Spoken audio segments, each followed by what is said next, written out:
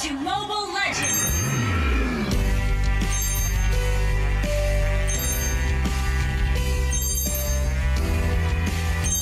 Ini Malaysia lah.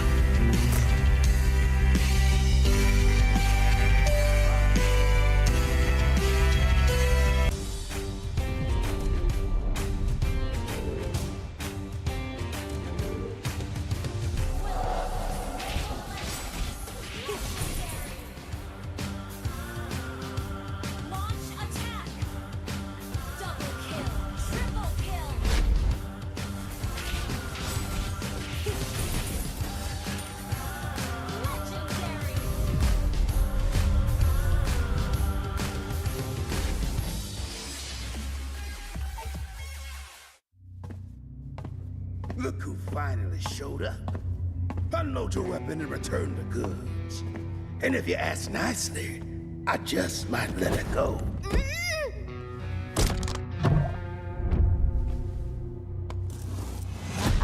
Who said I was returning it? You little... We had a deal! I just came here to test my new toys. They ain't even loaded. Staring down the barrel and you're still daydreaming about being an inventor? Huh?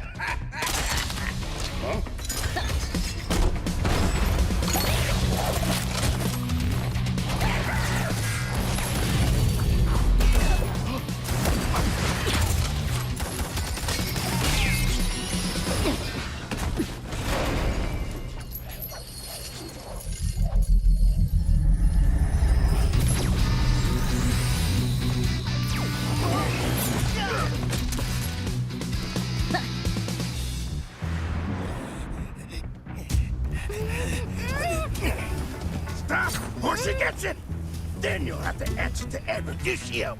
Erudicio? Well, isn't that perfect? I got a bone to pick with them. So how about I just blast you both?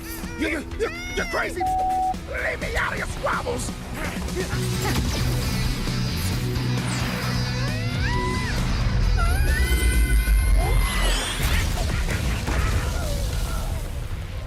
That was dirty. Haven't you heard? I do things my way. I really don't like being used as bait, you know. Anyway, let's return that to Erudicio. Oh, I have something special in store for them down the road. So I'll take this as payment.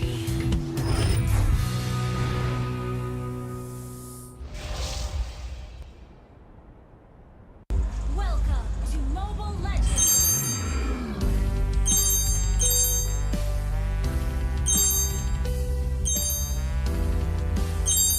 Ini Malaysia lah. You have been slain.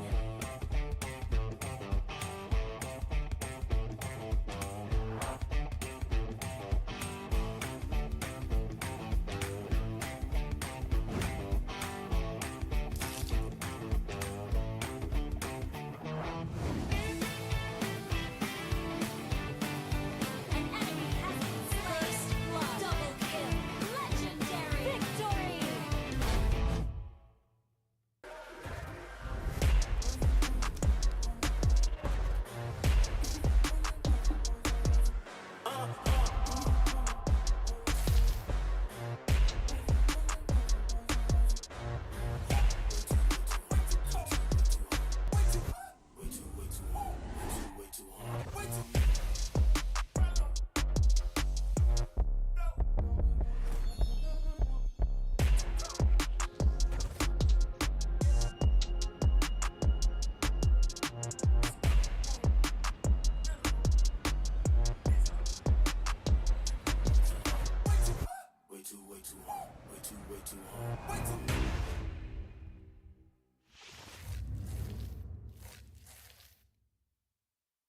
Welcome to Mobile Legends!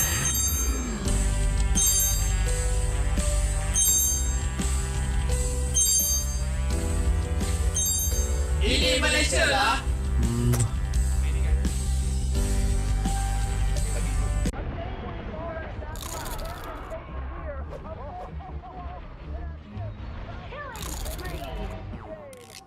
Mega kill!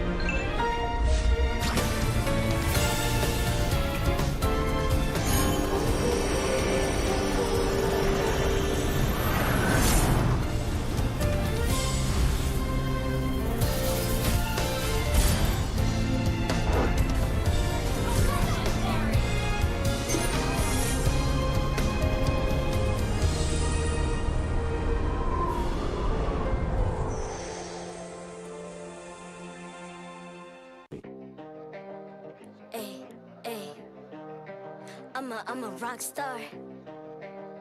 Yeah, Rock star? Ay, ay, ay. I'm a rock star, baby, I'm a rock star. I'm a rock star, I'm a rock star. I'm a rock star, panggil aku rock star. Ini kejohanan kita semua orang rock star. Kita rockstar, kita buat saja gaya kita. Makin panas apinya sudah membara. Macam mana pun kau menempuh segala. Demi negara kau buat semua bangga. Step into my world, you know I'm always in my zone. You know I got my team, no I'm never alone. Bring out my best, buat yang terbaik. Jadi juara perlahan kita Get on my way, naik. aku nak push, naik-naik jadi lebih bagus. Jadi hero, ku ada skill. Berapa banyak musuh aku dah kill. Ramai cuba mencabar, cause they envy me. Tiap game aku pasti jadi MVP. Easy. I'm a rockstar, baby, I'm a rockstar. I'm a rockstar, I'm a rockstar. I'm a rockstar, panggil aku rockstar. Ini kejohanan kita semua orang rockstar. I'm a rock star, baby, I'm a rock star. I'm a rock star, I'm a rock star. I'm a rock star, panggil aku rock star. Ini kejohanan kita semua orang rock star. Tengok nanti siapa yang juara. Ni peluang kita bawa pulang piala. This is my game, this is my time. Menang semua, everything will be mine. Kalau jatuh kau pasti kembali. Bangun balik ku tegak berdiri. Kuatkanlah tenaga, ganjaran diperoleh. Ni kejohanan kita, Malaysia memang boleh. Rise up to the top, kita buat bersama. Semangat kita kuat di bawah satu bendera. Ay. I'ma go hard for the win. Win. On the battlefield till the end. I'm trying to beat the greatest anyone has ever seen. Stand by, I'm coming in for I'm the a win. rockstar. I'm a rock star, baby, I'm a rock star. I'm a rock star, I'm a rock star. I'm a rock star, panggil aku rock star. Ini kejohanan kita semua orang rock star. I'm a rockstar, baby, I'm a rockstar. I'm a rockstar, I'm a rockstar. I'm a rockstar, panggil aku rockstar. Ini kejohanan kita semua orang rockstar.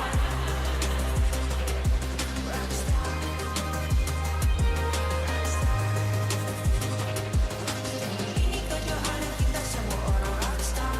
I'm a rockstar, baby, I'm a rockstar. I'm a rockstar, I'm a rockstar.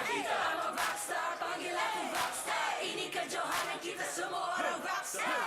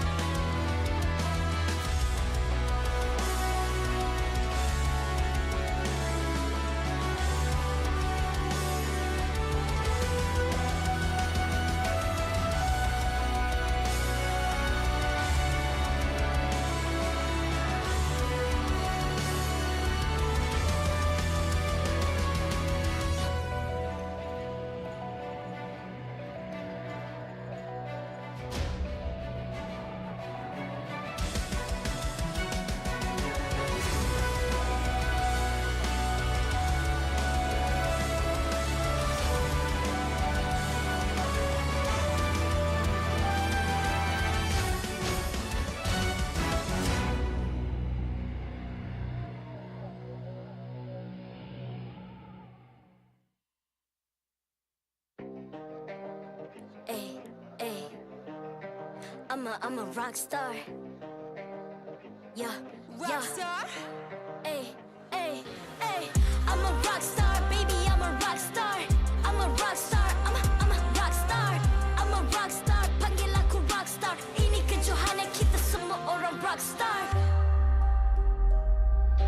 Kita rockstar, kita buat saja gaya kita. Makin panas apinya sudah membara.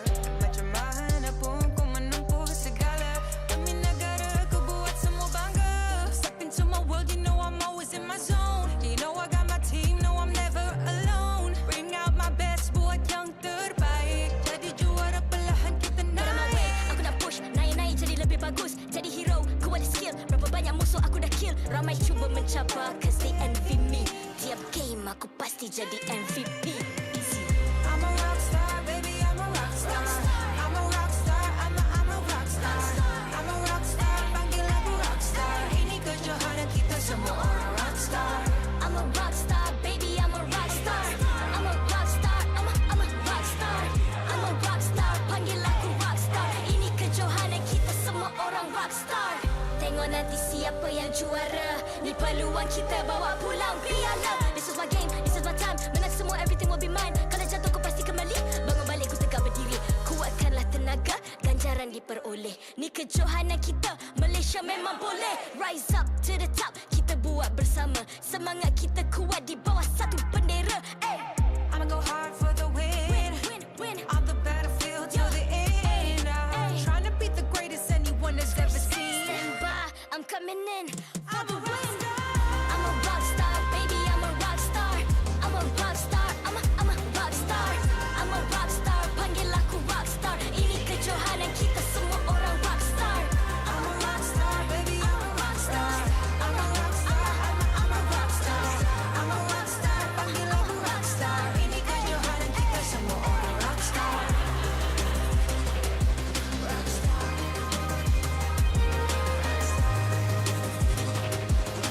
Ini kejohanan kita semua orang rockstar. I'm a rockstar, baby, I'm a rockstar. I'm a rockstar, I'm a rockstar. I'm a rockstar, panggil aku rockstar. Ini kejohanan kita semua orang rockstar. Hey!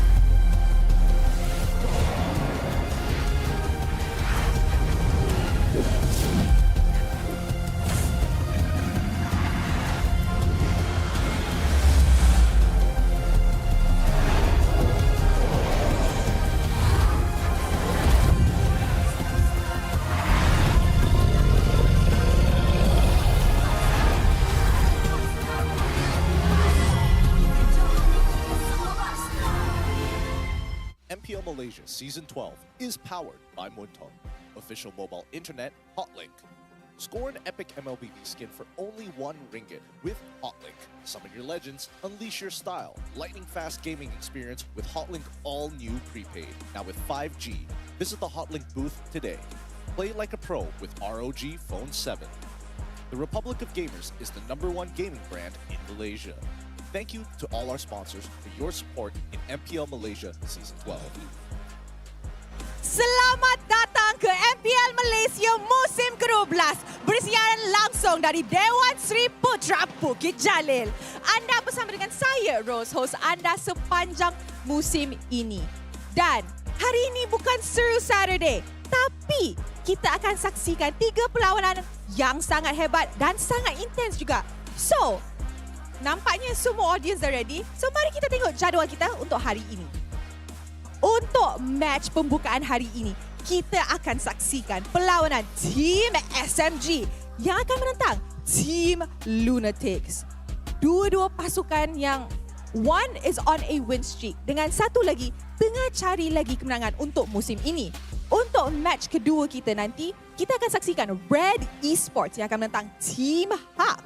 Semalam, Red Esports bagi kejutan where dorang kalahkan Hoda dengan sweep 2-1. Tapi Team HAQ is on a win streak. So, which win streak will continue? Dan untuk perlawanan terakhir kita untuk minggu ini, kita akan saksikan MPX NSEA dan juga Homebois. Another spicy match, another spicy day. Tapi sebelum I invite kedua-dua pasukan naik pentas, I nak tanya dulu. Dewan Sri Putra, are you ready? Nampaknya semua dah ready. Players pun dah ready. And with that, marilah kita jemput Team SMG ke atas pentas MPL Malaysia. Berjaya membuktikan mereka bukanlah pasukan yang mudah untuk ditumpaskan. Team SMG berjaya menjinakkan pasukan Homebois dengan mudah semalam. Misi membawa pulang 3 mata penuh menjadi target utama hari ini. Adakah momentum kemenangan mereka akan diteruskan? Sama-sama kita saksikan.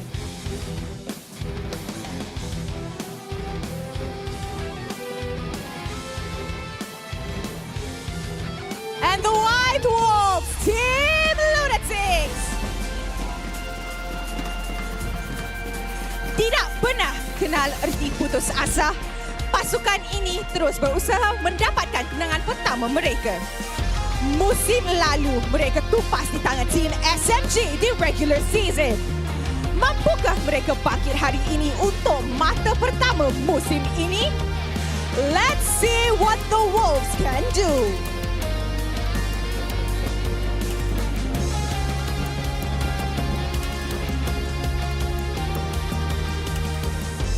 Sekarang, marilah kita menjemput barisan marshal kita yang akan mengalas tugas untuk memastikan perlawanan sentiasa berjalan dengan adil dan lancar. Mari kita teruskan dengan fist bump di antara pasukan sebagai tanda profesionalism. Inilah gaya kita. Inilah semangat kesukanan kita.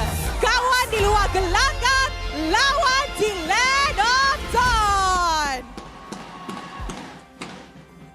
Alright, match pembukaan yang sangat-sangat panas, especially for Coach Pau, who last season coached for Team Lunatix.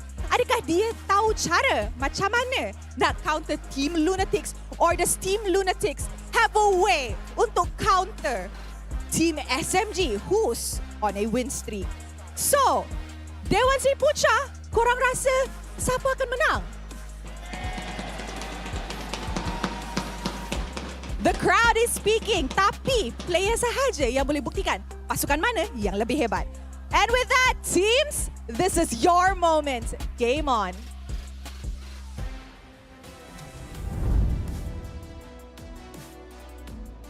Thank you very much to our lovely host, Rose. Ladies and gentlemen, it's a great Sunday, week 2, day 3 for MPL MY season 12. And you guys are on the desk with us. My name is Husky alongside Rennnqt. We have a lot to unpack for the first series, rivalries, X-teams, Coach Pau facing against Lunatix, one team on a win streak, one team looking to break the losing streak curse. Which one is going to be the most prominent in this first series? Well, it's hard to tell. Right now, Team SMG are looking on form, and Stormy hasn't been giving up free points to anybody just yet. But guys, if you were wondering what some of our sponsors are offering you guys today, you can get your epic MLBB skin for only Rennnqt with the hot link, the easiest way to unleash your style and upgrade your hero.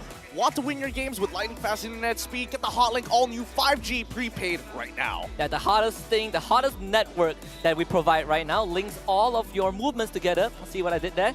I've been improving on my segue skills, but overall, I think what the teams need today is not just hotlink, right? They need that cohesion to come through, especially for Lunatix, who has on week 1 expected some of our expectations in their very first series, I believe against the Langor Red Giants, but afterwards, they have been struggling a little bit in their second and third series. You know, I think a lot of people are going to imagine that Lunatix are going to continue to struggle. I think they're not that bad. I think they definitely have a lot of potential and might even be able to actually, well, especially if they're underestimated, they can take away points. They can take away games. They can deny points off of teams in the later stages. Yeah, and if you guys want to also take away some points, do scan the QR code down below right there. Predict the MVP for every single match for today. Just tell us who you think is going to walk away as the most valuable player. And if you get them right, you're going to walk away with some pretty sweet prizes. So do it right now with your devices. Yep, quickly do so. Because remember, yesterday we've already had more than three winners. But the fact is, 3 series that which you can earn prizes. Today is going to be the exact same thing. So start your guesses. You have I did the math yesterday, like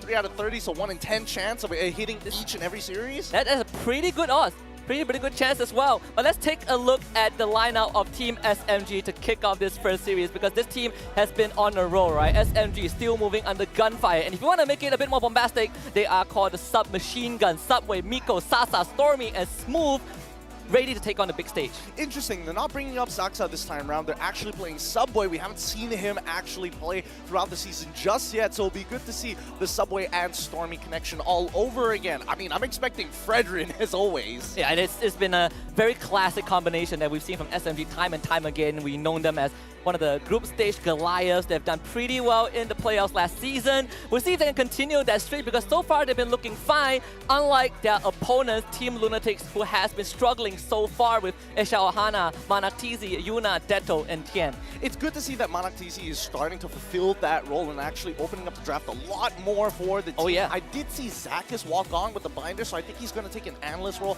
for the overall team. But I think one of the bigger standouts here is going to be Chen, right?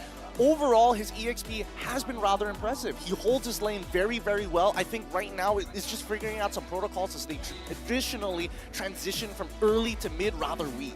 And I believe that having MPNC on the draft is going to unlock Ken a bit more, right? Now he doesn't have to take on such a heavy role of being the front line and having to kind of play front to back for his team the entire time, because they have a double roamer composition. Right now, you have Xavvsz taking the backseat role a little bit, being the analyst for the team, I believe, alongside Stingy, and that is going to allow Lunatix to just have a better view overall with MPNC in the main roster. But they're going to be trying to outsmart both Lung as well as Coach Pao. Oh yeah. And Coach Pao previously under the banner of Team Lunatix. I wouldn't imagine him having too much of an idea of how the overall team plays right now, only because a majority of these players wasn't under him during his time. Yeah, and that I think is kind of also the battle between the new and the older generations, right? Yes. You look back at Coach Pao and especially Long, who has been a player himself. This is going to be kind of like that new slate. How is SMG going to perform against a team that has kind of crossed paths with them a generation ago?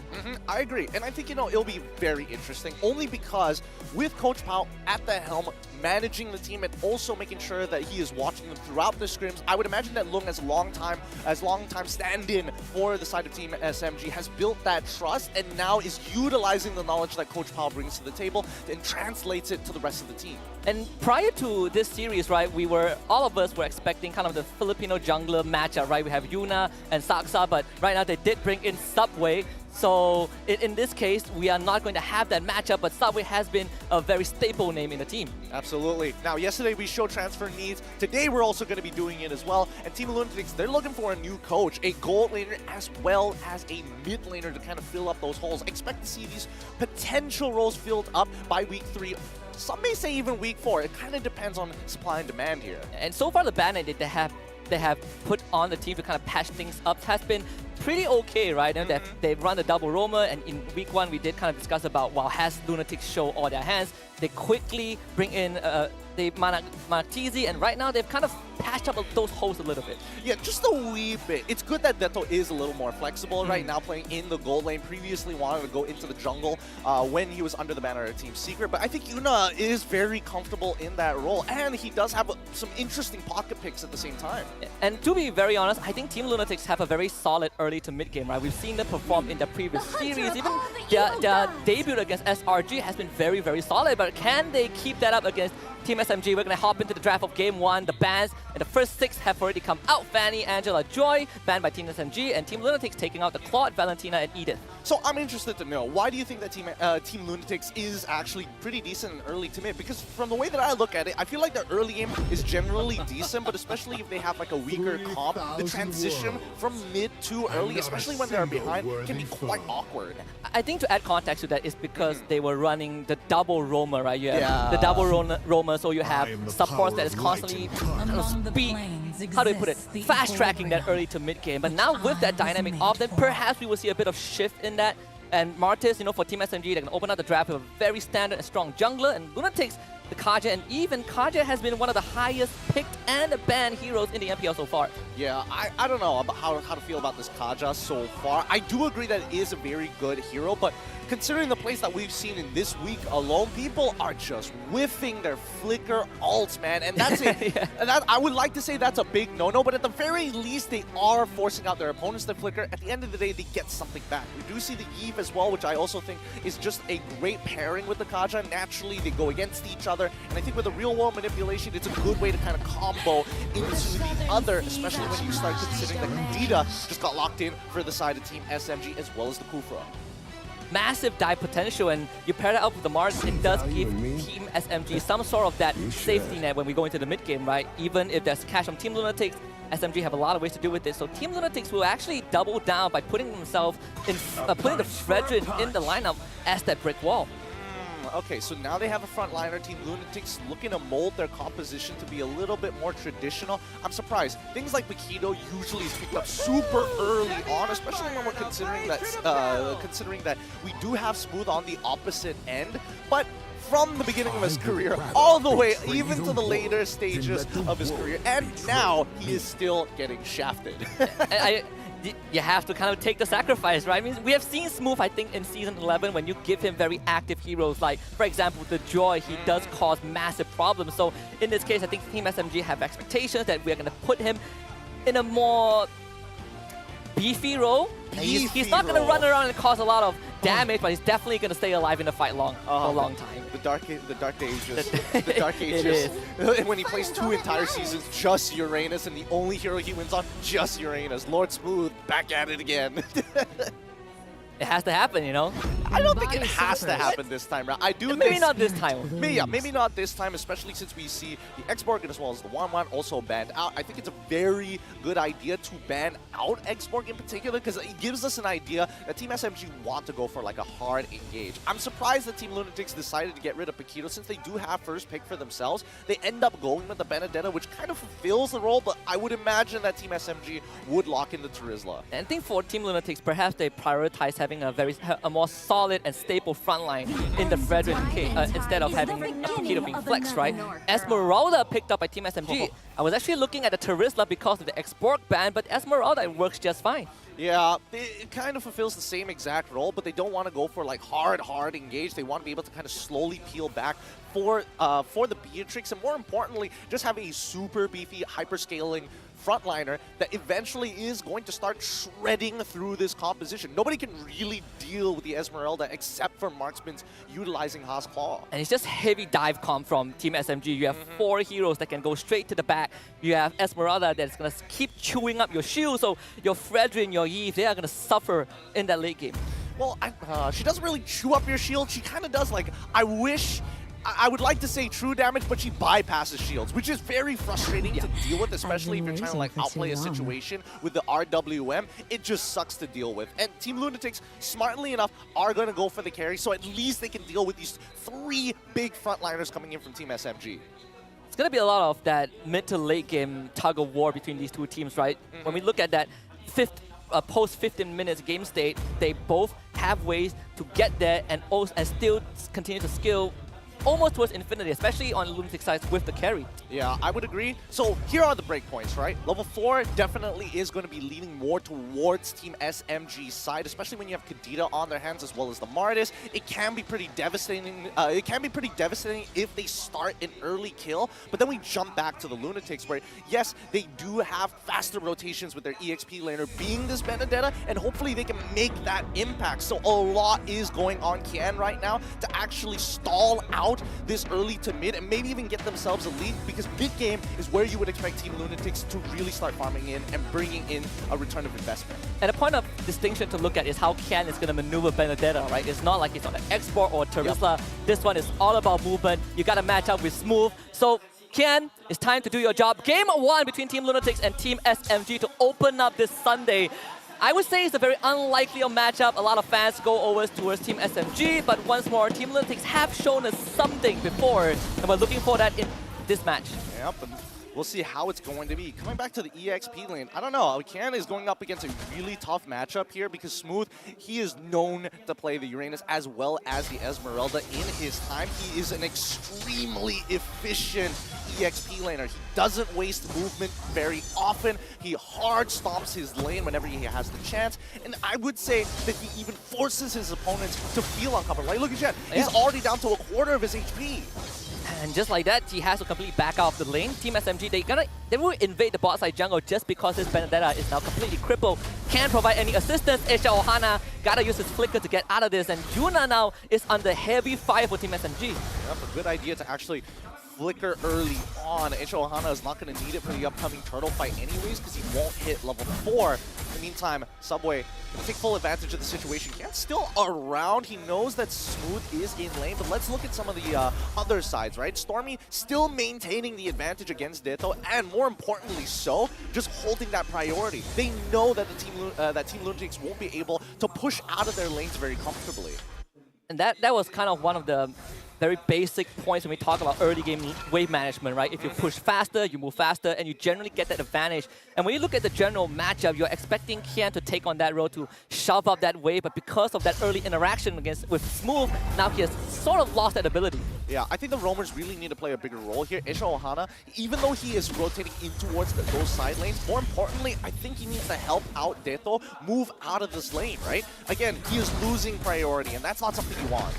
And the level 4 is completely going to be given over to Team SMG. Lunatix knows that they cannot fight this. Not with Yuna a full level behind Subway. Just, again, thanks to that butterfly effect from the first minute.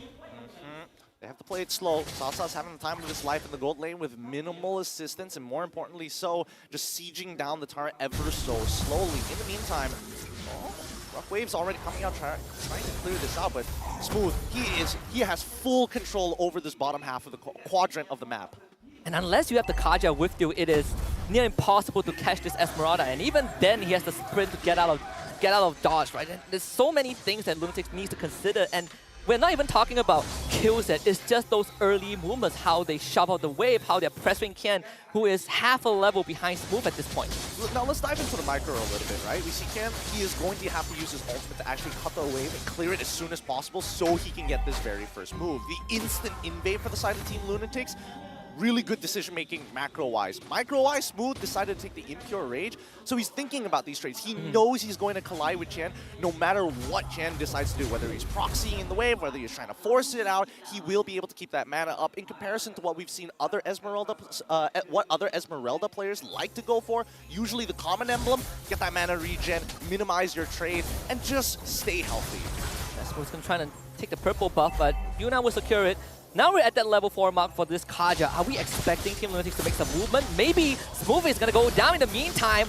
Yuna and Ken wants to take him down, but again, the sprint just gets him out of danger. Yeah, I was expecting Smooth to actually try to go for using his ult to escape, but they find the catch. Oh, Yuna shove back. Real manipulation is going to be used, but it doesn't really matter. First blood going over to Team SMG. Great set coming in from Miko. Very good set. Clean communication as Stormy is just prepared to actually connect with him.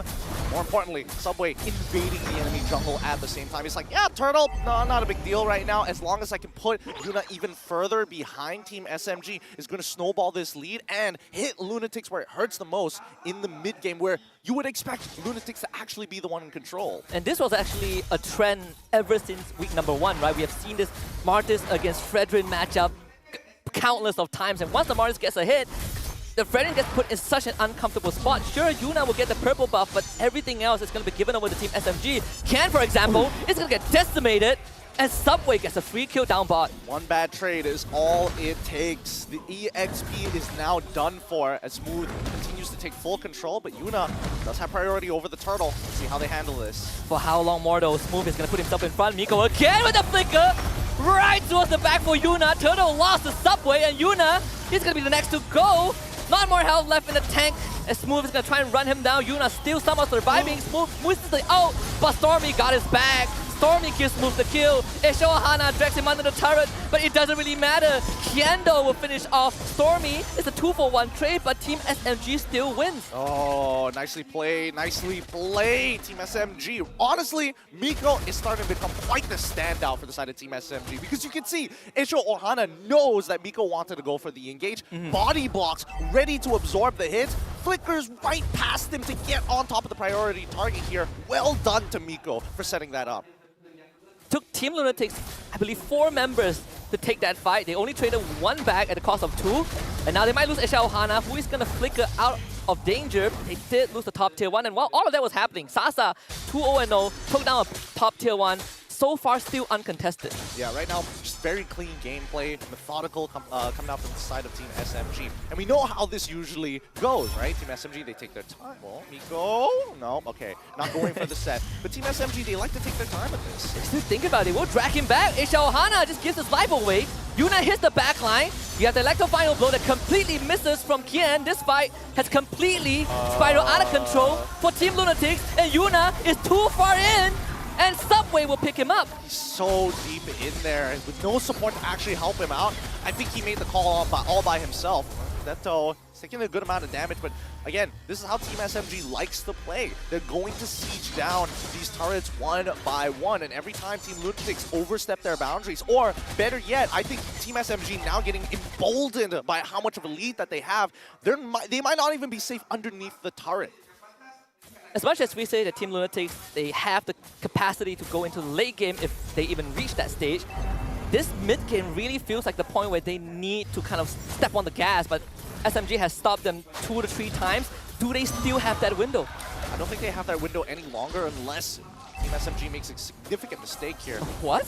I mean, he's going to flicker out of there. He doesn't want to get caught out, especially with XORN so nearby, but at the very least, they know that Miko can't make that same set play for this upcoming turtle, which already taken away by Subway. Very efficient for the side of Team SMG. Yeah, Ken died just now in the bottom lane to Saxa, so this Beatrix is now 3-0. They just lost the top tier 2 to Smooth, who was shoving the wave uncontested. I mean, Team Lunatix, they are getting choked out really, really quickly. We're almost 8 minutes in, but SMG has a 5.5k net worth advantage. Woof, woof. And I would say for Team SMG, a 5.5k is a significant advantage against Team Lunatix, especially since it's only 7 minutes turning to 8 minutes into the game. Expect this first upcoming Lord, and Team SMG ideally wants to 2x their current lead right now. But if Team Lunatix want to do anything, I think we have to keep our mind on Detto, right? He has been taking a lot of punishment in the mid lane. He hasn't been rotating as much as he would like to because XORN is trying to mirror Miko as much as he can. So if we're going to see anything turn around for the side of Team Lunatix, it's going to be with the RWM, and ideally, it's got to hit Saxa. So are we switching the responsibilities a little bit? Early game, we were looking at Kian to make those early movements. Now we kind of move that burden over to Detto. When is it going to be MPX's turn? MPX, it's really hard to say. Probably not for another few minutes because XORN just lost the immortality. He's gonna revive and uses his flicker, still dies. MPX doing his best to dish out that damage. Was able to chunk down Subway, but Saxa shows up alongside Smooth, and Team Lunatix will be forced to disengage. Yep, and I only say that MPX is not going to be relevant as of right now. He is 3 levels down onto Saxa, 2 levels down now at the very least, but still, Saxa is significantly far ahead when it comes down to the gold, and MPX, he's taking way too much punishment. I think at a certain point, he will become relevant, but I don't think Team Lunatix is going to get there easily, right? 6.5k, it's slowly starting to compile on top of them, and eventually, Team Lunatix will fold. Especially when you've already lost one of that tier 2 turrets. This Lord push is really going to break Team Lunatix. Team SMG, they're calling dibs on the objective. 4 members on the top side, and Lunatix have no intention of contesting this because there's just no way they could do it. Yep, not at all. They're going to be sticking around to the bottom side of the map, so Team SMG going to rush down the Lord as quickly as they can. In the meantime, if we're thinking about recovery for the side of Team Lunatix, it's going to be for high ground defense. Oh, and Detto had to use the Purify. Great movement to get away, but Smooth is on the case. Detto gets out of there. No Purify for another 80 seconds. This mid tier 2 is gonna go. XORN didn't have his flicker for another 25, so no more flicker cash for now. Lunatix would just have to surrender the structure. Miko, he goes in, he's like, oh no, I might die here. He has to flicker out. And that shows you the experience that Miko actually has. He recognizes, oh wait! Well, he's gonna be back in. Immortality is there for Yuna. Very fast. And he's gonna be expended. Saxa picks up that kill. Lunatix have lost that front line for another half a minute. Great placement. Great placement of the Bennett's Rage, making sure that it's right at the edge. He knows that he has more than enough auto attack damage to take out Yuna by himself, but he wants to make sure that Detto doesn't get to freely drop the RWF. Gonna use it just to deter Team SMG. Lord has been taken out, but Kian, he's able to dash out of there for now. Trying to play distraction as much as possible. So this is gonna be 3-4-4 while Yuna is gonna respawn right now. Miko doesn't follow up with the Tyrant's Revenge. SMG will get the top inhibitor. Doesn't connect, but so far, I mean, Kian is trying to buy some time to make sure that Smooth isn't able to effectively annoy the rest of the team, but the Falling Star Moon is going to connect. He does spot out Subway, and scarily enough, Kian is going to be required for the next upcoming Lord, because I don't think his team is strong enough to even deal with the Lord-empowered minions. Needs to get home as fast as he can, but with Smooth and Saxa with him, and Apathy is gonna connect. Kian now dangerously low. They have to find a blow. Actually, Smooth connecting with the Falling Star Moon. But they gotta do it Miko though. Miko is here. Doesn't connect with the Tyrant's Revenge. Xavvsz right there to protect his team now. He's gonna drag Miko back underneath the tier 2. This is the punishment that they need. MPNC finds that kill, but Nibiru's passion will be used, and Lunatix fought and gained kill underneath their tier 2. That's 3 dead for them. Saxa once more flickers forward to find the rest of Lunatix. He's gonna commit for this, and SMG finds a wipeout underneath Lunatix's turret. I mean, we knew the wipeout was coming. The question was who's going to take it. In this case, Saxa taking a majority of the kills. And Subway, I'm not gonna lie, I would be a little annoyed with Saxa taking away all the decimate resets. It could have been very clean, very simple with both of them alive. But Saxa, he's like, nah, give it all to me. I want to beef up my KDA. I'm already so big and my items are way more expensive. All things considered, right? One inhibitor turret down for Lunatix, losing the Lord, getting wiped out. They are still at a consistent 5 to 6k deficit, right? So that goal lead hasn't really ballooned in the past few minutes. Is this a good sign for Lunatix?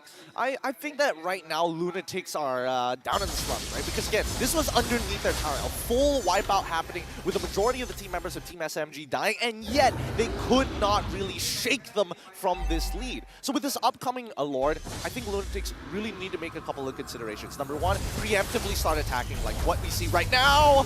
That's probably not the guy. Lunatix, good attempt, but just not the target. Off the target, and now with no Lord priority, it's back to high ground defense all over again, rinse and repeat.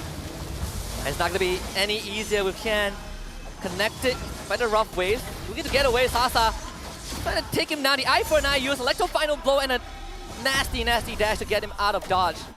McCann is holding the team together so far. Yeah, and fortunately, they're not getting any return of investment from it, right? Like, he is tough to catch. He's died 3 times, but that's mainly during the laning stage. Other than that, one bad team fight, okay, doesn't really matter. They still got 4 back, so it's not even the worst. He's actually got an 103 gold lead onto Esmeralda yeah. from Smooth, despite how badly the early game went for him. In the majority of the goal lead, the net worth lead is between the goal laners, right? MPNC is 6.5k behind Saxa.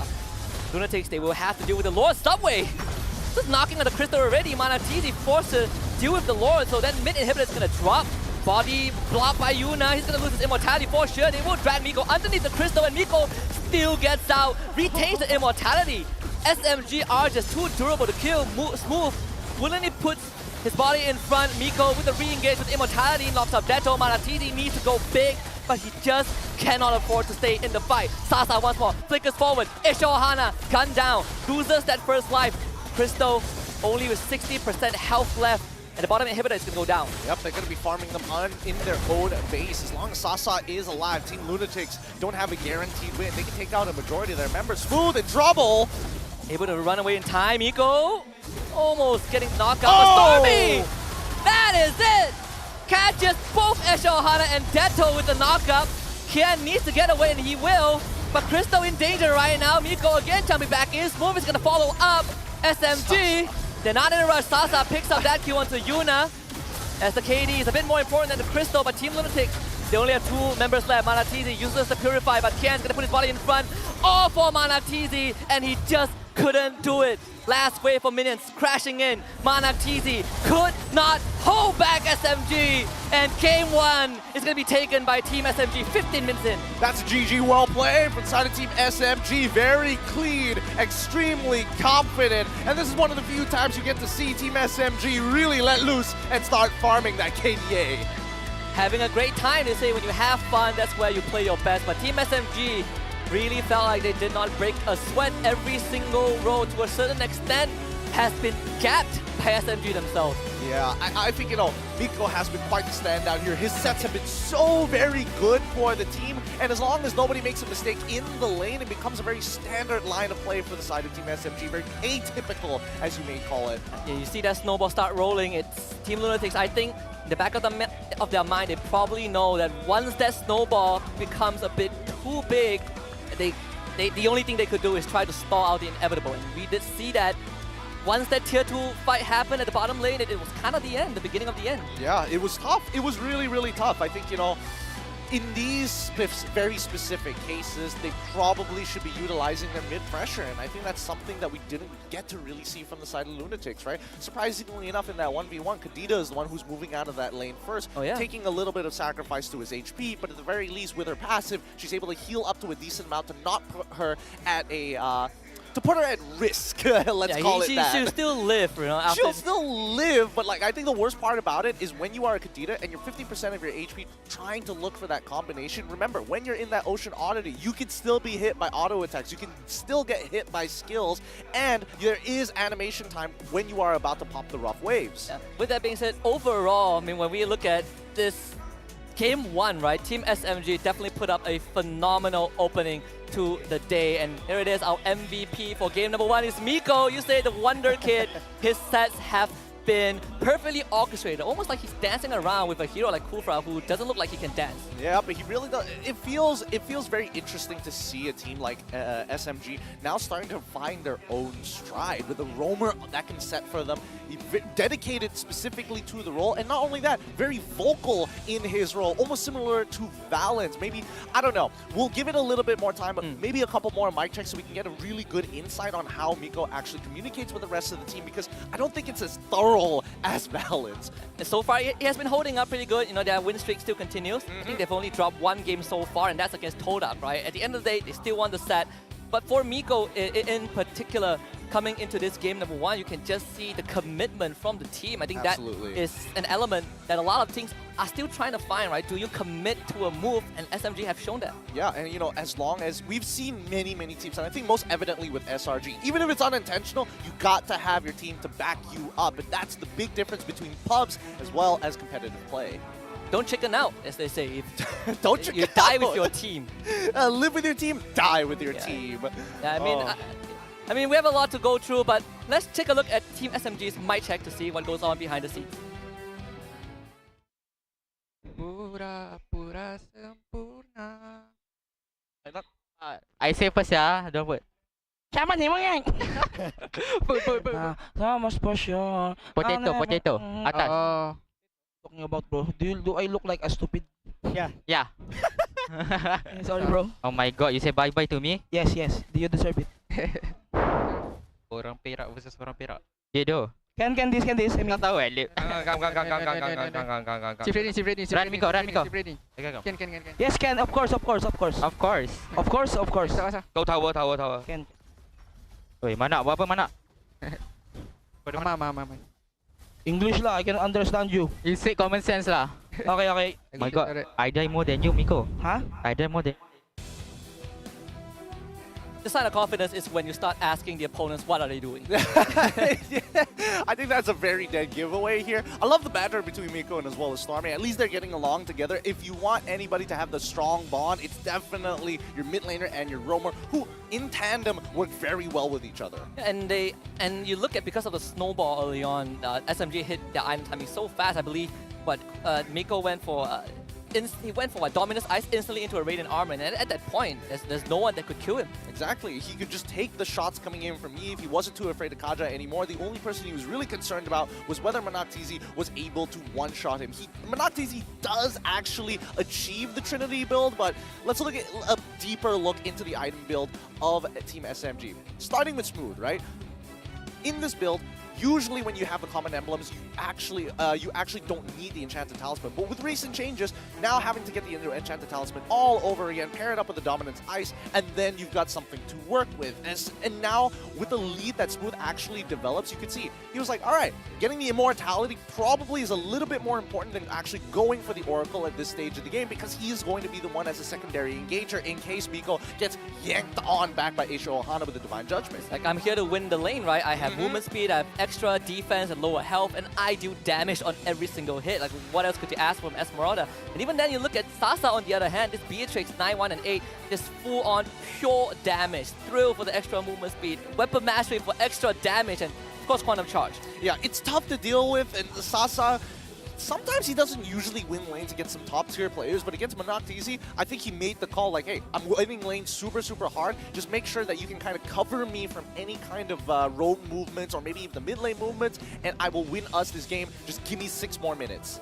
Overall, I think when we look at a draft composition, you kind of expect that even when you are going to lose some lanes, and for example, right, carry into Beatrix, carry is going to have a rougher time. You need some other lane to make up for it. And for this game, we were looking at Kian on the Benedetta to kind of smoothen it out, but even then, it didn't really work out the way that they want to. We did see, you know, Athena Shield, Dominus Eyes, had the Hunter strike at some point in the game for the extra damage, but he just couldn't dish out enough. Yeah, and also, I mean, if we're looking at the emblems, the fact that Carry decided to go for Weakness Finder rather than actually going for the Quantum Charge is rather interesting. He wanted to win this lane by himself. He wanted to find these 1v1s, but unfortunately wasn't able to kind of teeter on the edge, because a lot of this matchup comes down to Carry getting her passive proc off of Beatrix and then dashing back out right at the last second from Beatrix's overall range.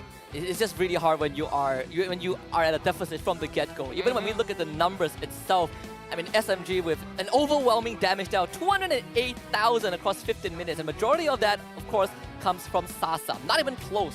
Not even close. The man was farming underneath the crystal at a certain point in the game, and I think Lunatix at that point realized it's done for. It's done for. There's nothing much we can really do unless we have our battle spells to get on top of him, but even then, Sasa still can react to it. Yeah, and we've seen a lot of times that Aisha Ohana, like you pointed out, has been doing a pretty decent job, right? Doing his best to mirror Miko's movement, to try and body block the Tyrant's Revenge, and kidnap him to his team.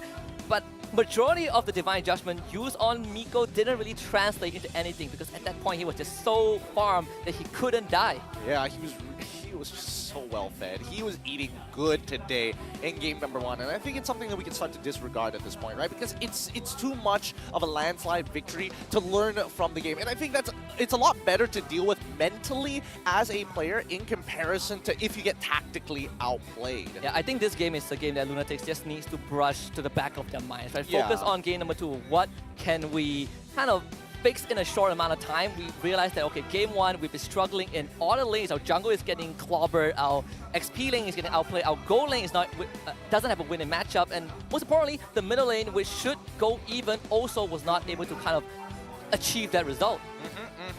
I think, you know, they got to start brushing up on their laning, especially from MPNC, because he can't afford to be dying this early on.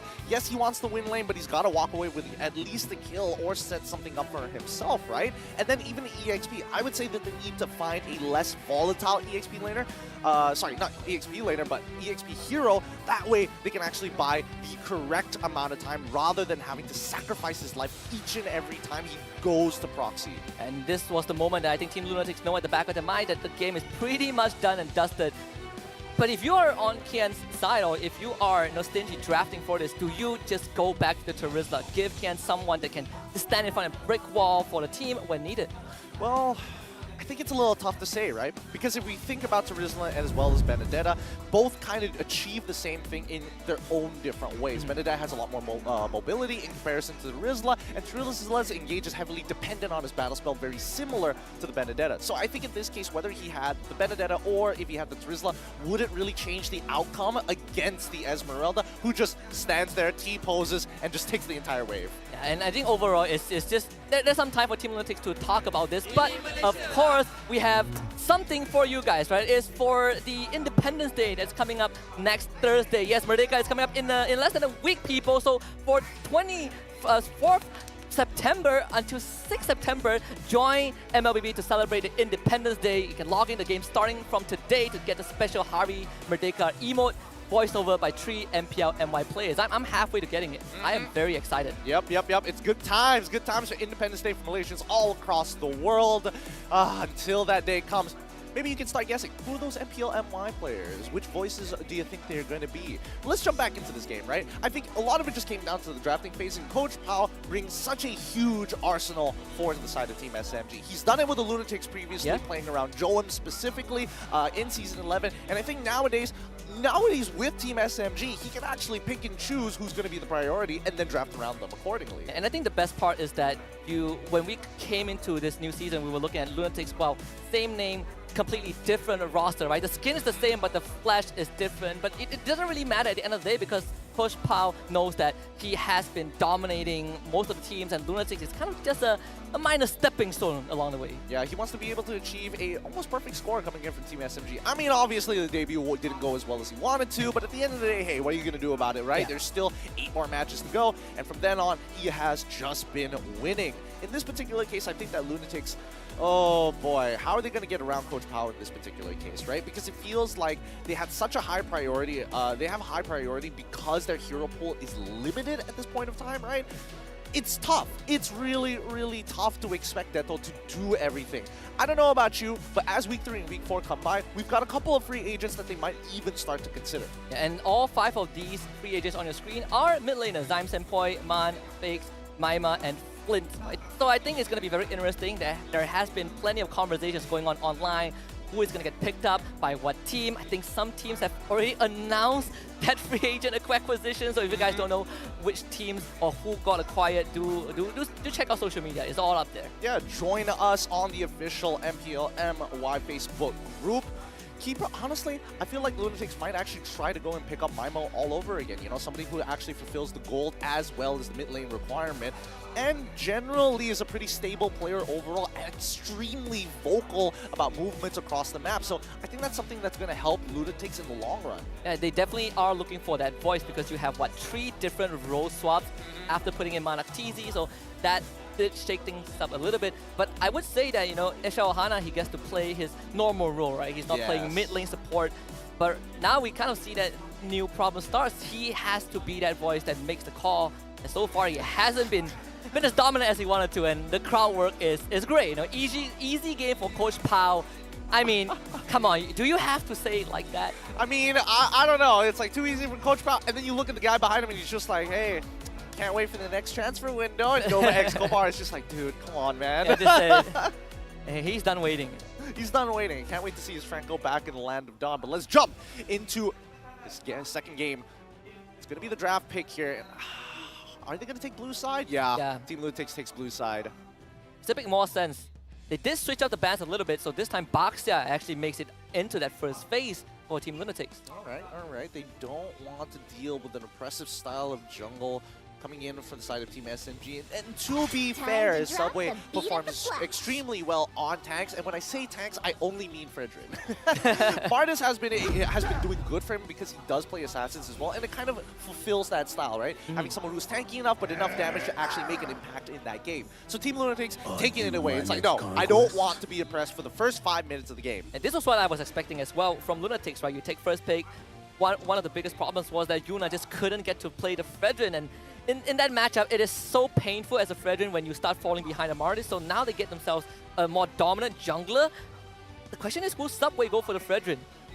Oh, I feel like he might just devolve back into it, to be fair, but I think they should start thinking about side lanes, right? Even if you get Fredrin for yourself, it's not really going to make too much of a difference. If you don't have side waves, that can force priority for you. So I wouldn't be too surprised if Team SMG decide to go for the Beatrix again and then pair it up with something like a Fredrin. But no, instead, priority picks for themselves. Fredrin is a flex, and Kaja, just to make sure if Deto decides to go for the Eve, he's gonna get punished. I mean, extra salt on the wounds as well. You take away something that Isha Ohana would really love to get his hands on. So we're going back to square one, right? Angela was banned, no more Kaja in the list.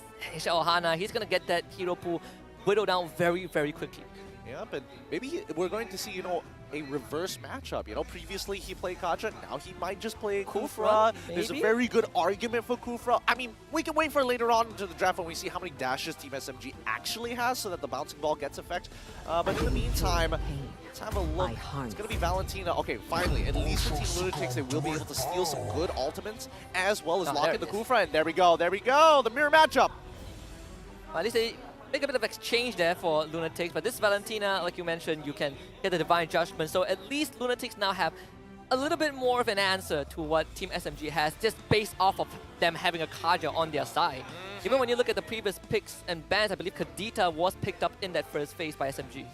Yeah, I would imagine that Team SMG is also going to go for the Kadita this time around because, again, it's wide open. I don't see why not. And more importantly, it's just such a good pick when you already have the Kaja to actually enable you, right? You don't have to commit to actually utilizing your Petrify. You can just allow them to go for the Divine Judgment and then instantly into the Rough Waves. But Team SMG decides to go and play very, very dangerously. 1-1 into the Kufra already. A big red flag. But this is Sasa that we're talking about, and he's feeling confident. And Sasa is the walking red flag, but in a good way. You know, they've been winning their games. I mean, 1-1 has like what? It's been picked 4 times, and all 4 times have been victory. So Sasa better keep it. You know, keep that streak going. Well, we'll see. We'll see. We've already seen the ruination of the 100% win rate Valentina yesterday, so hopefully the 1-1 doesn't break that as well. Team SMG going to be banning out the Paquito, making sure that the EXP lane is going to remain volatile. I wouldn't be too surprised if they also get rid of the X-Borg here. Benedetta decided to team of Lunatix. I feel like Lunatix are starting to catch Team SMG's drift, where it's like, you're just going to steal our comp?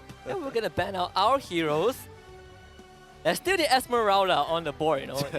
No, that's what Team Lunatix want to pick up for themselves, Yeah, right? sure, but they Later do on. not have first pick. I feel like Team SMG will go for their mid laner and then let Smooth actually get a D.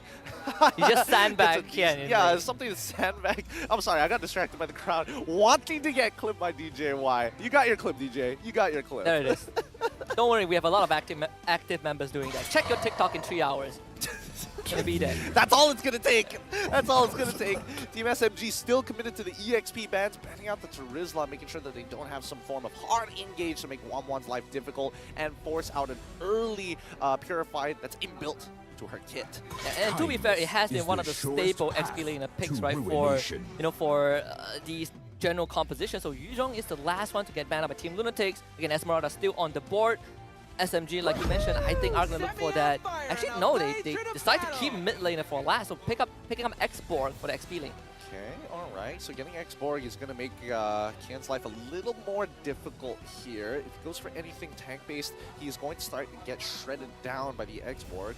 To be fair, the X-Borg can be a flex pick as well. The double flex, they could just throw the X-Borg into the jungle if they really wanted to, and then the friendly into the AXP. But now we see the Bruno and Team Lunatix. They're focused down on the gold lane. They want to win it, and they want to win it hard. Yeah, and want to score that goal. We saw, I think Bruno was picked like what, twice yesterday, right? Both of them end up in a win. Though the circumstances were a bit hilarious. You know, we had like what, 7 gold laner banned out, and then we go all the way down to Bruno. They still have that XP laner that they're thinking about picking. Is there a chance they flex the smartest? Probably not, right? I don't think they are going to flex this. Oh, well, they actually do. Oh. They flex the smartest into the XP lane. Wow, that's very bold of them. It's extremely bold because this does pose... I mean, this poses a couple of problems. Number one, Team SMG recognize, okay, they really want Sasa now. They really want to jump into that backline and punish him as hard as they can. So we're going to need some kill. We're going to need a way to kind of slow down that aggression. So I wouldn't be too surprised if they actually pick up the Eve for themselves this time around, just to kind of make sure that there is a play area that's safe for Sasa. That's what Team SMG has, right? Eve, Kadita, and probably only these two. I think they'll double down on another artillery. It's going to be the choice for them. Actually, they go for the Farsa, alright. Why go for the dangerous one, though? That was actually like, that was the last hero on my list for that mid lane. Yeah. If they want to play dangerously, I guess this is the best way to do so, right? You have the 1-1, you have the Farsa. Against a pretty crazy dive comp. Yeah, that's the thing. That's why I'm like rather surprised that he wants to give, that he wants to be able to give over the feathered airstrike. Okay, so the way that I'm seeing it is that you're really taking into consideration how the Valentino wants to play this game. Considering that they want to punish Saxa as hard as they can, I think the RWM would do a lot more work compared to the feathered airstrike, where you can actually walk out of range in comparison to dealing with the box where you guaranteed get stunned and you're forced to use your Purify that's inbuilt to Wanwan. The longer you hold that inbuilt Purify, the higher your chances that Team SMG should be walking away with the fight with Saxa able to clean things up in case it gets too messy. Yeah, I mean, it also kind of challenges Detto in terms of the decision making, right? Which ultimate did you steal? There are a lot of decent ones, you know, Kufra out, Kaja out, Farsa out, and now he has some selection that he needs to make. Game 2 between Team Lunatix and Team SMG. And SMG looking to continue Lunatix's lose streak. But we'll see whether or not that's going to be the case here. Stormy really pushed up forward in far forward. XORN missing the initial engage, but they get the information on where Yuna has started on that orange buff, which is going to give more than enough time for Subway to plan out his pathing. But more importantly so, the side laners, he stole it? No, I don't think so, right? Yeah. No, he didn't get it. I thought he got it. I saw like 10 go and I'm like, wait a minute, where did that 10 goal come from? Luckily, it was only from his boots. In the meantime, at least for Saxa, he's going to be able to get a beetle away on his side to start this EXP lead. Yuna off to a more bearable start, right? Not invaded early on. Again, you have a break wall in the XP lane, so you can expect your lane to hold up a bit better. Miko finally forced away from that jungle. This goal lane is going to be interesting because Bruno, we've seen how he performed yesterday, both by Melboy from Red, and he was playing out of his mind. He was playing super disgustingly, and I think, you know, Saxa needs to respect that in that in the laning phase, especially where he gets outranged heavily, and if he gets hit by these empowered auto attacks, unless he procs like 2 weakness points, I don't think he wins the trade at all. If you get hit, if you lose the initial hit, I think you just lose out the trade, right? It's quantum charge for Manatisi as well. So compared to the weakness finder, in this case, I think Manatisi would appreciate that emblem a bit more. Yeah, for sure, especially with spacing. Oh, this might be an engagement, Asia. Let's try and go in. 2-man knockout. Miko forced to flicker. Subway will be there to protect his teammate. Stormy turns around. A Priestess grab and feather airstrike for the double for Stormy. Yep, Asia did not react fast enough to flicker out of the way, and now can. Unfortunately, he is the only one in this 2v1. Can't even do that much. Oh, Saxa. The crossbow tank proc already. Manatisi is low. Flickers tries to bring vision. Detto doesn't have the damage for the kill. That's actually so sad. Manatisi gets a walk away. Saxa nearly outplaying it as well. If Miko can actually cancel out at least the recall. Oh, doesn't find the right one. Manatisi gets the reset. A bit of a disaster for Team Lunatix, right? Started off looking pretty fine. All they needed to do was to wait a bit more for Kian to hit 4 and they would fight the turtle, but now SMG finds themselves the turtle, a 1k lead, and now the level advantage is starting to show itself. Yeah, I mean, Lunatix, their timings, it feels like the tempo gets broken consistently by Team SMG, right? It comes down to just small mistakes, and unfortunately, it's going to cost them a lot, especially with the way that Team SMG likes to play. Slow and methodical, tactically taking away your resources at the same time. Yuna, unless he gets a snowball right here, right now, the initial... Wait, Stormy. Okay, wow, they got the kill anyways, actually. He got the first artillery strike down, so Kian took enough damage to die. Okay. I'm just surprised that Kian didn't, like... I know that a lot of Martis players want to get the Decimate reset. But just Decimate for the damage. Exactly. Right? Decimate for the damage, and more importantly, to close the distance so you can actually weave in an extra auto attack to secure the kill. And I think at that point, you're already dead. You might as well make the attempt. And Manatisi might be dead right now. He needs help. XORN late to the scene, and Saxa will just use the crossbow tank to destroy his health bar. Miko has 3 members on top of him. Stolen Divine Judgment will get Lunatix a trade back. Right, all right. So now they're starting to fight back against the side of Team SMG. Good counter engage. XORN, at least he flickers out just in time, but I think, you know, Subway, he basically has free reign over the jungle. I don't think Yuna has enough damage as of right now to actually deal with him. So I think that Subway, he needs to start to get aggressive with these invades. And oh man, buddy. Solo kill by Stormy. That's 3 for the Farsa. Why are they so hesitant on these flickers? It's a resource to be used. It feels bad if you do lose it, but it's not the end of the world. It's better than handing over the gold to your opponents. Now the mid lane gets opened up. Yuna has to spend time dealing with the wave while losing that purple buff. He is level 7 though, so there is a chance for him to win. Well, he has no retribution, so never mind. He's not going to win that one. Is he? Yep. Subway takes that away. Detto and Ken shows up, and it is Subway. He is way too durable. And Mana TT, he's going to die again to Miko, well, to Sasa. Team SMG not done just yet. Stormy is now at the bottom lane, as Lunatix are in shambles. I love how Miko is super proactive on the map. It's like, I got flicker, I got my ult. I might as well make something happen for Sasa. Lunatix are beating down my boy. I got to get him back up to speed.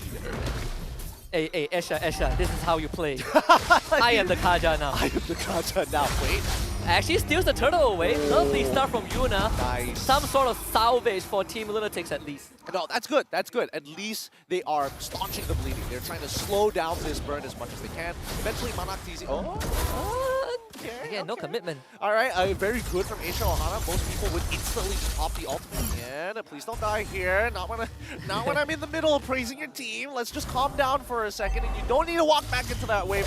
Just heal yourself. Yeah, no, Aisha Ohana, he walks straight into a Kaja, so he's gone. Yeah, there it is. Sasa finds him, clips him on the edge. Okay, I honestly thought that the range, he might have been out of range for the crossbow of Tang, but one quick gap closer, closing in on the distance to secure the kill. Now, if Lunatix is going to try anything, I think it's probably for this upcoming turtle, right? They're coming to a point where Detto actually has some very relevant damage, but his choice of ultimate is going to be the Divine Judgment. If they can punish Subway here, that would be ideal. But he's big boy.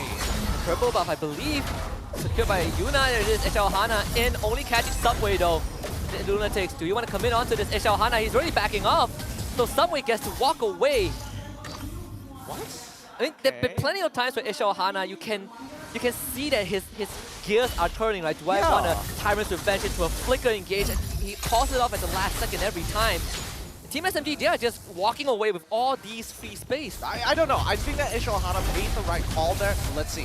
Well, he's going to die if he doesn't get away right now. With the artillery coming in from Stormy, he is dead. Yep. Team SMG are really punishing Team Lunatix's battle spell timing. If you use a battle spell, I'm going to hurt you, which does kind of away.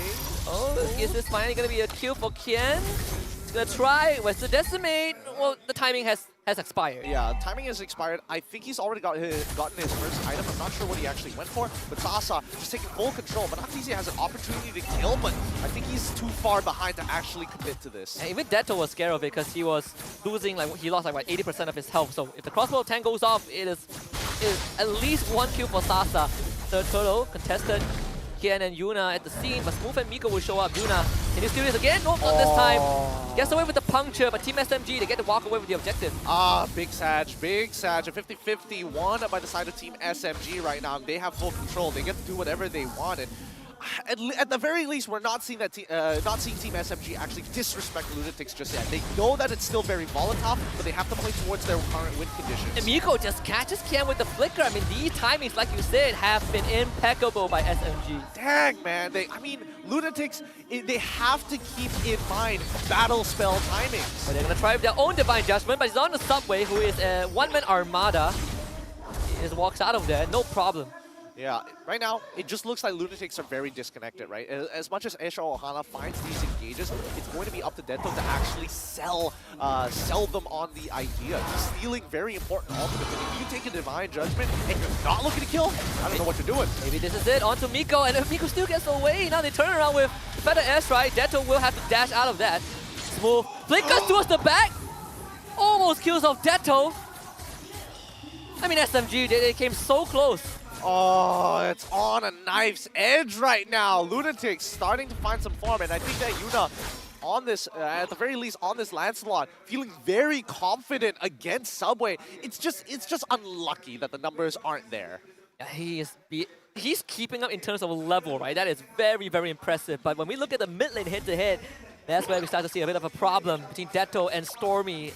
This Stormy is just leaps and bounds ahead of Detto. Yeah, I think right now Stormy is just more in sync with the rest of his team, and unfortunately for the Lunatics, just a lot more disconnected.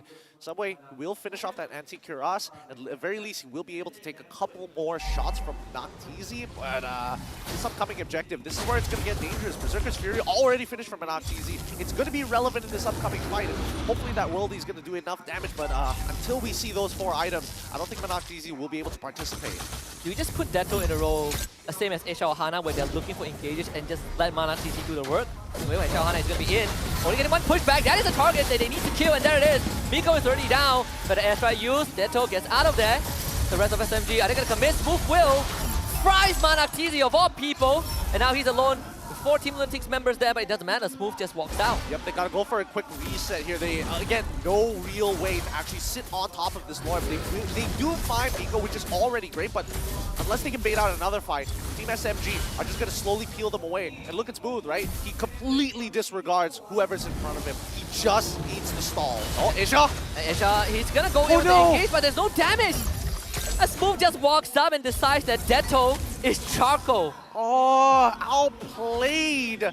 Stormy landing the stun onto Detto as soon as Detto tried to go for the feathered airstrike. That timing, impeccable. SMG have everything that they need. Smooth is still toying with Team Lunatix. They cannot get rid of their Firaga armor. And he even has the immortality still up. They are struggling. They are struggling so much again. Just can't do much. And Johanna, he might have to sacrifice himself. He saw Miko coming in that consumed form, and he is going to die, but the crossbow tanks will go off. Sasa brings Kian down to half. SMG finds no other kills. And with the Lord pushing in, let's look at the items that they've already got built so far. We see the Hunter Strike as well as Dominance Ice already coming up for Kian. Is he trying to go for BOD? I don't think that's a very smart idea, but we'll see later on. In terms of the power spike forward, Noctizi currently at 2 items, doesn't have his 3rd crit item just yet. The only role that has a goal advantage is the least consequential role. It's Hana with a 1k goal lead, but that's not where the goal needs to be. It needs to be on everyone else.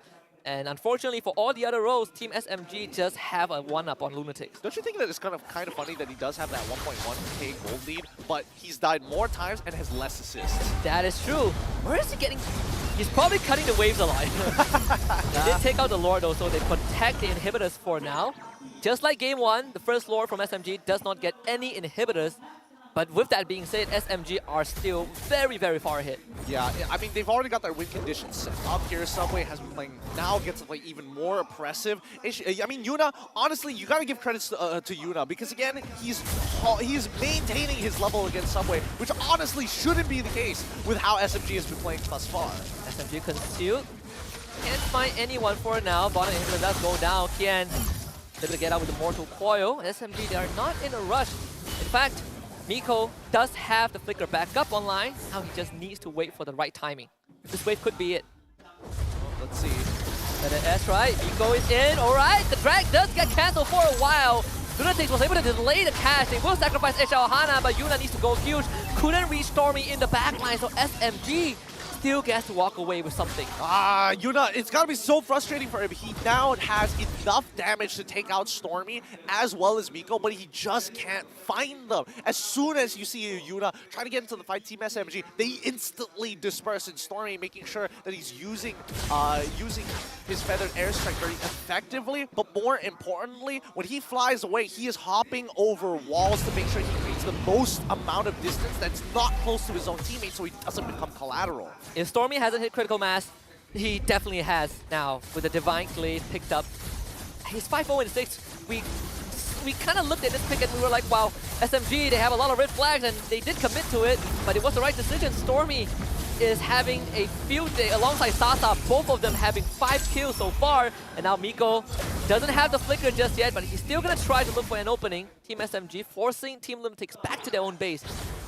Yep, they sacrificed top tier 1, but Lord about to start walking out here. Team SMG, they just need to take their time with it. I think they've already guaranteed the win here. Unless they make a mistake, I don't see how Team Lunatix is going to come back. I would like to imagine that Yuna at some point finds Stormy in that backline and ruin his KDA and ruin his day.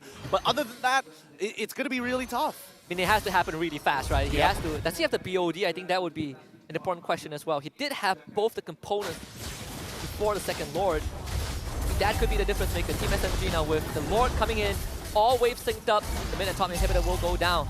Team Lunatix looking to make their final stand. The Lord is going to get a Widow down really quickly, using the Retribution to get rid of it faster. And Team SMG, they are still going to be knocking on the front doors of Lunatix, and one good Flicker Divine Judgment is on the way. Flicker just came off. Cooldown, Miko instantly finds Tien, who does hit the Immortality. Yuna finds the backline. Stormy needs to run away. XORN Rose doesn't connect. Yuna cannot get out, and he's dead for 40 seconds. Team SMG have found the jugular of Lunatix. It's a 4v5, and SMG are slowly whittling down that crystal. Flicker in. They have found the suppression. Stolen Divine Judgment for Sasa. Lovely play from Dedo to keep Lunatix alive. Ishaohana, you're in, but where is the team? Ishaohana needs his team with him. He just died for no reason. I mean, he had immortality, but now they're coming back in for this fight for their airstrike. That's right. Deto is low. Subway on top of him. Deto fried by SMG. 2 more left for Lunatix. They need 5 more seconds for Yuna, but they do not have the time. And Team SMG continues that victory lap in the group stage. Yep. Oh, man. Oh, I thought they got the high ground defense off.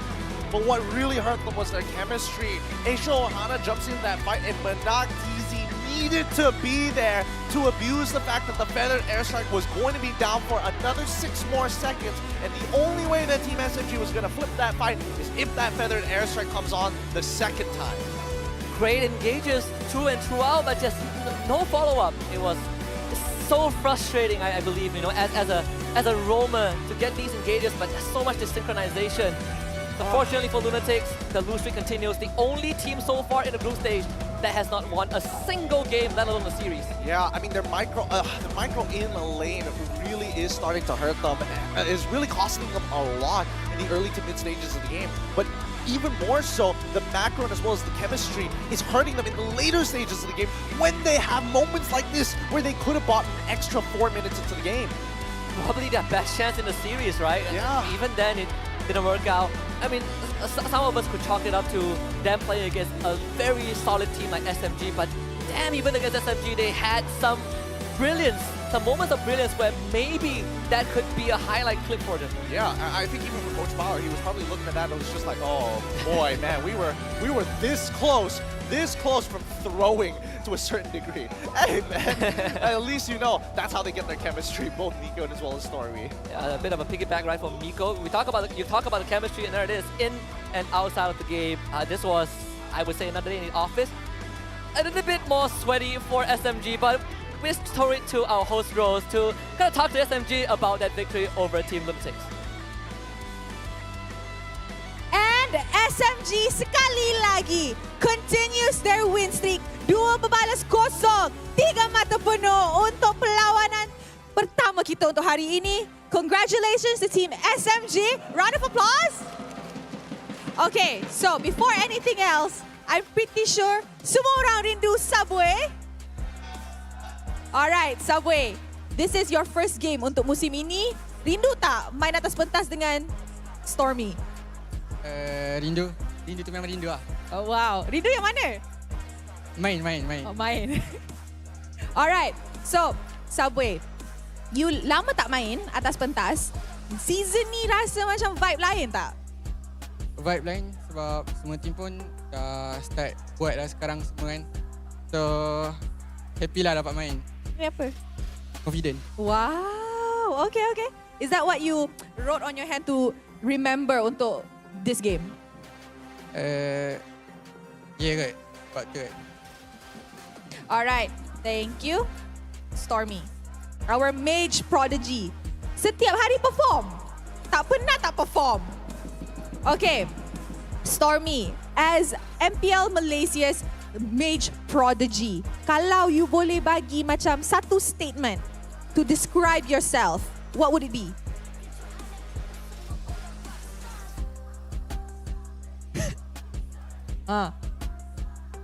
Multi-role? Multi-role. Adakah kita akan nampak Stormy main role lain dekat mid lane soon? Maybe. Alright, that's interesting. Okay guys, before we continue the interview, I nak tanya audience, siapakah MVP anda? They're saying Stormy. Tapi, kita tengok. In 3, 2, 1. MVP kita adalah Saxa! Come, Saxa. Come.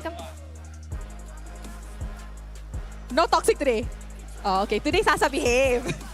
Alright, Saxa. MVP. A lot of people are saying, right, because you are a veteran player, quite senior already. I'm not saying you're old, don't get me wrong. Okay, you understand. But some people who say, oh, if you're old already, mechanic jatuh. Saxa is always proving people wrong. Do you think age have something to do with mechanic? Age have something to do with mechanic? I think depend on personal. For me, even until 30 also can play. So I guess we will be seeing more of Saxa, alright? Okay. Miko, come here, Miko. Oh no! Why oh no? Okay. Okay, so the reason why I want to talk to Miko is because hari ni dia behave. Dia tak baring atas pentas. Miko, why you behave today? Why no? Why are you not laying down? Ginanti ko lang si Rennnqt. Tas okay na yan. Tapos Oh, alright. Dia cakap, actually dia balas dendam untuk Rennnqt. Tu je yang dia baring atas pentas malam. Tapi dah balas dendam untuk Rennnqt, dah okay dah. So, no more taunting? no more. No more toxic? No more. Wow, Miko, good point. If they start first. Okay. Oh, if they start first. Okay, so teams, kalau korang nak Miko taunting, korang start dulu. Alright, before I end up the interview, I want to ask Miko, how is Malaysia? How is Team SMG? Are you liking it so far? Yes. The pan so good and the food so good. What's your favorite Malay food? I can say that. Chicken rice. Chicken rice, nasi ayam, And then MACD. and MACD. Wow, sekarang ada MACD The MACD panggil MACD. Alright, thank you so much. Guys, once again, congratulations to Team SMG. Round of applause. Alright guys, and with that, let's show it back to the casters untuk dapat tahu apa yang menjadi dalam clean sweep 2-0 game ni. So casters, silakan. Alright, our MVP of match number 2 is going to be Saxa, the KDA machine, I believe. 14-2-11. Yep, you don't get to see Saxa playing the style that he wants to, and he just wants to farm lives. It's good to see a different side of him, that he still has his early days still behind him and proving why he used to be one of the best players in the world. But he just said that he will continue to be one of the best, even until he's 30. So we'll see when that time Look, comes. I'm hopeful. I'm very hopeful. You know, it's good to hear Saxa say it directly on the interview because it gives hope to the rest of us 27-year-olds. That is very true. I'm 26, but I'm getting there. Look, you guys, 1 year isn't going to make that much of a difference. You're going to be 29, I'm going to be 30, we're still going to be playing Mobile Legends. Yeah, that is very true. But overall, Saxa probably inspired a lot of gold laners, right? And just farming heroes. That's what you do in the gold lane. But overall, SMG playing a very solid game. It's good to see that even Miko coming over to Malaysia, being the import for SMG, has been getting along very well with the team overall. He loves MACD. You know, of all things, I expected something else, but sure. Hashtag done claim. That's a now, you know, MACD. I got to say it the right way. The MACD has been claimed. With that being said, let's have a look at the mic check coming in from SMG. Tadi kau ni sini nyanyi. First. Kindness. Dia play semua They want export. Nice one. Nice one. Marquis, what? Okay. Saxa ni bos. Sa bawat minutong. No, fake. You fake Bro nak tengok dia. They so squishy, bro. Hi, mama. we win. Shout out to my girlfriend there, bro. I miss you. Bye go. GG guys. I'm so happy. Hey man, that's one of the most chill victories. Yeah. no celebration, like no pop-up. Like, if you're watching this mic check to learn something about calling in a game, you can skip the mic check because there's nothing. Yeah, really, there was nothing. I mean, most players are either silent singing or dropping down beats with dubstep or something along those lines. 51k to 40k, 3 to 17 kills. This was a total domination coming in from Team SMG. From a lot of different aspects of the game, there were moments, very small moments that Team Lunatix honestly could have bounced back in this 15-minute match, but couldn't fully utilize it. I mean, they are lacking in terms of their chemistry. The communication seems to be poor, and Team SMG has got them beat in those few angles. And we saw a lot of hesitation from XORN as well, right? That was also a highlight, I believe, primarily in Game 2, when you compare it between him and Miko. We talk about the battle spells timing, the flicker Divine Judgment. For the side of SMG, Miko, every time that Divine Judgment and flicker are online, he just goes for it. Absolutely, and if you know, when you are playing against a higher level team, that's when you have to start really considering your resources. But knowing that Team Lunatix have not been punishing him consistently, he started to disrespect them. He started, hey, every time it's off cooldown, I'm gonna make something happen, because what are they gonna do about it? They haven't hurt me yet. Yeah, he's just hurting XORN. He's grabbing the tank every single fight is just Kufra. Come here, boy. Come here, boy. Join us. Be another statistic for 1-1. I mean, it's really tough. There's not much to break down here. Team SMG has outplayed them on many different levels, and I think, you know, to kick things off, you've got to start thinking about the micro. I mean, for anybody who's starting to go out in professional play, knowing battle spell timings is so key for decision making. So there's one thing I want to quickly look at, though, the adaptive damage by Fredrin, right? Like, I feel like that's not the normal emblem you go for, but I mean, Subway is so confident. I mean, after game number 1 and the fact that, I mean, there's so many times where you see Yuna actually going toe-to-toe against him, right? And I think he wanted a little bit more damage, knowing that Yuna probably was going to match up with him at some point in time. But I think at that stage, Yuna was never going to be able to kill this Fredrin. And I think even for Subway, he recognizes that, like, okay, a little bit of extra damage would be kind of funny if I ever caught Martis or if Valentina's out of position. If I ever needed extra damage. I mean, his health is damaged, but I mean, you do you, Subway. Hey, man. You're doing mighty fine. Yeah, I mean, he got a game where he could really show his stuff. Even more so, just be really disrespectful, right? Not getting punished for any of the mistakes that he was actually playing out throughout that game. But for Lunatix, this is quite concerning. It really is. I wanted to say that there is one slight silver lining, which is Yuna being able to keep up in the jungle. But aside from that, everything definitely needs a bit of polishing moving forward. Absolutely, absolutely. I feel like Yuna just needs a team that gives him that confidence to make plays and get really risky with it, knowing that he can get a bailout later on down the line. But right now, in terms of overall stash damage dealt, going heavily towards Team SMG's favor. Rich Guy for Sasa, the carry for Stormy, Forgotten One over to Miko, and the sandbag being XORN. Honestly, that's probably the most unexpected stat. That's the carry being Stormy, right? on the far side. Again, it was on the bottom of my list. The guy shows up at level 4, gets the timing, gets a double kill, and from that point onwards, he was styling on Lunatix. And that's the thing, right? When you give leads, especially to either Sasa or even Farsa, it brings up the overall team's confidence. Yeah. But I can't even say the same for the side of Team Lunatix. I'm really hoping that they can start enabling their players. Like MPNC still requires a little bit more time with the team to get the chemistry and communications down. But for people like Yuna and as well as Deto, I would imagine that with better communication and more importantly a stronger early game, we might see a different side of them. Even when we look at the highlights coming up, you can kind of see the difference, the stark difference between Team SMG making their moves and how Lunatix, hesitates on theirs, right? This was kind of like the beginning of Team SMG snowball, a double for Stormy in the mid lane, and afterwards we have this moment where Kian holds onto his ult and ends up dying. Manatizi sacrificed in the bottom lane, everything just spiraled out of control really fast. Yeah, previously I mentioned that XORN didn't flicker. He ended up getting stunned there, so omit that for the time being. But there's one key moment where Deto is holding on to the Divine Judgment and XORN engages down by that purple buff side of Team Lunatix, and I'm hoping to see that relatively soon because it was such a good engage by XORN. And right here, Deto probably could have done. Oh wait, no, this is not it. He was holding on to the Fredrin ult. He's not holding the Divine Judgment. Ah, that explains. No, not the moment that I was looking for. But this is another good outplay coming in for the side of Stormy. I don't know if it was intentional or whether he just got lucky on that one, but overall, just a lot of micro outplays coming in for the side of Team SMG. But this is probably the heartbreaking moment for Lunatix, right? Yes! Coming up in a little bit. This is it.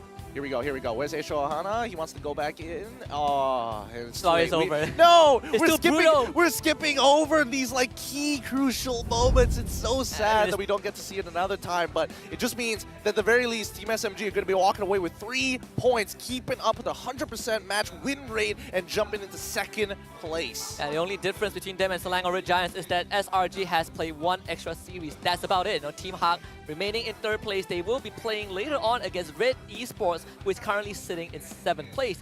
Unfortunately for Secret and Lunatix, though, they're at the bottom. The only difference between those two is that Team Secret at least won 1 of the games. Lunatix still looking for their footing. Team Secret, they've got a lot of things that they got to sort out, but time will only tell whether or not they will get their profits. MPX NC being able to actually pick up 2 games for themselves is going to put them in at like a decent position, right? Because if they win any of their games, it keeps them out of that relegation position. Yeah, it's going to be a lot that these teams have to go through. That's where when the transfer window opens, which is going to be very soon, that's where we will see these major changes happening. Usually I would look at week 2 and be like, yeah, there is some time, but with only 4 weeks left after today, I think some of these teams really need to step up. Yep, I mean, keep in mind that the MPL MY is only 6 weeks long. We're one of the shorter leagues overall, so it's really important that if you have a problem to fix it immediately. And my only problem right now is that people aren't voting enough for LaFell as well as Sunfrost. It's not just because I'm biased towards their personalities, but this is to show support for them as they are representing the MLBB community as a whole, as they have been nominated for the SAM 100+ Sports Commentator Award ceremony. So scan that QR code and vote now. Yes. Sunfrost and LaFell. Remember, not anyone else.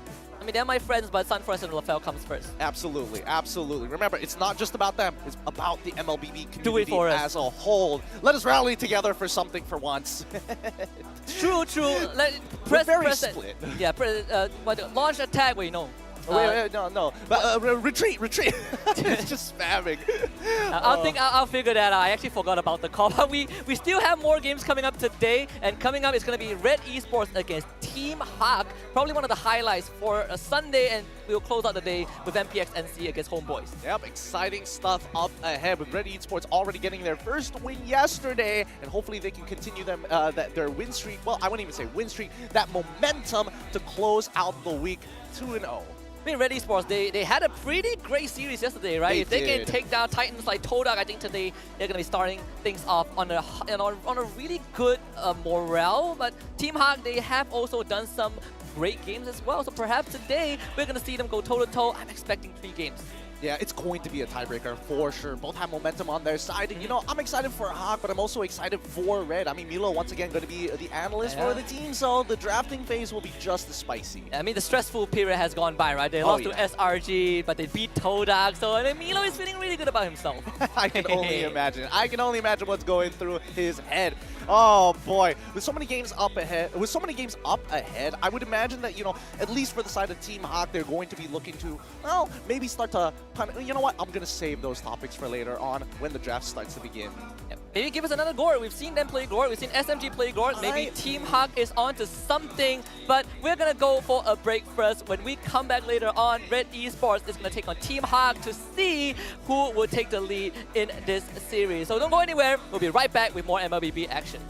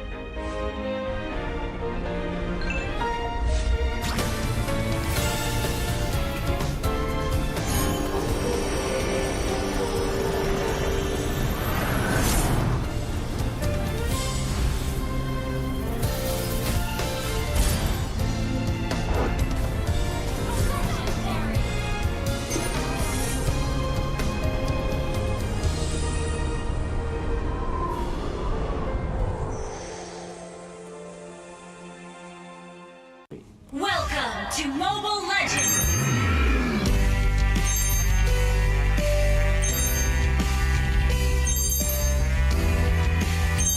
Ini Malaysia lah.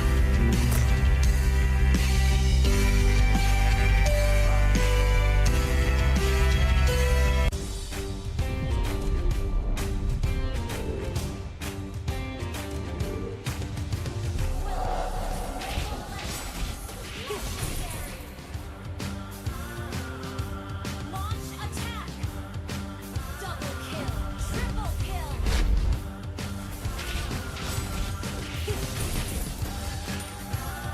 Legendary!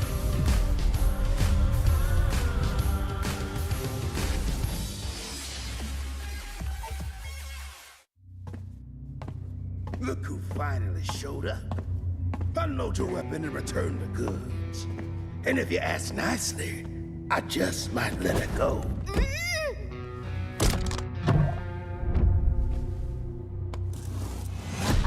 Who said I was returning it? You little... We had a deal! I just came here to test my new toys. They ain't even loaded. Staring down the barrel and you're still daydreaming about being an inventor? Huh?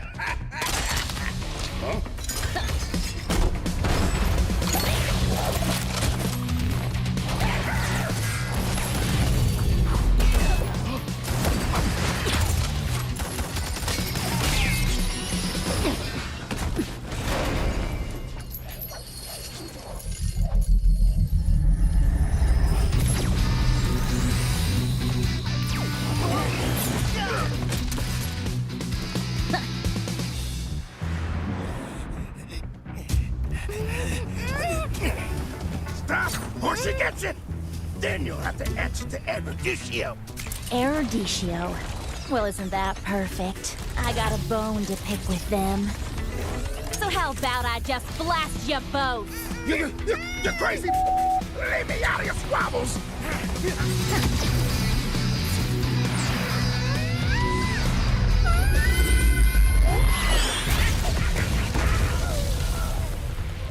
That was dirty. Haven't you heard? I do things my way. I really don't like being used as bait, you know. Anyway, let's return that to Eruditio. Oh, I have something special in store for them down the road. So I'll take this as payment.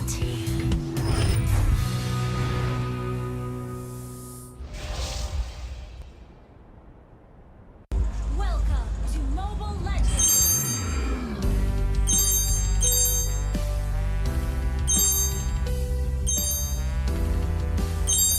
Ini Malaysia lah. You have been slain.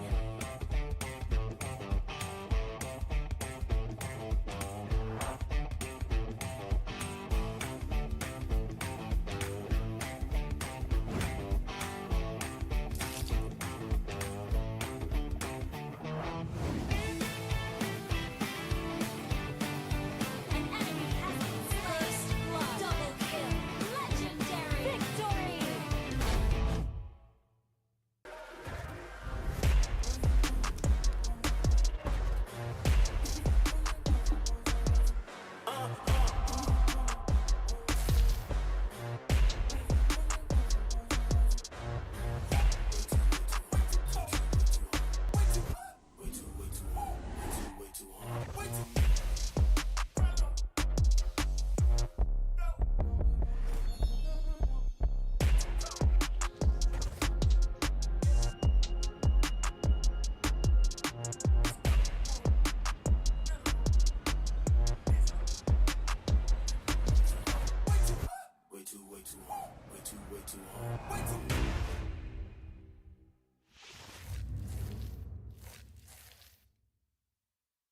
Welcome to Mobile Legends!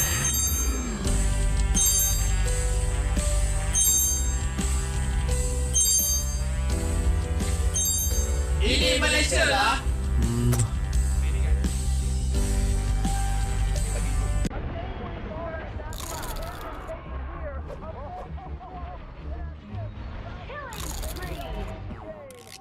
Mega kill!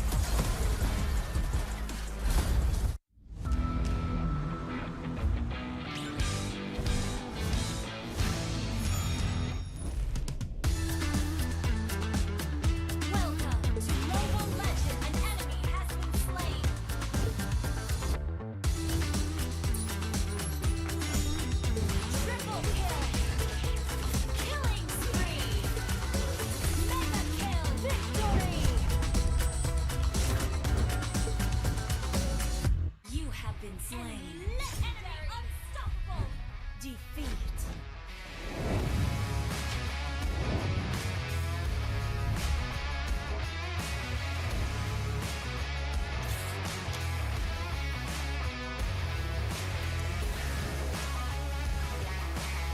You have slain an ally. Monster kill. Legendary.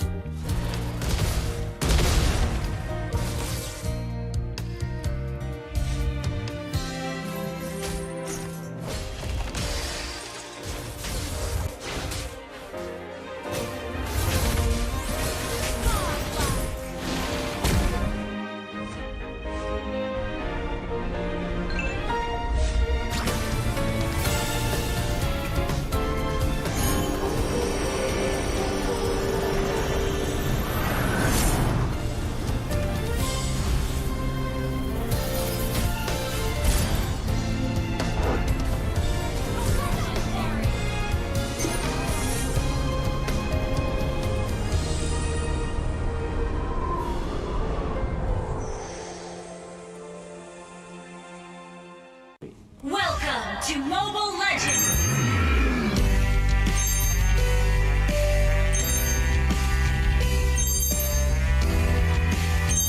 Ini Malaysia lah.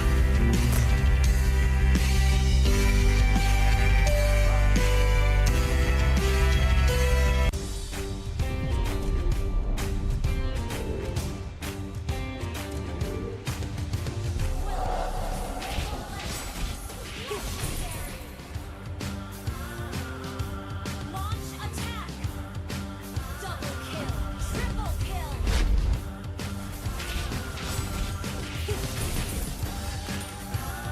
Legendary.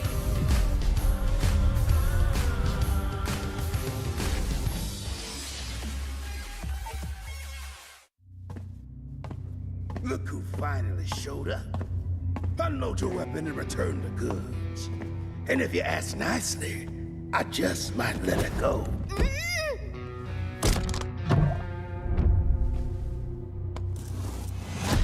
Who said I was returning it? You little... We had a deal! I just came here to test my new toys. They ain't even loaded. Staring down the barrel and you're still daydreaming about being an inventor? Huh?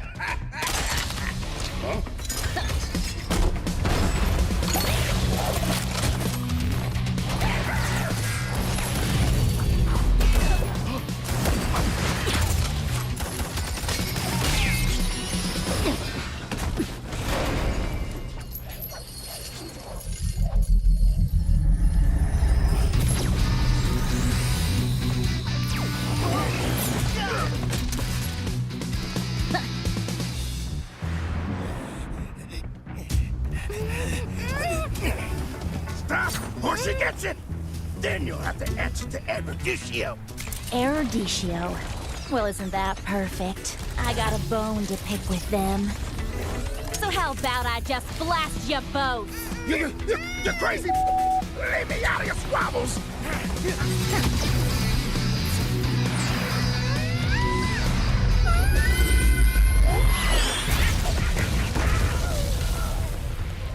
That was dirty. Haven't you heard? I do things my way. I really don't like being used as bait, you know. Anyway, let's return that to Erudicio. Oh, I have something special in store for them down the road. So I'll take this as payment.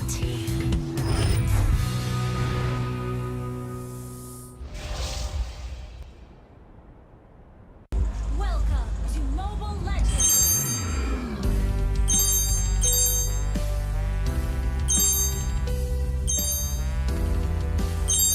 Ini Malaysia lah. You have been slain.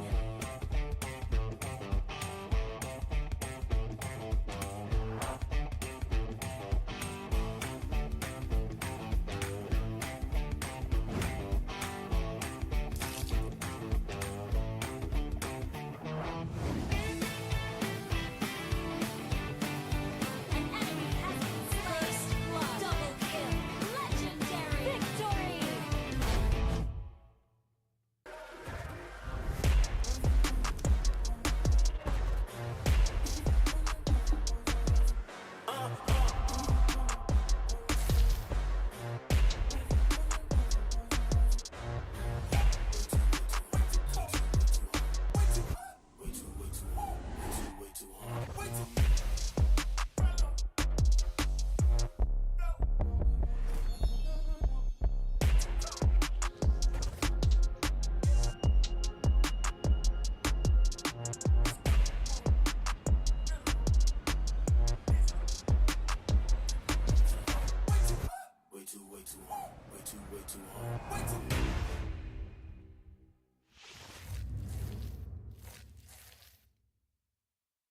Welcome to Mobile Legends.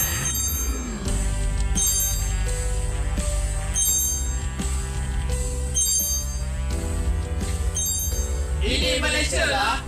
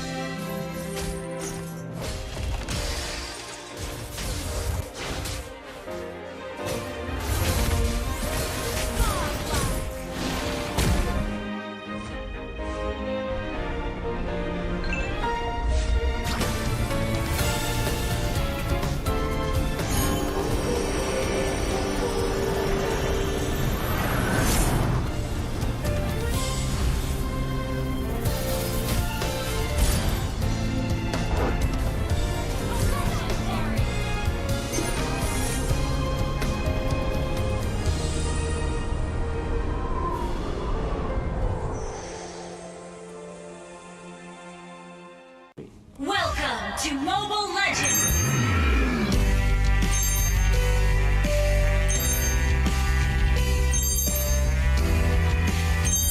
Ini Malaysia lah.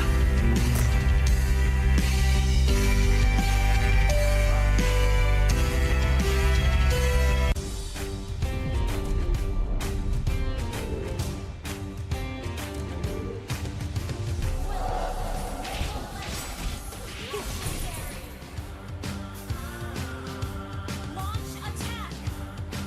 Double kill! Triple kill!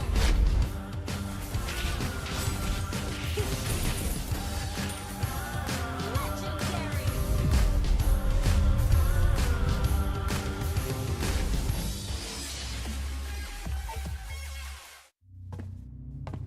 Look who finally showed up. Unload your weapon and return the goods. And if you ask nicely, I just might let it go.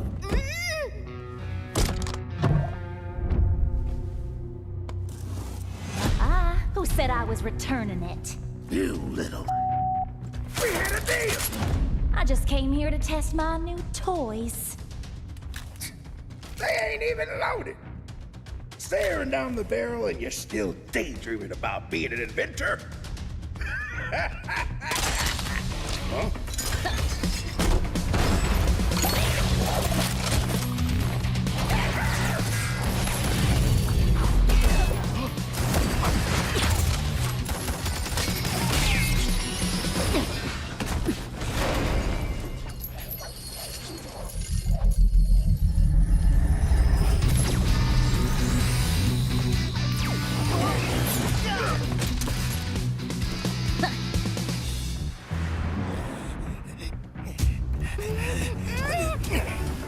Stop, or she gets it!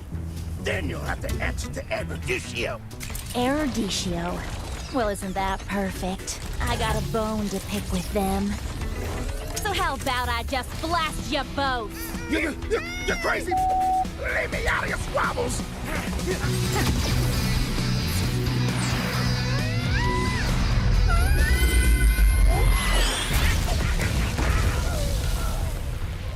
That was dirty! Haven't you heard? I do things my way.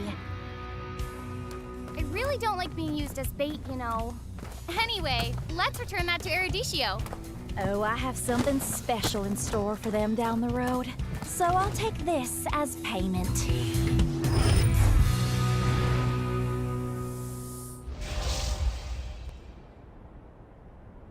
Welcome to Mobile Legends!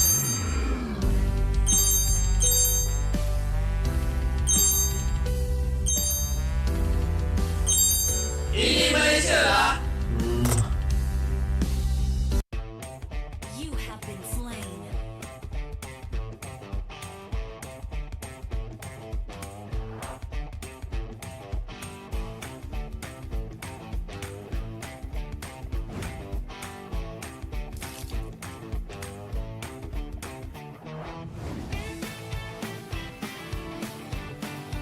An enemy has been slain. Double kill.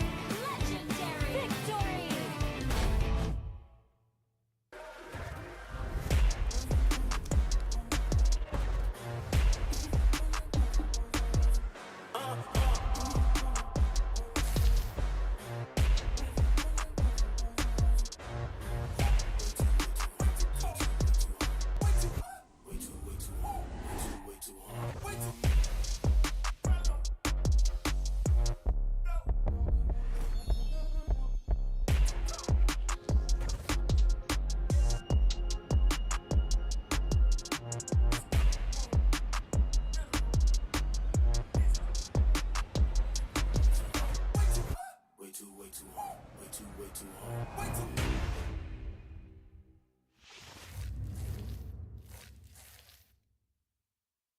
Welcome to Mobile Legends!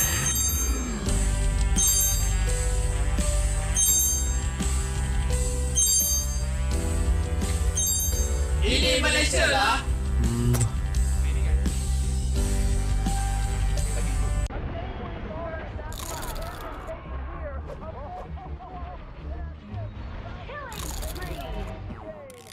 Mega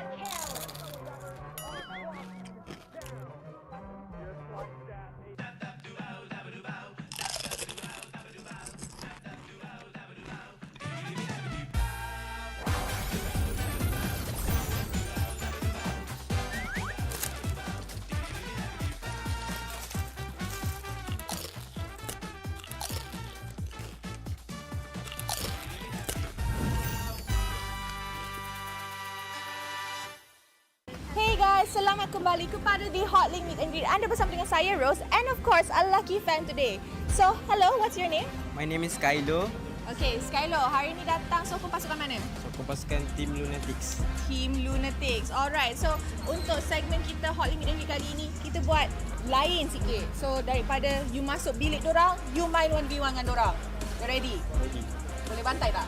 Rasanya next game diorang boleh bantai insyaAllah. You boleh bantai 1v1 tak? Sekejap lagi boleh. Sekejap lagi boleh. Alright, jom, let's go. Hai Mana. Okay. So, sini saya nak tanya dulu. Tadi dia cakap rasanya boleh bantai awak dalam 1v1. Boleh tak? Tak boleh. Memang tak boleh. Tak boleh? Tak boleh. Alright. So, I nak bagi diorang main 1v1 dulu and may the best person win. Good luck. See you guys.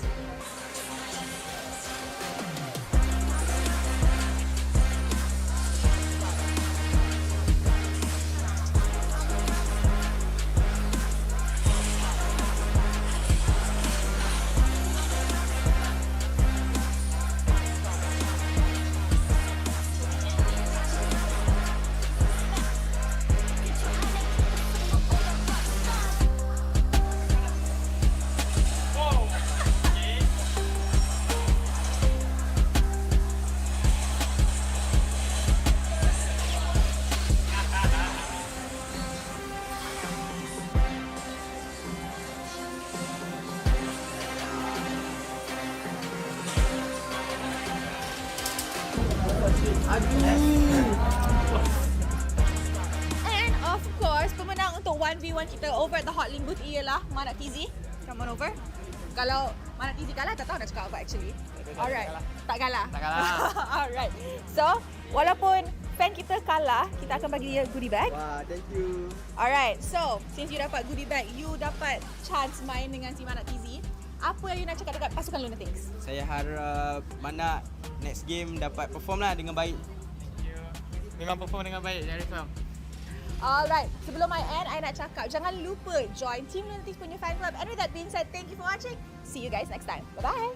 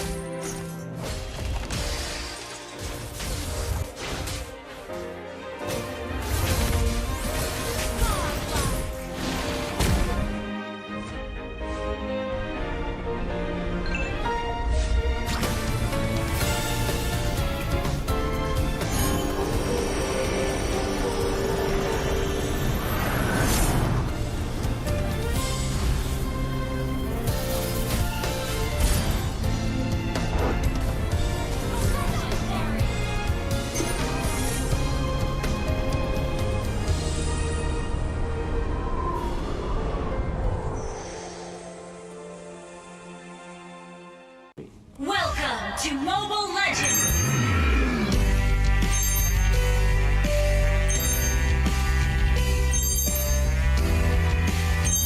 Ini Malaysia lah.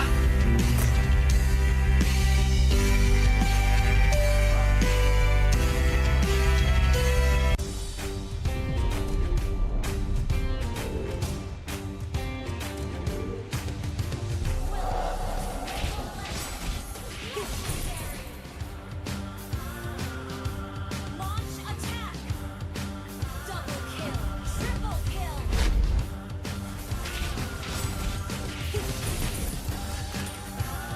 Legendary!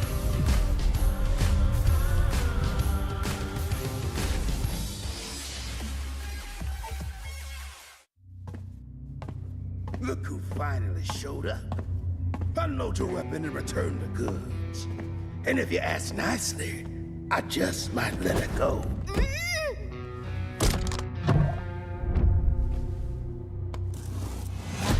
Who said I was returning it? You little... We had a deal! I just came here to test my new toys. They ain't even loaded. Staring down the barrel and you're still daydreaming about being an inventor? Huh?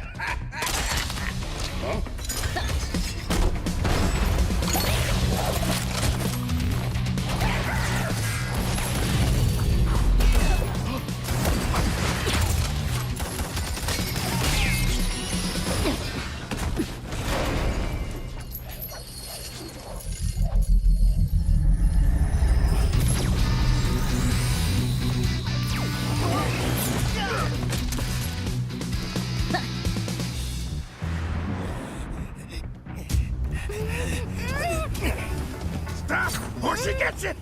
Then you'll have to answer to Eruditio. Eruditio? Well, isn't that perfect? I got a bone to pick with them. So how about I just blast you both? You're crazy! Leave me out of your squabbles!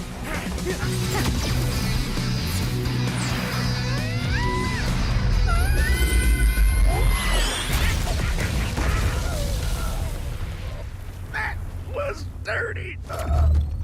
Haven't you heard? I do things my way. I really don't like being used as bait, you know. Anyway, let's return that to Eruditio. Oh, I have something special in store for them down the road. So I'll take this as payment.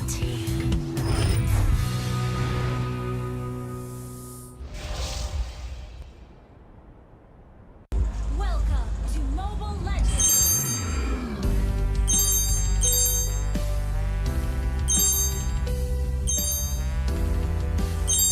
Ini Malaysia lah. You have been slain.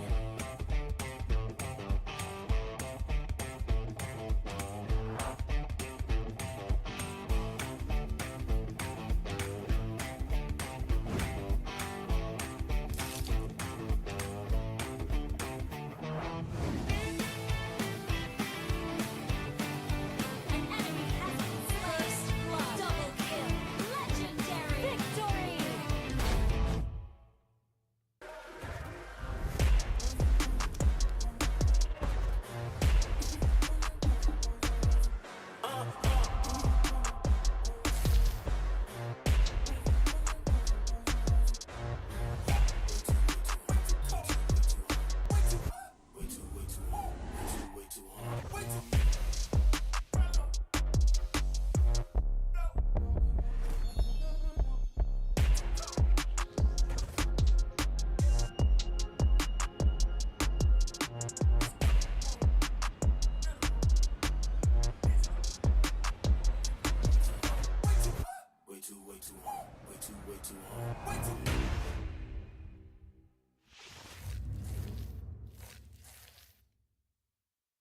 Welcome to Mobile Legends!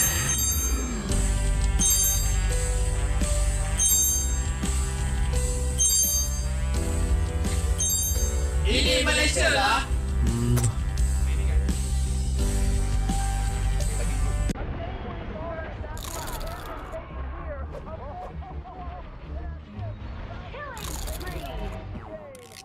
Mega kill!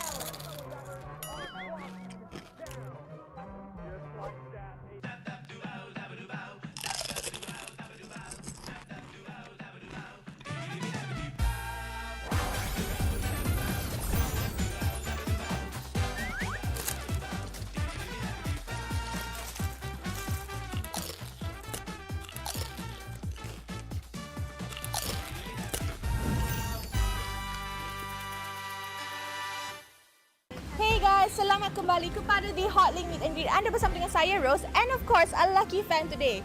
So, hello, what's your name? My name is Kylo.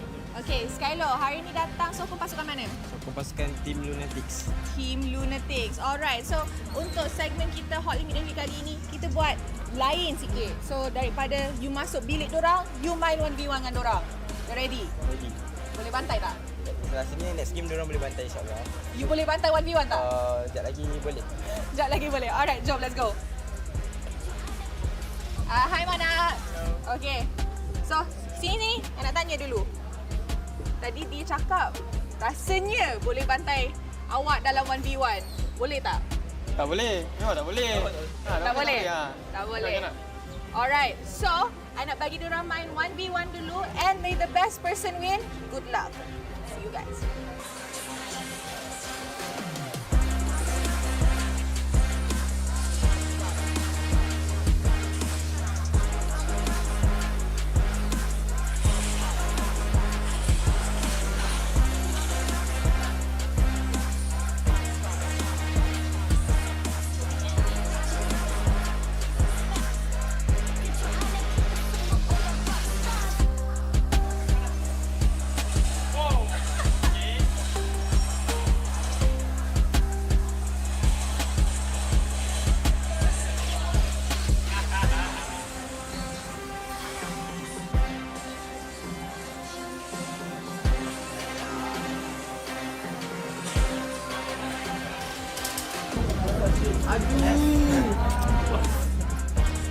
And of course, pemenang untuk 1v1 kita over at the Hotlink booth ialah Mana TZ. Come on over. Kalau Mana TZ kalah, tak tahu nak cakap apa actually. Alright. Tak kalah. Tak kalah. Alright. So, walaupun fan kita kalah, kita akan bagi dia goodie bag. Wah, thank you. Alright. So, since you dapat goodie bag, you dapat chance main dengan si Mana TZ. Apa yang you nak cakap dekat pasukan Lunatix? Saya harap Mana next game dapat perform lah dengan baik. Memang perform dengan baik, jangan risau. Alright, sebelum I end, I nak cakap jangan lupa join Team Lunatix punya fan club. And with that being said, thank you for watching. See you guys next time. Bye-bye.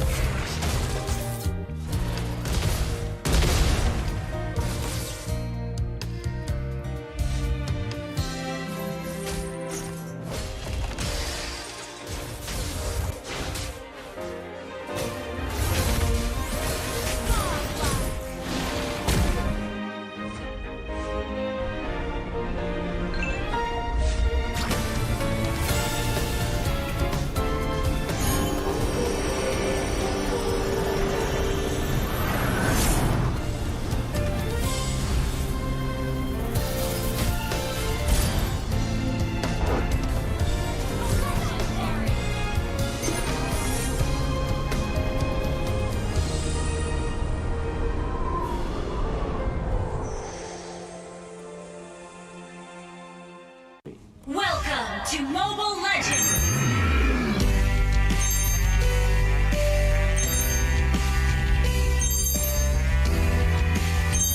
Ini Malaysia lah.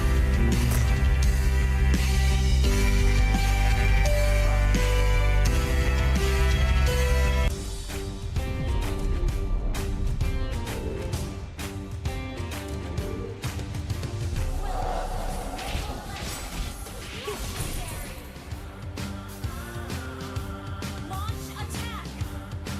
Double kill! Triple kill!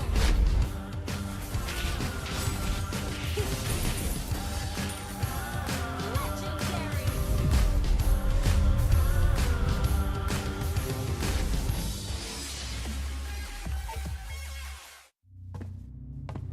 Look who finally showed up. Unload your weapon and return the goods. And if you ask nicely, I just might let it go.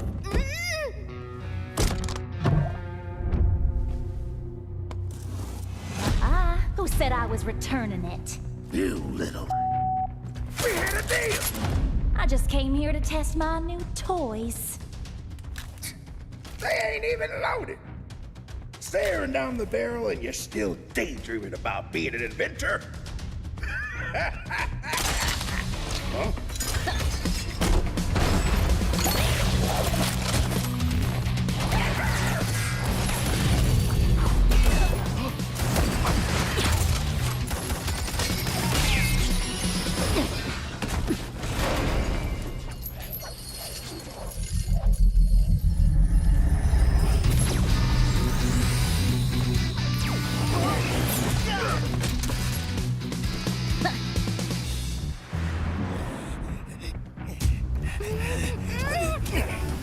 Stop, or she gets it!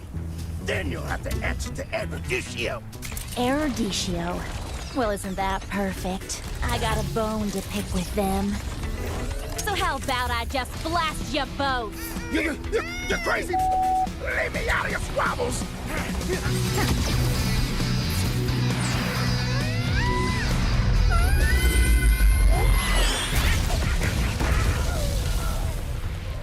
That was dirty. Haven't you heard? I do things my way. I really don't like being used as bait, you know. Anyway, let's return that to Eruditio. Oh, I have something special in store for them down the road. So I'll take this as payment.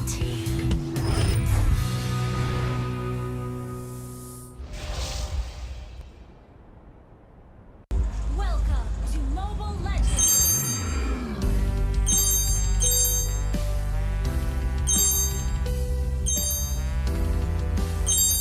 Ini Malaysia lah.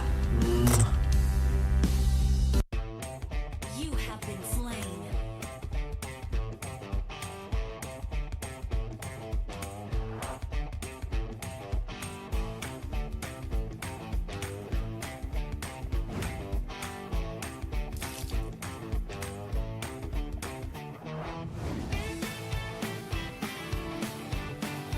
An enemy has been slain.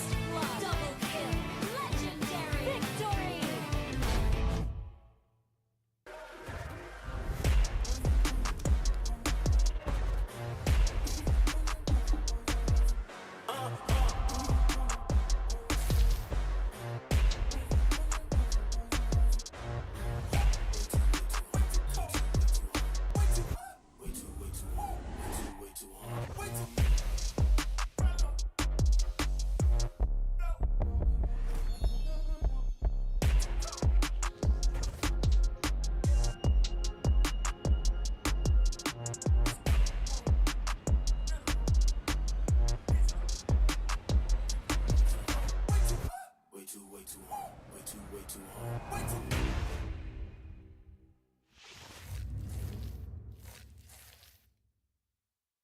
Welcome to Mobile Legends!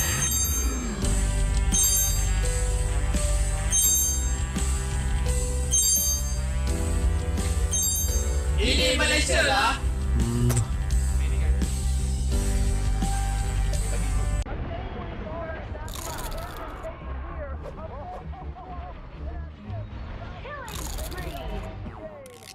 Mega kill!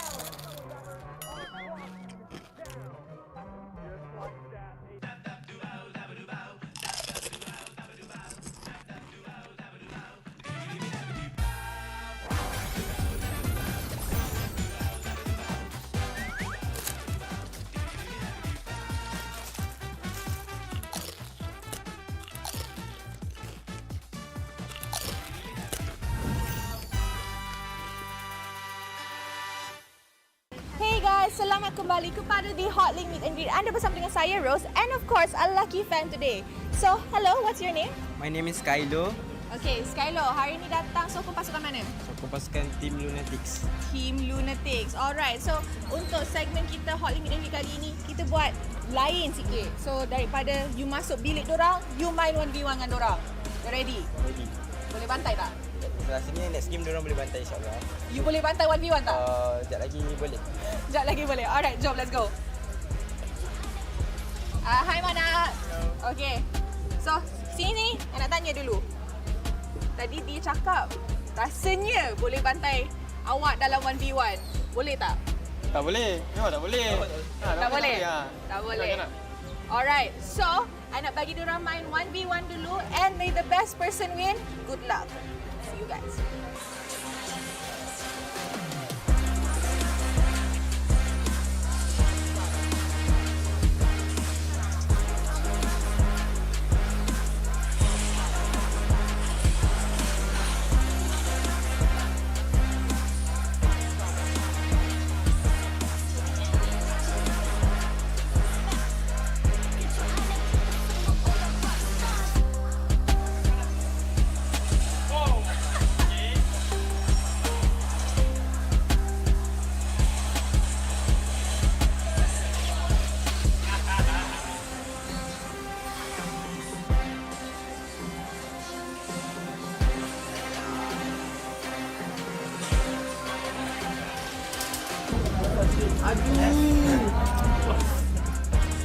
And of course, pemenang untuk 1v1 kita over at the Hotlink booth ialah Mana Tizi. Come on over. Kalau Mana Tizi kalah, tak tahu nak cakap apa actually. Alright. Tak kalah. Tak kalah. Alright. So, walaupun fan kita kalah, kita akan bagi dia goodie bag. Wah, thank you. Alright. So, since you dapat goodie bag, you dapat chance main dengan si Mana Tizi. Apa yang you nak cakap dekat pasukan Lunatix? Saya harap Mana next game dapat perform lah dengan baik. Memang perform dengan baik, jangan risau. Alright, sebelum I end, I nak cakap jangan lupa join Team Lunatix punya fan club. And with that being said, thank you for watching. See you guys next time. Bye-bye.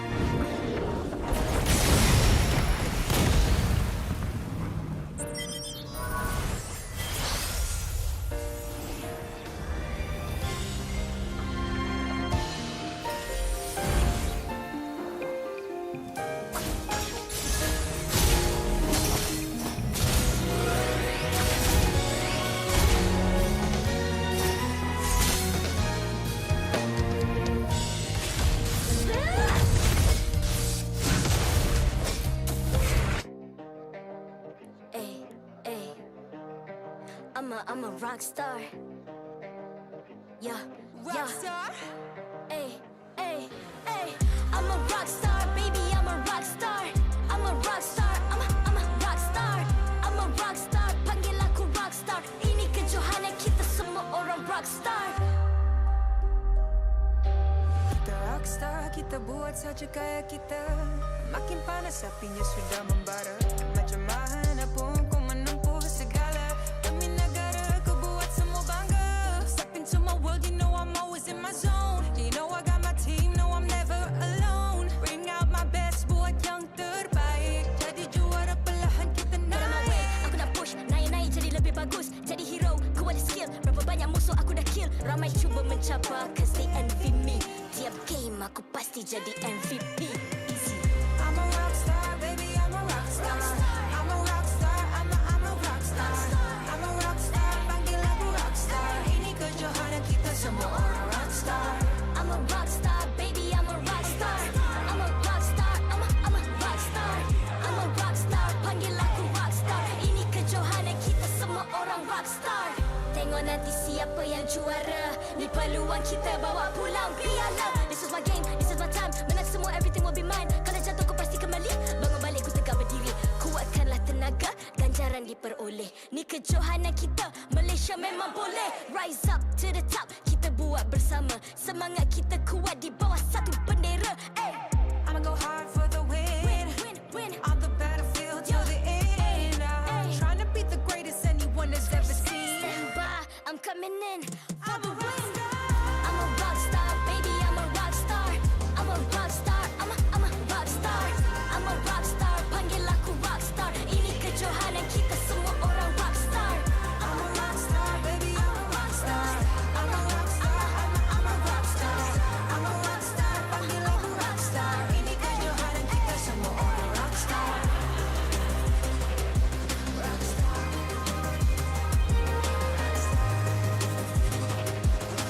Ini kejohanan kita semua orang rockstar. I'm a rockstar, baby, I'm a rockstar. I'm a rockstar, I'm a rockstar. I'm a rockstar, panggil aku rockstar. Ini kejohanan kita semua orang rockstar.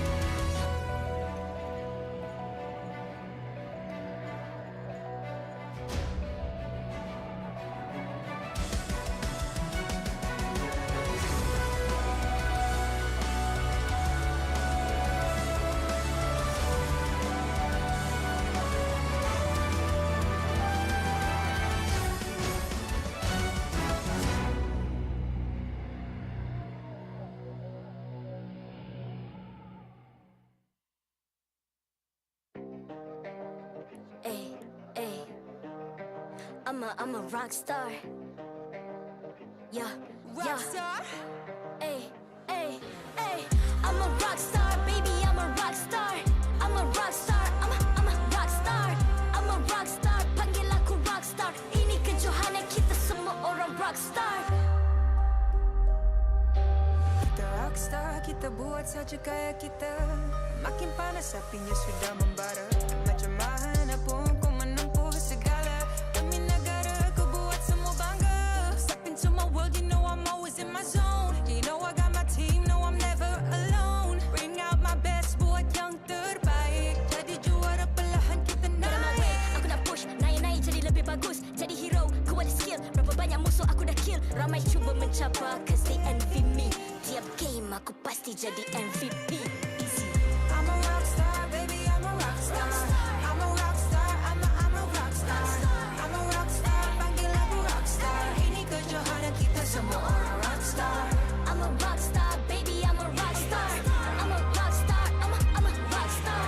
I'm a rock star, panggil aku rock star. Ini kejohanan kita semua orang rock star. Tengok nanti siapa yang juara. Ni peluang kita bawa pulang piala. This is my game, this is my time. Menang semua, everything will be mine. Kalau jatuh ku pasti kembali. Bangun balik ku tegak berdiri. Kuatkanlah tenaga, ganjaran diperoleh. Ni kejohanan kita, Malaysia memang boleh. Rise up to the top, kita buat bersama. Semangat kita kuat di bawah satu bendera. I'ma go hard for the win. On the battlefield till the end. I'm trying to beat the greatest anyone has ever seen. Stand by, I'm coming in for the win. I'm a rock star, baby, I'm a rock star. I'm a rock star, I'm a rock star. I'm a rock star, panggil aku rock star. Ini kejohanan kita semua orang rock star. I'm a rock star, baby, I'm a rock star. I'm a rock star, I'm a rock star. I'm a rock star, panggil aku rock star. Ini kejohanan kita semua orang rock star. Rock star.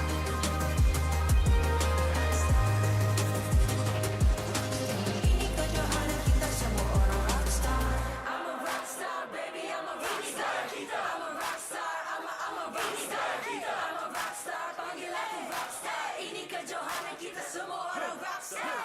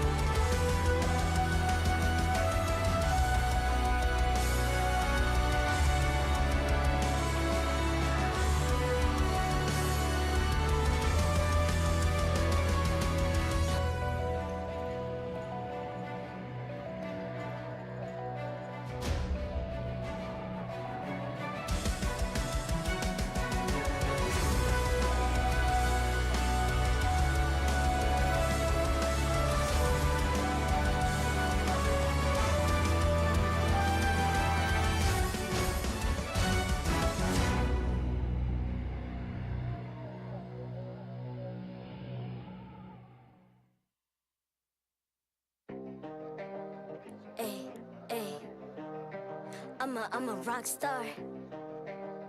Yeah, Rock star. Ay. I'm a rock star, baby, I'm a rock star. I'm a rock star, I'm a rock star. I'm a rock star, panggil aku rock star. Ini kejohanan kita semua.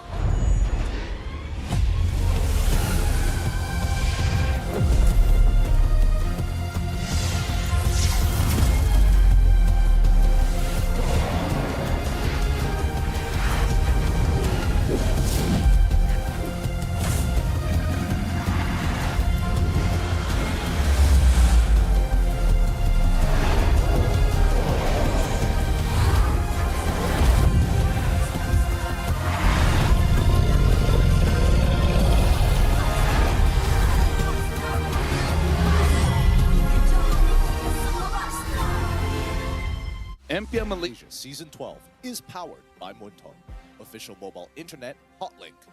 Score an epic MLBB skin for only Rennnqt with Hotlink. Summon your legends, unleash your style. Lightning fast gaming experience with Hotlink all new prepaid. Now with 5G. Visit the Hotlink booth today. Mr. Potato, official snacking legend. Feel the crunch, snack like a legend. Thank you to all our sponsors for your support in MPL Malaysia Season 12.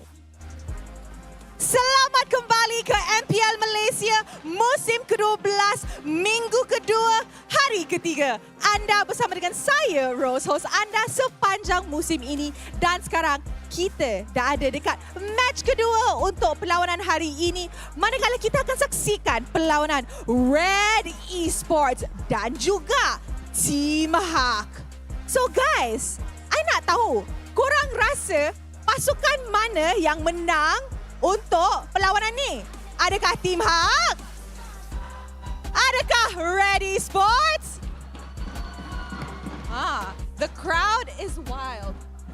So, sebelum I ajak kedua-dua pasukan ke atas pentas MPL Malaysia, I nak tanya, Dewan Sri Putra, are you ready? Nampaknya semua dah ready. So, sekarang dah masa untuk jemput Red Esports ke atas pentas MPL Malaysia. Red Esports berjaya mendominasi perlawanan menentang pasukan gergasi Todak semalam. Dengan kemasukan semula pemain mid laner mereka, Kim, mereka berjaya menunjukkan permainan yang sangat-sangat cemerlang. Mampukah pasukan ini mengekalkan kemenangan mereka? We shall see what Red has to offer.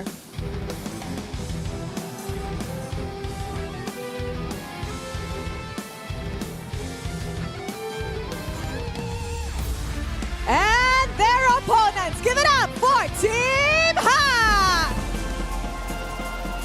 Team HAQ berjaya membawa pula 3 mata penuh minggu lalu. Hari ini mereka kembali membawa semangat untuk memperbaiki kedudukan carta. Dengan kemasukan Coach Amox dan Yura memberi impak yang sangat besar kepada pasukan, mampukah Team HAQ memperoleh kemenangan sekali lagi? Sama-sama kita saksikan.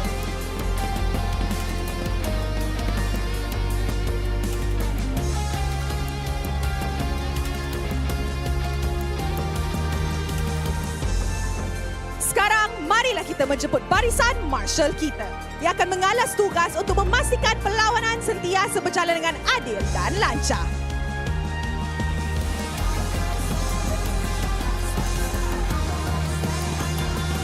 Mari kita teruskan dengan fist bump di antara pasukan sebagai tanda profesionalism.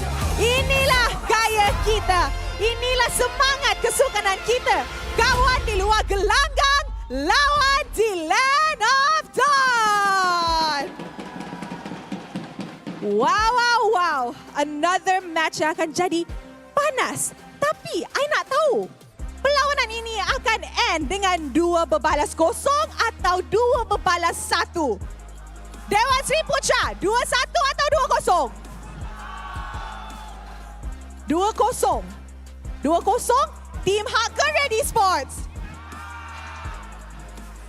The crowd is saying Team HAQ. Tapi player sahaja yang boleh buktikan pasukan mana yang lagi hebat.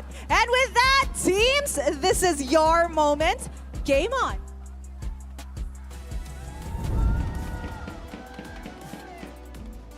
Thank you very much, Rose, once more. Yes, ladies and gentlemen, Red Esports against Team HAQ coming right up. And thank you very much to the crowd that asked for 3 games, because that is exactly what we wanted to happen. You guys are here with us. My name is Husky, and as always, I'm with Rennnqt. Yep, once again, we're going to be seeing Team HAQ up against Red Esports. Red Esports coming off a win yesterday, finally securing some points for themselves. Team HAQ still hasn't lost on their winning streak so far. Amox hasn't lost a series so far, so we have some storylines built up today. Will Coach Amox continue that win streak after a devastating season 11? Now it's on a different team, or will Red Esports, off of the win against Todak, shrug off that rust, that week 1 rust a little bit, and have Milo bring them to another victory? Well, right now the team is kind of gathering together, rallying behind some of the stronger players, and especially when it comes down to, bringing Kim into the lineup rather than XORN, there's a lot more synergy, and more importantly so, I think they're trying to get that IGL roll down, because a lot of these calls have been rather interesting.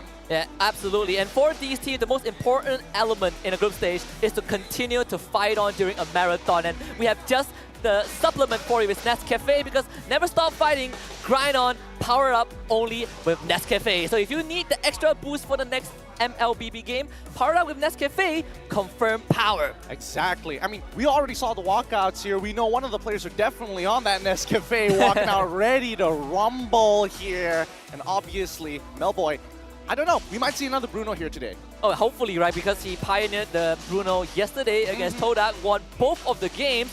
And the win rate ruined a little bit earlier on by Team Lunatix. But hey, Melboy, if he has shown us that Bruno could be that X factor for Red Esports, it definitely did expand some of that hero pool in the goal lane a little bit. Yeah, it did, but overall, it's going to be a tough matchup regardless. I don't know who you guys at home think is going to be the MVP of this game. It might go all 3 games here, so keep in mind, make sure you're going to be looking for one of these players who's going to be at the top of the standings. So far, I would say Iris, a pretty good shout-out. He was the MVP of the week for week number 1, week number 1, yeah. And in all the games that he played, if I'm not mistaken, Iris has been at the top of the chart, so I think a lot of expectations will be placed on him today. Can he, again, replicate that success that he has in both the series that he played, right? Team HAQ played 5 games, only dropped 1, and that game was against MPX NSEA on Saturday. It shows a lot of diversity for a player, and especially for EXP laners with such a volatile lane, learning to play from behind but still able to kind of pull attention to himself is already a very big feat considering the lane he's playing in. Yeah, and he has demonstrated his capacity to play multiple roles, right? You see the Paquito, you see the Esmeralda, and the Terizla. Esmeralda being, I believe Paquito, he lost 1 game with it, but that's pretty much it. He can fill in different shoes when Team HAQ needs him to be, and I think that's very important when you're up against a more established team, right? We had the storyline about Team HAQ going on where they are on this boss rush mode, right? They play Secret, they played MPX NC, and right now they're going to be going up against Red Esports. So they're moving up the mini boss list a little bit before the big fights in the coming weeks, but for Red Esports, we have Amao, Kim, Melboy, Mao, and Rennnqt. So they're still running the same lineup from yesterday. It looks like XORN needs a little bit more time so he can be a bigger vocal, and more importantly, just adjust to the MPL MY stage. Because again, I can't imagine the amount of pressure it is being in front of a crowd like this with the drums roaring, with teammates screaming in your ear, with the fans screaming at the same time. I mean, I believe he flew in like 1 day before the season, right? So as much as he's a loud voice, he definitely, like you said, needs time to adjust. But Team HAQ on the other end, they have gotten pretty comfortable with Gary, Noir, Panda, Yura, and Iris, and enough needs to be said. While Iris has been kind of the highlight of the team. Absolutely. I mean, not just Iris as well. Been keeping a close eye on Yura's overall performance, and it feels like he's becoming more and more comfortable and more confident in the MPL MY stage. Hopefully, we're going to see some progress here today. But Noir as well as Iris, they're clearly not bench players. They are first starters. I think the best part about Team HAQ is that they have defied some of the expectations, right? In a good way. We came into this series looking at Gary as kind of the spearhead for Team HAQ. If Gary doesn't have a good game, Team HAQ falls apart. But Iris kept it together for both their series last week. But there are also some holes that I think they need to plug a little bit, and that's Panda in the gold lane. I think,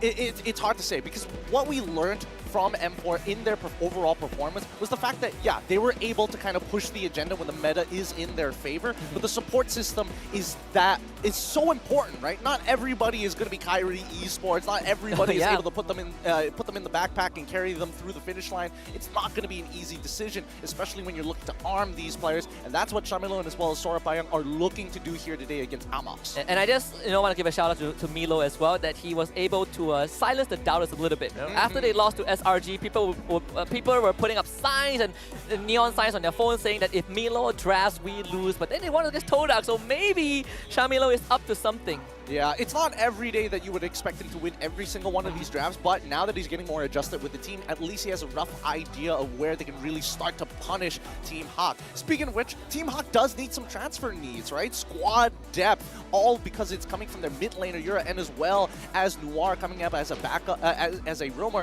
having that backup giving them a different style of play, because Yura, he likes to stand really, really far back. Noir, he needs to be given the signal to jump on in. I would imagine that the squad depth is going to come in the form of a more aggressive mid laner and, more importantly, an IGL as a roamer. And I think in that roamer role is going to be a bit more pivotal, in my opinion, just because that normally you are looking for someone to just make the call and commit to it. That's something that Team HAQ has been trying to adjust to. But on the topic of the mid laner, it definitely is a bit more clear-cut for Team HAQ, where when you play against them, you know that Yura is going to be playing backline, right? We've seen him pull out the core in their first game. He's been playing a lot of artillery mages, but when you put him in the front line, something like a Faramis, that's where you see Team HAQ struggle a little bit. Exactly, exactly. It's one of those things where it's like with a lack of direction, you see that it feels like they are slow on the draw with a lot of these engagements, right? Just before they're getting ready for a fight. The posturing as well looks a little bit awkward at the same time. And these fans, man, calm down, man. They're called Red Esports, right? Not Green Esports. I'll try my best to spin it a little bit, but you gotta give me some time. And we're catching up with the rest of the world. We are catching up with the rest of the world. People here in Malaysia are quickly becoming more and more creative with these. What do you even call that? I wouldn't even call it like. What do you? It's not like hot takes. They're just good with memeing stuff. I guess that's probably the best way to go around. I'll take it. I'll take it. Malaysia is very good at memeing, and more importantly, we're very entertaining as we jump in towards this draft. It's already started. Team HAQ going to be on the blue side with Red Esports on the red side as nicely color coordinated. We do see Kaja, Joy immediately banned out, followed up by the Angela with Red Esports banning up Paquito and Claude. Yeah, I love the respect given from Red Esports. Right? Paquito has been a staple pick not just for Team HAQ, but for majority of the MPL team. But Team HAQ was one of the first teams that pulled out the Paquito in the XP lane and completed one of the most incredible comebacks on the opening day of MPL Season 12. Did you make a piece of content over it? What is it called? Keyframe? Yeah, Keyframe, yeah. And that was with that game as well, right? Game 1 between Team HAQ and Team Secret. That was the last series of day 1. Last Friday. If you guys are looking, trying to understand what we're talking about, go check out Husky's TikTok account and check out Keyframe, because I think it was a very good showing from Iris, being able to split Team Secret in half. I don't know whether they're going to get the same type of result against Red Esports, especially since they're with Kim in the lineup. They have a lot more chemistry together, and I would imagine that if they fall back together rather than splitting in half. And also, Team HAQ has been put in a few times to be put in a position where the game goes really late, and they were able to kind of keep it together. Right? Heroics from Iris, heroics from Noir.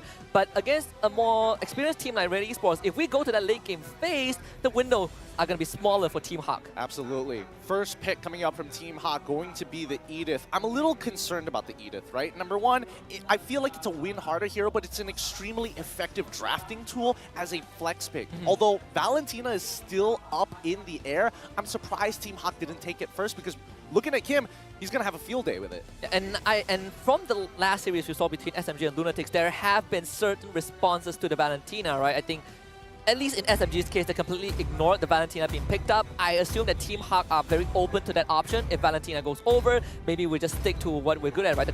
I was about to say Kaja, but Franco's still up in the pool. We still have the Eve as well. So, like you mentioned, Valentina goes over alongside the X-Borg. So either way, wherever this Edith goes, you have a decent answer to it. Exactly, and I think Red Esports, they have done their homework here. Locking in the X-Borg super early on is going to make Iris' job a lot harder. The things that he's played so far, the Paquito immediately banned out. If he does show Esmeralda again, it's going to struggle a little bit against this X-Borg now that, you know, people have kind of figured out the overall playstyle and item build, most importantly, and finally Terizla, all of which Iris has shown. Kill 3 birds with 1 stone, right? And 4 birds with 1 stone, in fact, because who do you put in the XP lane for now? We'll let Team HAQ figure that out. Novaria getting selected this time. More of a rare pick in the mid lane, but it's always efficient, right? Doesn't have its ultimate, not really nice to be stolen. It's a decent utility overall, but when you look at late game scaling and what Novaria provides, vision, great burst damage to hit the front lines. Team HAQ has all of that, and they are going to lock into Terizla nonetheless. Yep, I think Team HAQ is doubling down on a decision where they know it's going to be a losing matchup in towards the later stages of the game, but Terizla brings a lot of utility to the table, and most importantly, is able to force out priority in his wave at the cost of a little bit of HP, but the engagement with the Flicker is going to make a much bigger difference for the side of Team HAQ if they want to start clumping together, and more importantly so, for bigger team fights. I would assume that with this Terizla, you're trading health for that early wave just because you can, right? You are clearing out the wave faster than the X-Borg, so before he hits his item, you're looking to shove him out and create that XP side pressure. Side lane pressure has been so key at MPL MY. We've seen too many teams think, you know what, it's not that big of a deal, and then their roamers get punished, and then their junglers feel Turtle uncomfortable. Fight rolls around. Yeah, Turtle Fight rolls around, and then it's just like, what am I supposed to do? See the last week, Bruno being picked up by Red Esports, so, I mean, Melboy, he's had, you know, 100% win rate so far with Bruno, and Red Esports, they decide, you know what, we're going to put him back on that Bruno. No one has been able to shut him down just yet. I can only imagine what the conversation probably sounded like. Sorapaya looks at Milo, is like, okay, we're going to go for a gold laner. Milo looks back at Kim. Bruno. Kim and is just like, hey, Kim, you're able to support our boy Melboy, right? And Melboy is like, dude, just give me Bruno. I'll win the lane. Doesn't matter what matchup. I will just win. We'll see if he can do that. I mean, he's already made a statement before. He has, you know, 2 games in a row. 2 games against in a row. Todak, nonetheless, right? that is a pretty decent benchmark to look at it, right? Oh, absolutely, absolutely, right? They really hit Todak where it hurt, especially when they play very gold lane-eccentric style compositions. Team HAQ may not necessarily be in that same pool. I am a little worried about the fact that Novaria coming in to this matchup is going to make Bruno's life a little bit more difficult. Number one, especially with the ultimate, it slows you down. Movement speed is always going to be great when you want to close the distance and maintain the optimal range for Bruno. But worst yet, Novaria, considering how Yura has been sniping a lot of key targets in his previous matchup, the last time he played the Novaria, I would expect the same for this. And on top of that, when you have crowd controls and abilities that you really want to hit, Novaria's Astro Echo makes it 10 times easier. Penalty zone, onward, all of these abilities. Even when the Edith goes into that primal wrath form, right, the second skill route, that also benefits from the extra hitbox. You get the Bruno ban out by Red Esports. They're starting to hit Panda, and that is always going to be a point of contention unless Panda can show us something else, right? Because he has some moments where we've seen him on the Irithel, and even on a hero as mobile as Irithel, he also has suffered in terms of positioning. So Brody ban out, Hellcurt taken out by Red. I like this a lot. I like this Hellcurt ban. I was thinking that, okay, you get rid of the Brody. You start things off really, really strong. At least you don't go 50-50 in the lane. And then better yet, you go down one more step by essentially getting rid of the Beatrix so they can't force out lane pressure, right? I would imagine that Beatrix is going to be the pick coming from the side of Team HAQ, and I can only think that maybe Red Esports is setting up for this export actually being a flex pick rather than going into just the EXP lane. It really depends on what Team HAQ picks up, right? If they reveal the jungle, then I think it makes the job of Red Esports slightly easier to adjust this export. So but thankfully for Red Esports, they do have the last pick, so they are going to see Team HAQ's hands by the end of this. Yeah, this should be a support pick coming in for the side of Red Esports. They can definitely hold their cards in the hand for as long as possible and wait for Team HAQ to kind of complete the composition to get a better idea. In terms of Roamer picks, well, they've already locked it in. It looks like it's going to be the Kufra coming in from Red Esports. Yeah, very straightforward, right? You want to hit the back line, you want to find a Novaria. Kufra is a pretty decent hero to do that. But of course, there are some obstacles to go through, right? Terizla and Edith, 2 brick walls that the Kufra hates ramming himself into. I'm surprised that a lot of teams are actually omitting or just rather not play the Lolita, and I think Lolita probably would have done pretty well in this composition, but still it comes down to hard engages, and unfortunately for her, she needs that flicker to really be effective. She's just slower overall, right? You are trading that speed for bigger impact, but we've seen MPL MY so far, teams are just moving really, really fast, and slower teams like, Lunatix, sometimes MPX NSEA, and even Team HAQ in certain games, you can see them getting punished over and over again. Beatrix and Lancelot being the last 2 picks for Team HAQ. Now the Red Esports, they get to adjust this export.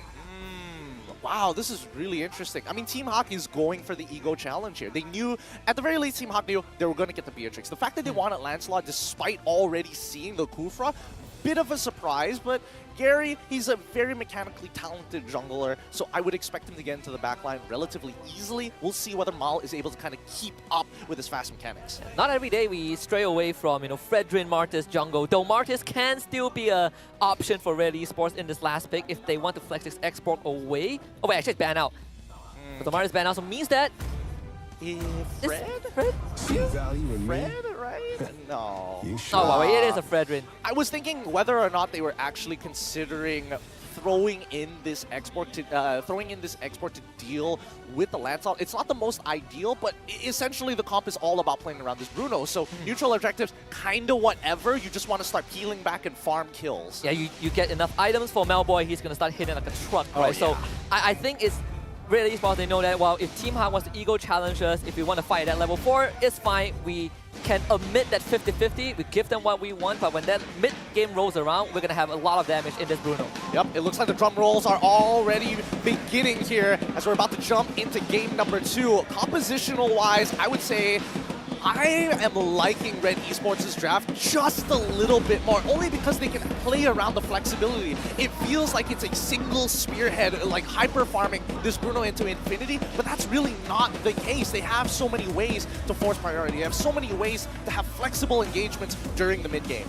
Red Esports, they so far have found massive success with this Bruno. We'll see if Melboy can do it 3 times in a row. Game number 1 between Red Esports and Team HAQ kicking off right now with Team HAQ on the blue side and Red Esports on the red. All right, let's see whether Team HAQ, with this ego challenge, they're able to kind of find the right targets. Target priority is going to be extremely key, especially since they don't have a lot of mid-lane pressure. And I think that's where Red Esports has it a little rougher. With no mid-lane pressure, you can see that Noir, he gets a walk up for free. Okay, Imal, he's all right. He's all right. I got worried for a little bit, but where did that... It's on Yura. Oh, he's a dirty little boy. That's a Novara in a nutshell, right? I mean, level 1 shove, not a lot of meta heroes right now can shove that mid lane fast. Novara is one of them, right? We saw Kim going over to Rennnqt side to help clear out that wave and hit 2, and see lane priority already being a bit of a problem for Red Esports. Amal will get his purple buff at least. Yeah, I feel like at this stage of the game, well, not just this game, but like overall, every time Amal does decide to play... Wow, Rennnqt almost died there. All right, that probably shouldn't have been the case. He probably took a terrible trade, but at the end of the day, Amal, he ends up playing behind a majority of the games he plays Rennnqt on. It's a bit of a feels bad, but we talk a little bit about the priority that Teresa gives you in against Export early on, but man, Iris really is outlaning Rennnqt, right? He's going to lose at least 1 minute in that wave. And he also lost that flicker, so we can see that Iris, he is starting to take that beetle away. They're moving 2 other members onto the top side. Oh, looks like they actually want to punish him here. If they can break Rennnqt's Firaga armor, it's going to be an easy engage for Iris at level 4. Especially when he's coming this wave, he is going to hit 4 for sure, just in time for the turtle to come out. And Rennnqt needs to take care of that wave as well. It's a big yikes. They're going to slow this down because right now Team HAQ wants to really punish the members of Red Esports rather than take this turtle. They know the turtle isn't going to make too much of a difference, but here we go. Yeah, Mao's going to check upper bush, sees Iris, who's going to just turn around. Again, Astro Echo is already out. Watch out, Iris! Misses the penalty zone, point blank. It's going to be Gary in the midst of it. Thorn Rolls used as well. Gary dropping low. Kim will be there with the onward. Noir knocked up, actually.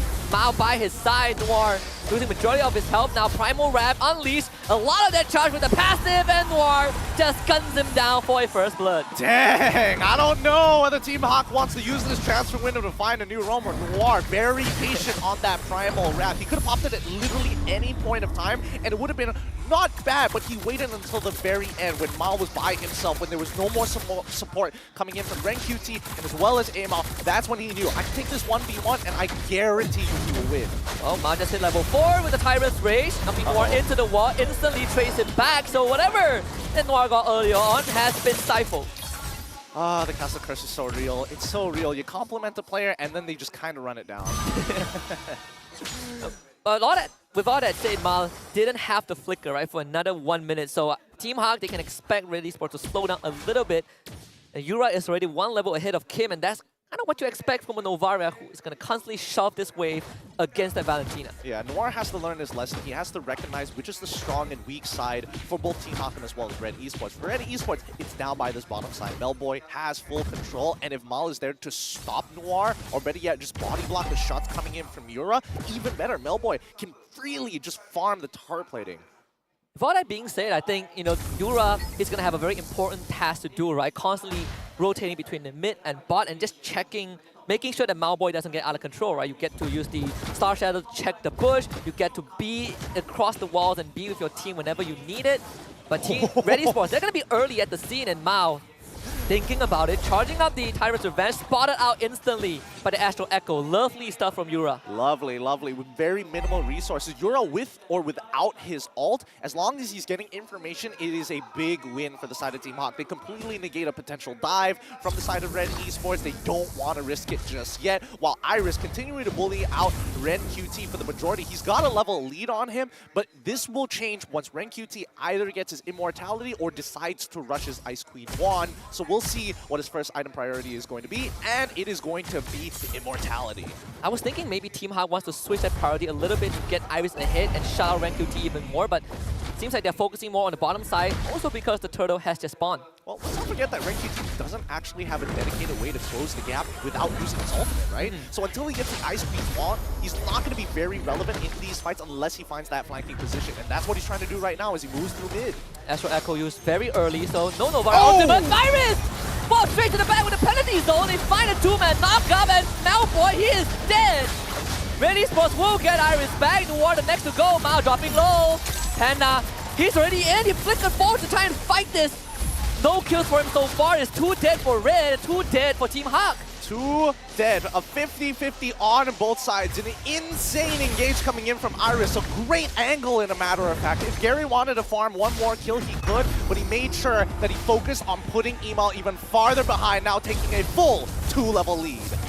Yeah, and they were able to take out Malboy as well, right? So that's the pretty decent punish overall. Immortality purchased by Rennnqt. He's gonna be sticking with that bottom wave for now, so Malboy goes up top to deal with Iris. Really good protocols coming in from Red Esports. Despite the fact that they lost out on that trade, they still remember their fundamentals. They know that Turtle is gonna spawn on the bottom side, so they quickly send that Bruno up top, and Iris recognizes this. This could, wait, does he have Flicker? Yes, he does. Malboy does have Flicker, so even if he does get the engage, he can get out of there.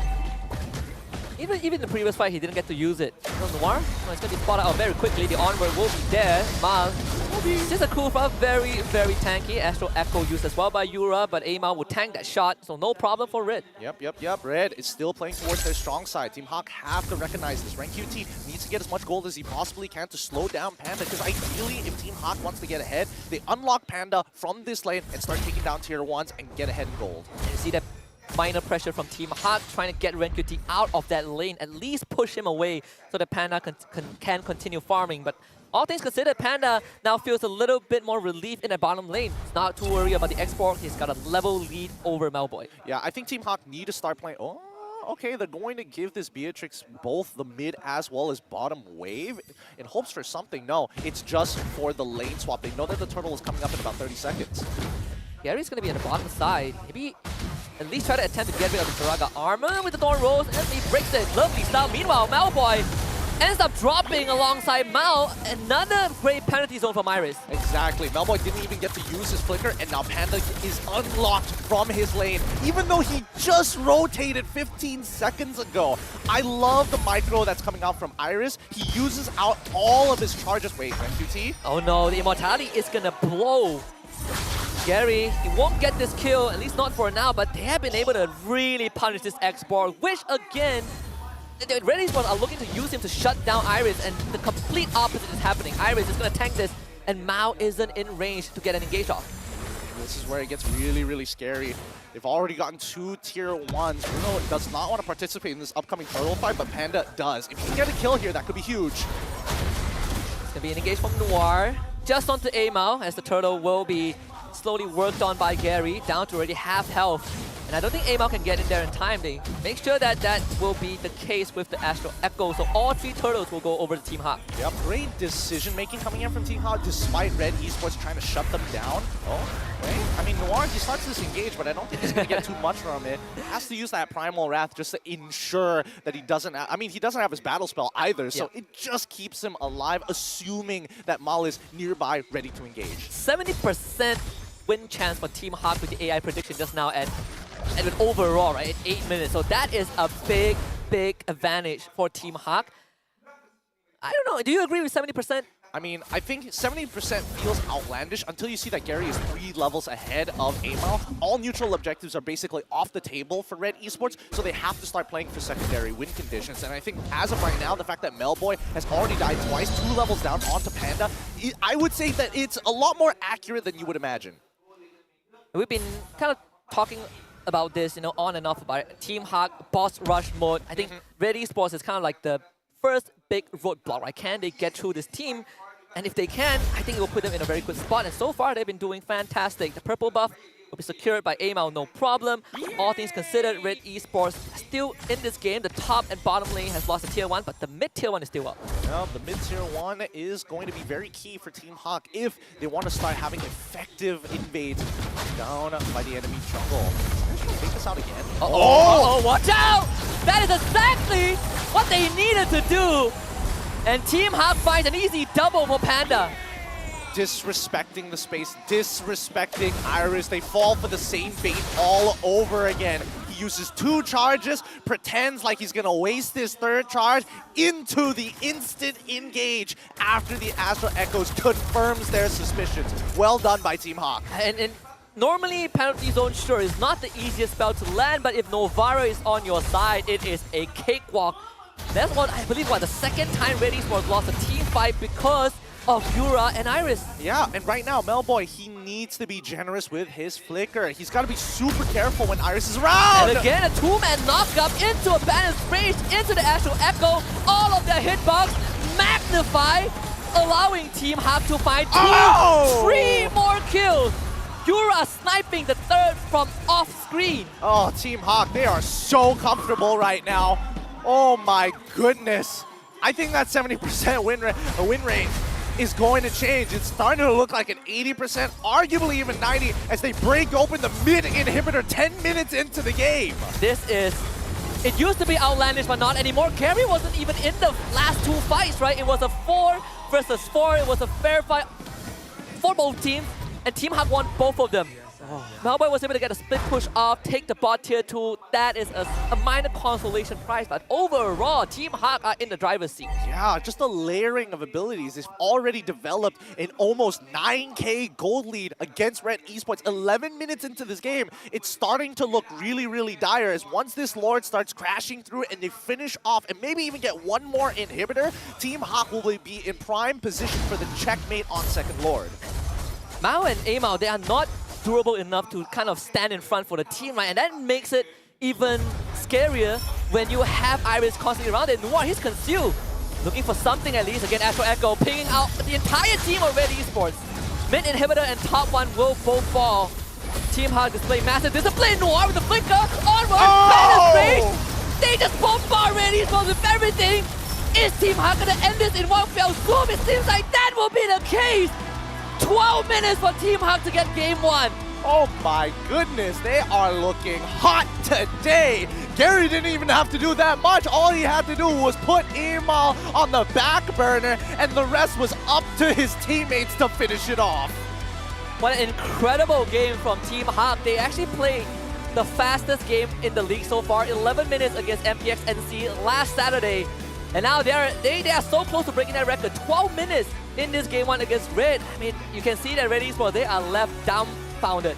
Yeah. What the hell just happened? Oh my goodness, Team HAQ, they literally hit everything. They found all the most ideal situations. Their draft was perfectly fine, but the execution coming out from Team HAQ's side was just a little bit better all across the board. They were, especially Noir, he's working really well in tandem with Iris, layering that CC. Melboy was not able to flicker out comfortably. Nova. Showing off that gold medal, being like, hey, check my medal, my silver. He's waiting for his chance, you know. Your time will come very soon, but wow, man, Team HAQ, this feels like a level up from week 1, for sure. For sure. I mean, I didn't expect it to be that lopsided for Team HAQ. Right, we were like, wow, this is certainly going to go 3 games, right? Maybe we will see Red pull this to a late game, test Team HAQ's late game macro again. We didn't even get there. Yeah, we didn't even get there. And right now, honestly, like some of the underperformance in this particular game had to go to Rennnqt. Like, he was losing his Faraga armor very early on. He lost a decent amount of EXP in the second minute or the 3rd minute of the game. Pre-level 4, basically. Pre-level 4, right? So yeah, lost the initial trade, couldn't hit 4 in time. I think the craziest part was that I think he went for immortality first because he was that far behind. And I think from that point onwards, Iris just abused the fact that this export could not stop him. Well, I don't think it was a bad decision to actually get for the go for the immortality, but Ice Queen won. That was the way to go. Let's give it up for our MVP, Noir, playing one hell of a game. If you got a Novaria, get that information, and Yura is like, that's all I need. I don't miss. It's almost impossible to miss an ability that already has a very decent hitbox, right? You add Novaria on top, the disrespect from Red Esports were really, really heavily punished. But Noir with the game-winning engage at the end, the sideway flicker into the onwards, into the Earth Shatter was perfect. It was. It's so good. It's great to see that Team HAQ is coming back onto form. It's great to see that some of the other members, other than the traditional Gary Esports from Team HAQ, was well, not in play here. He doesn't have to hard carry the team. He's doing his job, he's doing it effectively, and the rest of his team members are honestly making the plays. Yeah, with that being said, let's listen into what Team HAQ were communicating in game number 1. Okay bang, saya boleh lah. Bersyukur lah. Riz, kau banyak komplain pula. Mana? Ben dekat luar lah. Oh, tu. Tak, Riz, kalau kau nak kau boleh minta Ben tu. No. Ben ada banyak. Betul. Kufre, boleh ambil bawah Kufre mati. Nice guys. Cari kiri. Aku yang. Cari kiri weh. Yes, guys, you know the highlight. You know the game was very fast when the highlight only has 3 frames. It's not even about the setup half the time because the setup just happens so fast that it's hard for Red Esports to actually fight in the scramble, which now is starting to become a big weakness for Red Esports without having a very clear direction of how they actually want to maintain that fight. You can see that Red Esports' communication starts to break down once it gets chaotic. I mean, half the time you don't even see Yura on the map, right? Novara is so far back, you generally don't see her use the skills, and that is the perks of being a Novara. You get to stay off screen, and the only person that can realistically dive you, it can't dive at all. Yep, the element of surprise. Worse yet, I mean, Team HAQ, they're hitting all the perfect power spikes, right? 12 minutes of the game, they hit the 42k mark, they have 13 kills to 3 against Red Esports. They pretty much, and Gary, he himself is allowed to kind of walk into the jungle and pick up orange buffs and purple buffs all day round. 3 more than his opponent, 4 more purple buffs than Frederick. And he's put in a position where he can carry, but the rest of his team has his back, right? In fact, I mean, Gary can be absent from this game and they will still win because that was kind of the case towards the very end. You know, his team was fighting and he was like, I'm farming this camp, I'm taking my buff, I'm taking the Lord, you guys take care of business. Yep, you just take care of business. And I mean, even for his build, he's going, it looks like he was going to go into a hybrid damage build. I don't particularly like people going Thunderbelt in towards that endless battle. Yes, it's a good amount of damage. Yes, it gives you all the relevant stats that Lancelot absolutely loves, especially when it comes down to cooldowns. But I think in this particular case, if Gary really wanted to, he probably could have rushed to BOD. And at the same time, this is definitely one of Team HAQ's best game, right? Even their 11-minute game against MPX NSEA was a bit scrappy, if not for heroics from Noir. But this game, you can see that when Panda has a good game, when Team HAQ are in sync, even Panda has a fantastic game, 6-0-4 on the Beatrix. Yeah, he was having the time of his life with so many easy sets for him. I'm just going to go Bandit's Rage, Nibiru's Passion, and fight's basically done for. Doesn't even need to be there. Well, doesn't even need to be in the front line. Well, but he did have that one flicker, which was, you know, a bit greedy true. for Panda, but thankfully they didn't have the damage to kill Marvin that early fight. On the side of Red Esports though, with only 3 kills in their name and just a shambles of an early to mid game, there was no point in time where Red Esports could call the shots. I think the worst part was the amount of respect Team HAQ was giving over to Mal for that re-engage, right? Like, Mal was in a couple of positions where he could have looked to jump on, but instead, where do you see? He's making sure he's playing to the game plan, keeping Bruno alive, making sure that Melboy doesn't have too much disruption in the lane, which went pretty well until we jump into the team fights and the layering of CC, not allowing Melboy to get on out of there. And with no Purify, there's nothing he can do. He didn't even have time to use his flicker as well. And on top of that, as much as Mao is doing his best to protect his team, when Yura uses that ultimate, it doesn't really matter. It exposes the rest of Red Esports to Team HAQ, and you can look at the numbers, right? 12 minutes flat, everything in favor of Team HAQ. I think it even reached a point where just now you can see that Mao's first core item is actually the Athena's shield of all things. Yeah, I think he... I mean, you gotta admit, Yura has been hitting some really nasty shots on this Novaria. It's becoming his signature at this point in time, considering how much Team HAQ was able to abuse him on her. I mean, it's bigger balls, bigger asteroid to hit. Bigger spheres, as they call it. Yeah, compared to Melboy's soccer ball.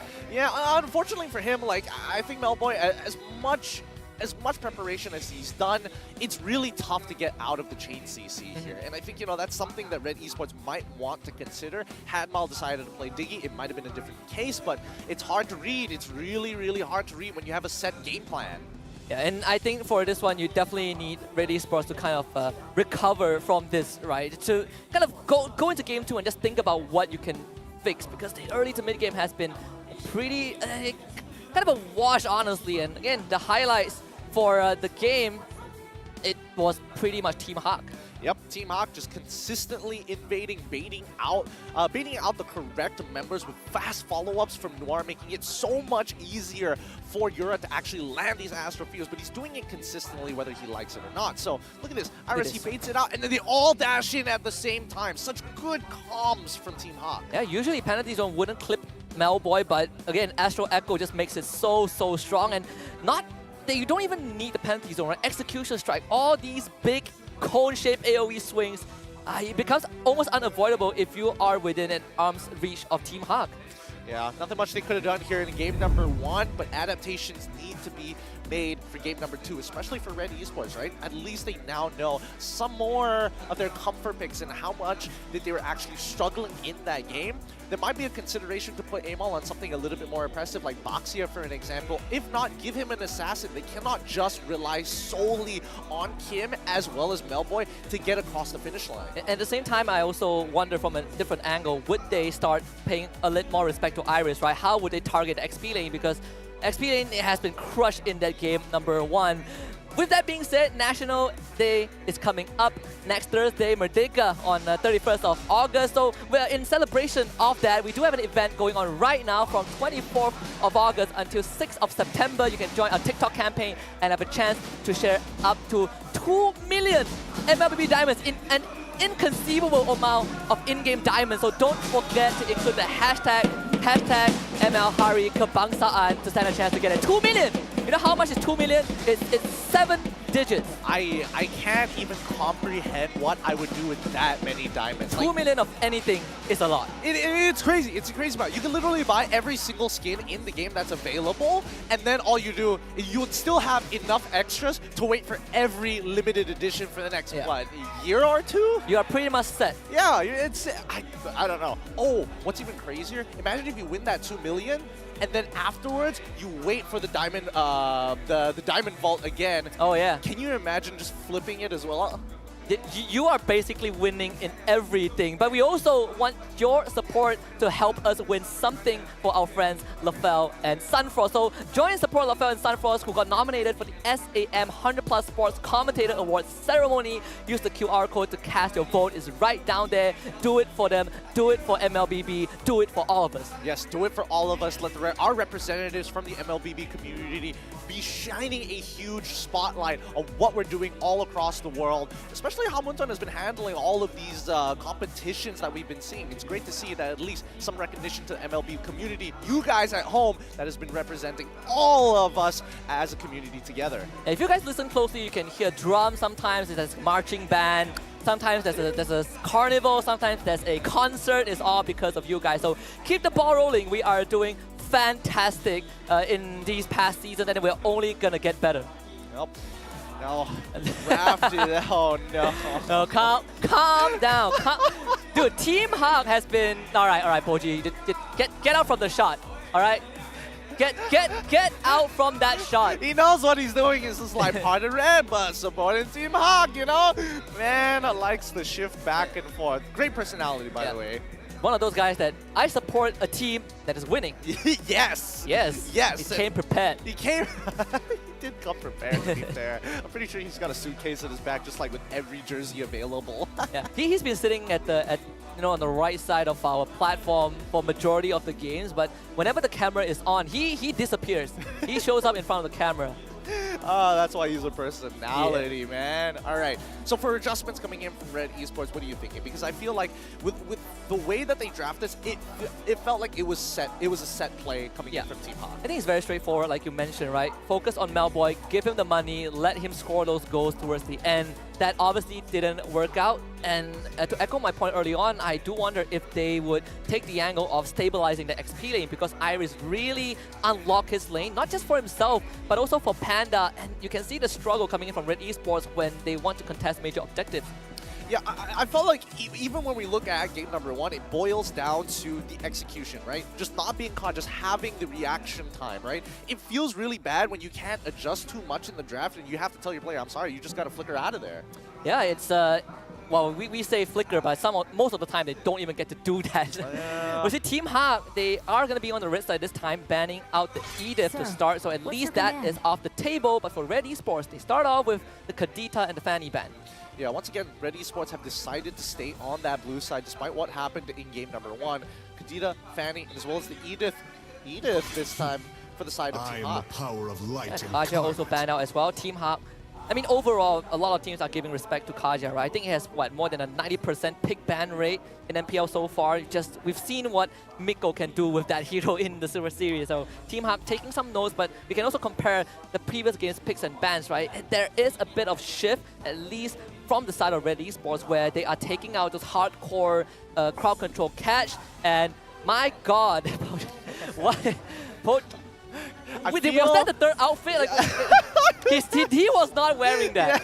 Yeah, yes, he's switching back and forth between the two. I love it, I love it. 4G, 4G. Coming back into the draft, the fact that Red Esports is going to be on blue side, having this first pick is going to be extremely important for them, right? And clearly for Team HAQ, they're banning out what they think is really, really good.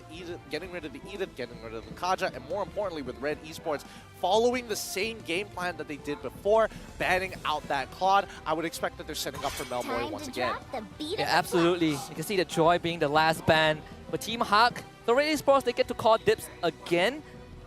Do you still focus on the Bruno if you are Red Esports? Or do you think it's time to kind of switch up a little bit? We create multiple conditions for ourselves, not just focusing on Melboy. I think, it's tough. I feel like Red Esports are going to hold back on that Bruno pick. They're not just going to first priority and guarantee, considering how Team HAQ has been playing.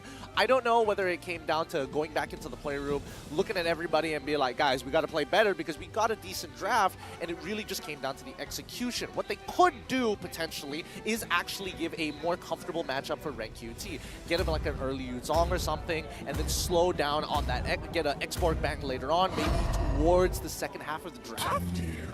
I was about to say you can even try to flex the export and see if you can slot in the Terizla, right? But they probably figured that Team HAQ would take the Terizla again because that's what they did in the first phase. So Terizla taken by Rennnqt instead. But it does open up some options like the export for Team HAQ. But in this case, Ling first pick for Gary. And that's how confident he feels. Angela as well. We haven't seen this for a long time, but Angela finally led through the draft. Wow, Team HAQ going with the 180, whipping out something new here. Gary Esports re-establishing itself once again. And this time, he didn't get to play game 1, by the way. He was 0-5. Hey, look, the man was doing his job. He's just like, don't worry, Amox promised me I'm going to get a Ling Angela game today. And he commits to it. And I think with Red Esports, this changes their game plan significantly.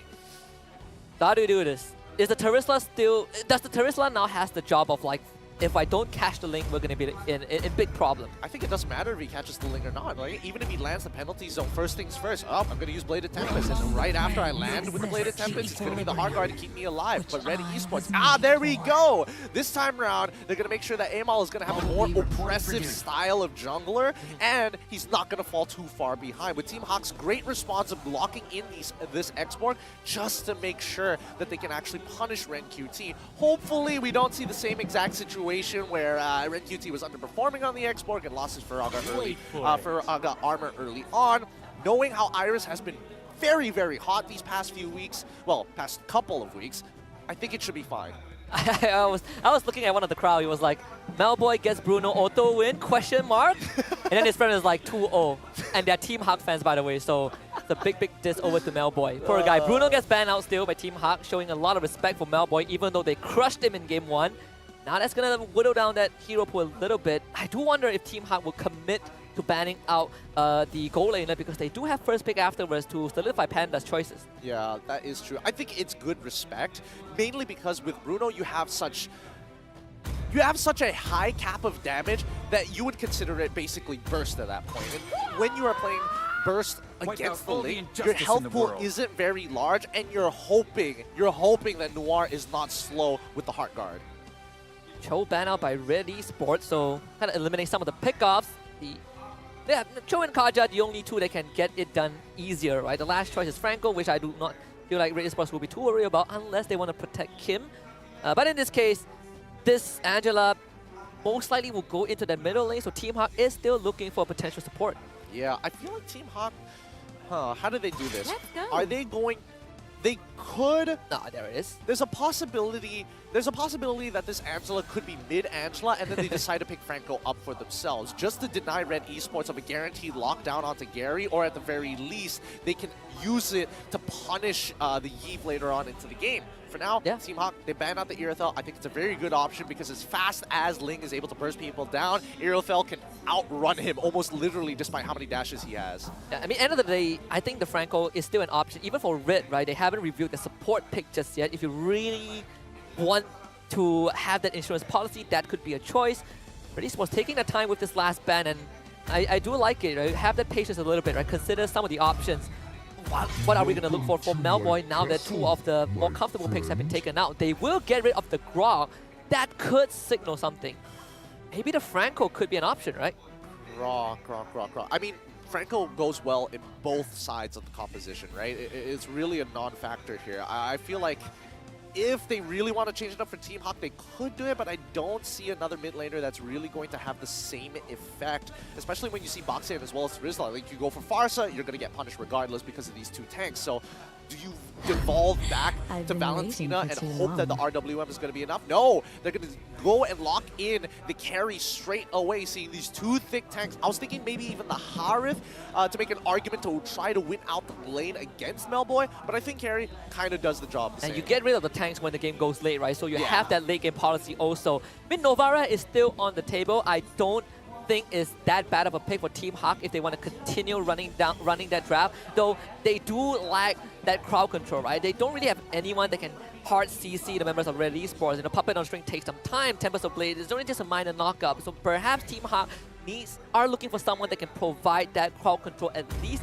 or something that can allow them to peel back Red Esports from that early to mid game. Yeah, I mean, if Team HAQ decides to go for Navaria, I think so much is riding on Gary to hard carry this game, but Red Esports, very good response, locking in the Ruby for themselves instead of the Franco, and also getting the Melissa. I like this a lot. Wow, we haven't seen this hero for a long time, only banned out once. And now, Melboy is going to put this lady to the test.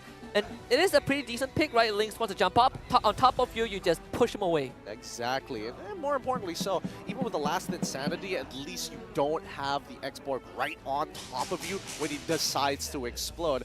I think it could have been a lot worse for the side of Red Esports. I'm surprised that both sides neglected the Franco in this particular position, but hey, at the end of the day, it's all about team fighting for the side of Red Esports. I'm curious to see how HAQ actually approaches a composition as thick as this one. Is the Valentina still an option for Team HAQ? There are some decent abilities to steal. You're not wrong. But so they just stick with the Novaria. Yeah, sticking with the Novaria is probably their best bet here. Interesting how they're going to just try and poke them out. And if they go for the all-in, it's all up to Gary to finish them all off. Panda has to be very independent, but can be a secondary win condition if the game stretches beyond 14 minutes. I think on top of that, you also have Boxia, who has, if I remember correctly, built-in healing reduction, right? So you are not looking to compensate with the Necklace of Durant in any form. And that does make the job of Red Esports slightly easier, even against an Angela in the mid game. Ling, you want the hard guard to jump in? Well, be my guest. You know, stand on top of my lava. Yep, exactly. With its Toys Poissons being a very brutal spell to be on top of, especially in the earlier stages of the game where you don't have a lot of base health to work with, it could be a problem. And I think that Red Esports, they need to guarantee that this early game is devastating so that Team HAQ falls behind as soon as possible. Keep in mind, Amal, they got to play for the purple side of the map. We're gonna go into game number 2 right now between Team HAQ and Red Esports. And I want to start it off by prefixing that even for Yura, right, even on this Novara, which we said has incredible late game damage, if Red Esports gets a hit, you have so many different sponge to just soak up the Novara damage. I feel like it's gonna reach a point where it doesn't matter at the end of the day. Team HAQ are gonna be looking to push out that mid wave as fast as possible with Angela and Novaria, but Noir is gonna take some time pushing Mao away instead. Yeah, I think Mao, he got the information on where this Link started. They know that Link is eventually going to be on top of his purple buff for the time being, and Yura, again, finding information of his own, right? We're checking how quickly they're clearing these camps, whether or not this Boxy is going to take this purple buff away. But more importantly, if the Litho Wander, the Litho Wander falling into the hands of that Link, they want to be able to speed up this Link to get level 4 and start the snowball early. It's already off to a better start for Red Esports. They didn't have a buff stolen by Yura, so that is good news for Amal already. The Panda is going to be losing some of the trade against Homebois. That is sort of expected when you have the models with you. But all things considered, this goal lane, is it still going to be as interactive as game 1? I don't think so. I think right now it's heavily in favor of Homebois, and more importantly so, if Panda is able to close the distance and get his light wheel on top of Homebois, he will be in a lot of trouble. Just keep in mind that if that does happen, Homebois will have to use Inspire to keep himself alive. The Gold Crab going over to Amao as well, so Panda is going to take some sort of a punishment again. Homebois trading with him with Mao by his side. Yura will be there for Team HAQ. With that being said, Turtle is going to be spawning on the top side. Yeah, you can already see the fast rotation coming in from Red Esports. More importantly, if they break the Firaga armor from Iris early on, even if he hits level 4, he won't be able to use that last Insanity. Yeah. Kim is going to work with Rennnqt to hit level 4 too, and I think this Turtle should fall into the hands of Red Esports. Already down to 50% health. Team HAQ showing up at the scene, but Noir doesn't have the hot guard. The penalty zone, alright. Lovely secure by Red Esports on the Turtle, and now Noir is going to be gone on. First blood given over to Amao. Iris now losing that Firaga armor, has to back off. Nicely done, very nicely done. They trade Rennnqt's flicker for Noir's flicker, and as soon as he's out of there, that's when Kim can freely use the real-world manipulation to help slow it down and get Amao ahead. Now, this purple buff has not been contested as much as I would like it to be, right? It just shows that Red Esports respects the Angela in the earlier stages of the game where she is extremely relevant, and then will slowly start to scale off as time goes by. We say that, right? But Noir, it does feel like Team HAQ don't really have an intention to contest the Turtle, and yet Noir was showing himself without the hot guard. So that's feel a bit weird. Yura actually forced a flicker. Rennnqt with the penalty zone, forcing that battle spell out from a Novaria. Yep, that's another flicker gone for the side of Team HAQ and Homebois. I think this is the game plan that they were hoping to pull off in game number 1. Uh-oh, Panda. Deathless in game 1. You might get your first soon. Hard guard used preemptively, and Red Esports was like, wow, you use the ultimate, we're gonna back off. Worth it! They walk away with a huge ultimate already down, and this is gonna set up perfectly for the next 45 seconds, because I don't think Angela is going to have the hard guard in time. Oh, she did take cooldowns. Cooldown, yes. They did take cooldowns, which means she might, if they drag it out long enough, Team HAQ should be able to get the hard guard back for the Turtle fight. Should have it in time, but it's gonna be a bit harder if they lose this spot. Tier 1, and instantly they engage on the Panda.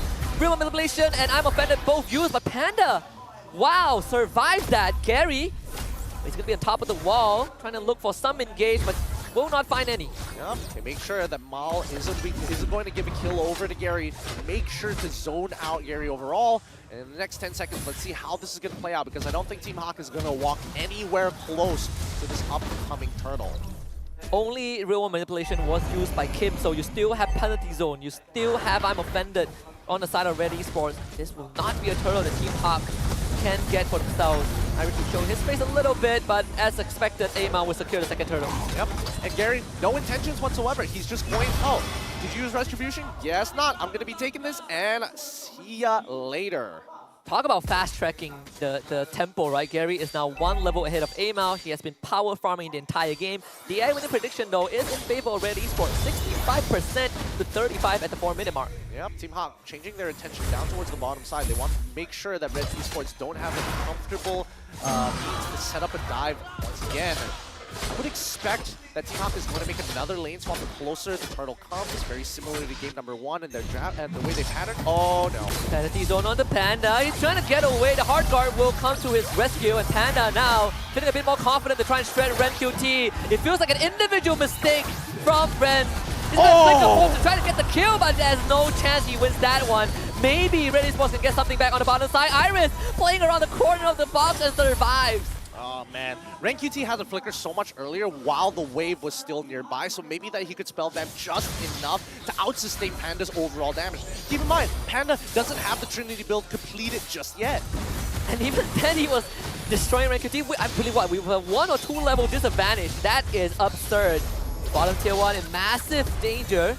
Still staying alive with half health left, but Team HAQ had to expend a lot to protect it. Yep, just shows how effective Panda, Carry's passive is. The true damage is such a valuable asset for the team. Rennnqt, I don't know. I mean, he's looking a lot better in game number 2, but there's definitely moments where it's just like, man, it's close. He's making it a lot closer than it should be. Yeah, it comes down to those close instances, right? just got the Bloodlust X. That will help him a lot more in these fights, but this is definitely a closer game too. 6 minutes in, less than 1,000 goal advantage separates these two teams. Yep, Iris, first item priority instead of going for the immortality. It's Ice Queen's Wand. He wants to start winning this lane. He wants to start to heal for the rest of his team, and I think it's really important that he does so because there's no quote-unquote dedicated tank coming in from Team HAQ. So far, Amao still almost a full level behind Gary, and if you're Team HAQ, you are going to be okay with it. I'm surprisingly there's only 2 kills across the board, right? 1 for each team. And Team HAQ, they are hitting those items slowly but surely. Berserker's Fury first item for the side of Gary. He's going to go for the Corrosion side next. And there it is. Just got it. Yeah, very slight leads for the side of Red Esports. Nothing too substantial just yet. I mean, the gold lane could compound in interest later on as the lane swap has already begun. You see that this Melissa is running up top side. Amao having a pretty fun time so far as the Boxer. As with all Boxers. He's punishable. And then Gary finding Kim. Does have the hard guard on him. Astro Echo actually hitting onto 4. This could be a big fight. Room manipulation used as well as the sanity and the snipe to get rid of Kim. Mao also dropped. Team HAQ finding 2 in the top side river. No, but I mean, they caught the rotation from Kim. Very smart for the side of Team HAQ. They forced the response out of Red Esports and immediately punched them based on the information of Amao essentially being in their jungle. Yeah, Malboy doesn't have to inspire for another 50 seconds. Gary, the fact that he is uncontested the entire game has given him so much window to work with, but, well, Rennnqt will not be able to catch him, unfortunately. It is a Ling. Yeah, it's tough. It's really, really tough. I think that Team HAQ, if they can keep finding these pincer maneuvers, and more importantly, if they can get Red Esports to overcommit on one side of the map, it'll be very easy for Team HAQ to either take full control of the opposite side, or better yet, to close in deeper into their side. Most crew members up top, they're looking for Panda. This carry flickers into the hands of Kim. Gets help on Hardcore, stands his ground, still gets the trade with Iris by his side. Now Iris, uncontested, last insanity coming through. It's gonna blow up in the face of Kim, and he will barbecue him as well. Team HAQ finding trades towards survive. Iris with the help of Yura from downtown. Almost kills off Malboy, but Gary has got that cover. Tempest of Blade is there. Rennnqt late to the fight, looking to redeem some of these kills, but Team HAQ has won it. Yep, nicely played coming in from Team HAQ. I mean, especially well played from Iris. He's probably calling a Ryura to shoot on top of me. I'm willing to, I got immortality. I will respawn, but you will put Melboy at 1 HP. Trust. Iris playing with the Paragon armor, just gonna commit the ult. Oh God, Mao doesn't stand a chance. And Team HAQ have gotten full control of this lord unless Rennnqt can salvage it. Finds Panda, finds Iris. We needed him to step up, and the hero within Rennnqt is there. He's warming up, baby! He's warming up! He's becoming an absolute monster right now, a menace to Team HAQ. He can't catch Gary, but he can sure as hell punish Panda as well as Iris. And that was without the flicker as well. It's gonna be up in another 60 minutes. Gary, can you pull out some heroics? Team HAQ looking for a potential steal. Yura, he's out of this fight already. Malboy pushes him back. Penalty zone already expanded by Rennnqt. Gary now gets to move along the wall freely. Astro Echo is going to be there. Yura giving vision. Gary jumps in, takes down the Melissa, gets the Lord. Are you kidding me, Gary? You should not have been able to do that. Iris returns, blows up Malboy, blows up Amao. How did you let this slip away, Red? No, that's so unfortunate. They know that Gary has a level lead on Amao, which should not be the case. Right now, Red Esports have omitted the fact that they haven't been pressuring the purple buff as much as they wanted to. They play for these neutral objectives to try and get themselves ahead. Melboy is doing some good work, but unfortunately, it's starting to cap him off right now. As Team HAQ crack open the tier 1 with Lord on their side, they're going to take full control over this game until Red Esports catches up in gold. That was that one window that Red Esports really needed to solidify a potential, well, some chances in game 2. And slowly slipping away, Team HAQ. Iris, he's already in. Astro Echo onto 4. An explosion on top of Malboy. Oppenheimer from Team HAQ. And Gary cleans it up. Panda! Absolute madman to dive in for the third. Gives his life away, but Team HAQ, please do not do it again. It's only 11 minutes, but this bottom inhibitor is gone. No way they end this. They got another wave. No way they end this, right? Melboy is 8 more seconds. They're gonna back off. Miles coming back in 7. I think it's a good call coming in from Team HAQ. They're not trying to beat their previous high score, but they sure as hell have set up for it. We don't have much time until Team HAQ potentially closes it out 2-0, but what the heck happened? How did this swing around so drastically in favor of Team HAQ? I mean, I think Red Esports are tunnel visioning on their own strategy, right? Let's first look at the damage dealt overall. Melboy, he's doing pretty well for himself, but holy cow, Yura is getting pokes of a lifetime with Iris actually following up. The fact that the last Insanity is already going to give you a free slow because of the Ice Queen's wand, pair that up with the Astral Echo, you can barely move. And then when you think that it's all over, all of a sudden, the Astral Recall's Astral Sphere comes launched at you, and even if you are at 1 HP, you're not safe. Gary will hunt you down. This entire comp is about peeling you to as low as possible, and when you feel safe, that's when they strike. We reach a point where Iris is living up to Xborg's ultimate. He is insane. He is engaging with the ult when his team isn't even there, but they don't need it, right? Because Yura will provide the vision that they need. Yep, and that's the scary part, right? Like Red Esports, look at this swing! They have a lack of information from what used to be 65% from the 4th minute of the game from Red Esports. Team HAQ has slowly clawed their way back. 57 at 8 minutes, and now 78% at 12. This game is looking mighty tough for Red Esports. They were in the lead before Lord, and I mean, this Lord steal and another team fight win has really fast-tracked Team HAQ's chances of winning this. And just to echo what you said, right, the fact that Red Esports have an oppressive jungler, but they are not pressuring Gary to start to see the effect even before the lore starts. He has a level advantage, he's power farming, he's getting his item timings faster than Red Esports. Right now, max level at level 15. So Red Esports, they don't really want to take this lore because they can't contest it.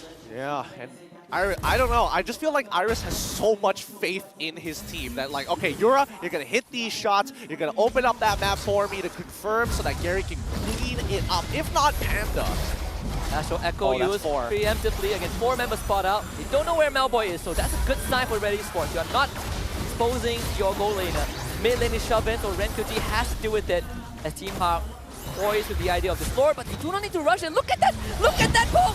Are you kidding me? Melboy, not like this, uses the ult, Inspire, doesn't matter. Gary just steps on him and stabs him to death. Panda goes absolutely ballistic. Team HAQ wipes out Red Esports, and they paint the floor red with their blood. Holy cow, that team fight wasn't even remotely close. What happened? Melboy just got hit once. One time at max range by Yura, and this fight was done. The dynasty of Team HAQ is going to continue. Amox and the rest will find themselves with a 3rd series win in the MPL group stage against the likes of Red Esports. One hell of a game coming up from Team HAQ. Ah, man. Red Esports not feeling up to the task just yet, but another mini-boss taken down 2-0 by HAQ. They're going to secure themselves 3 points as they move up in the standings. Yeah, the first 2 teams that they played, Secret, MPX NSEA, mini-boss, Red Esports, one of the first major bosses, and they just walked over it. Talk about defying expectations. But Team HAQ, they defied it in such a way that I don't think anyone would have expected to happen. Yeah, I think Red Esports were very uncomfortable dealing with a composition like this, thinking that, yeah, our front-to-front is significantly better. There's no way they can get some damage on towards Melboy and Team HAQ. As soon as those tier 1s started to fall, that's when it became way too difficult. Too many fast-moving players from the side of Team HAQ. Is this a prelude for more teams to start looking at Novara as a potential option? Because we saw the impact that this mid laner could bring. And I mean, OG, pick a lane, boy, pick a lane. Look at this guy. What is this? He's donning the Red Esports flag. He's ditching his doppelganger. His doppelganger was with Red Esports, and then he's looking off and he's like, nah, you don't even stand a chance. I mean, you see the frustration for Red Esports coaching staff, right? It's just, it's unbearable. It is so hard to watch, but all joys for Amos. This guy has I mean, this season, it just could be his, right? He's setting up a new legacy. It's so understandable. Amox has been given so much rubbish on the internet, but we're going to throw it over to our host for an interview with Team HAQ. Dan sekali lagi, Team HAQ sapukan opponent dorang. 2-0 clean sweep. Inilah dia Season 10 champion kita. They are back. Okay, Iris paling semangat. Semangat. Alright. Kita boleh nampak dari performance Team HAQ that the Season 10 champions memang the back ready untuk musim ke-12. Tapi I nak tanya Iris, sekarang performance Team HAQ sangat-sangat padu, sangat-sangat baik, sangat-sangat disiplin. Pada pendapat Iris, apa lagi tim dalam MPL Malaysia musim ke-12 yang you rasa akan jadi threat untuk korang? Yudo Red Giant. Oh, Selangor Red Giants. Kenapa Selangor Red Giants? Sebab tak tahu lah, saya tengok Goja semua macam beria ke lah. The battle of the EXP laners. Wow. Alright, pinjam sekejap. Coach. Ya. Okay, Coach. Minggu ke depan, transfer window. Ada rumours tak player baru untuk Team HAQ? Bukan hanya player, coaching staff juga. Wow, alright. I'm pretty sure semua orang boleh stay tune untuk this news from Team HAQ untuk transfer window. So, guys, siapa MVP korang? Okay, count with me tau. Count with me, alright? 3, 2, 1. MVP kita adalah Gary. Alright. Apa Gary cakap tadi? Tak ada apa. Dia cakap bias ah. Siapa bias Gary? Okay, Gary, kenapa the first thing you cakap bila you jadi MVP, you cakap bias? Kenapa bias? Sebab saya rasa teammate saya lain lagi perform. Wow. Okay, macam ni lah, since you cakap bias. Kalau Gary yang boleh pilih MVP untuk match ni, you akan bagi MVP tu dekat siapa? Dekat Yura. Wow. Alright, bagi mic kat Yura. Apa? Bagi mic kat Yura. Sebab Yura, dia first game tadi kita orang menang sebab dia tembak buff. Emal tak ada level. Alright. Bagi mic. I suruh bagi mic, bukan kenapa. I rasa Gary dah letak dah jawapan dia. Soalan je. Soalan lain pun dia tembak je. Alright, Yura. Yura cakap pula. Gary cakap Yura sepatutnya jadi MVP. So, apa yang Yura nak cakap dekat Team HAQ and juga fans Team HAQ? Untuk Team HAQ, jago-jago sih. Gue kayak digendong Gary lah.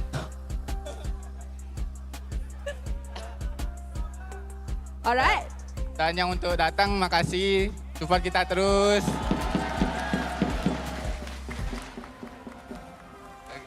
Dah. Alright dah. Yura malu lagi. Alright, anybody has last words? Tak ada? Tak ada? Tak ke? Alright. Last words untuk semua orang.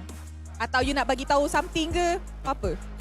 Semua terima kasih yang sudah datang support kita orang. Team HAQ. Next week jangan lupa support, datang lagi ya. Ibambe. Alright. Thank you very much guys. One more time, a round of applause untuk Team HAQ. Alright, mantap. Congratulations sekali lagi on a clean sweep.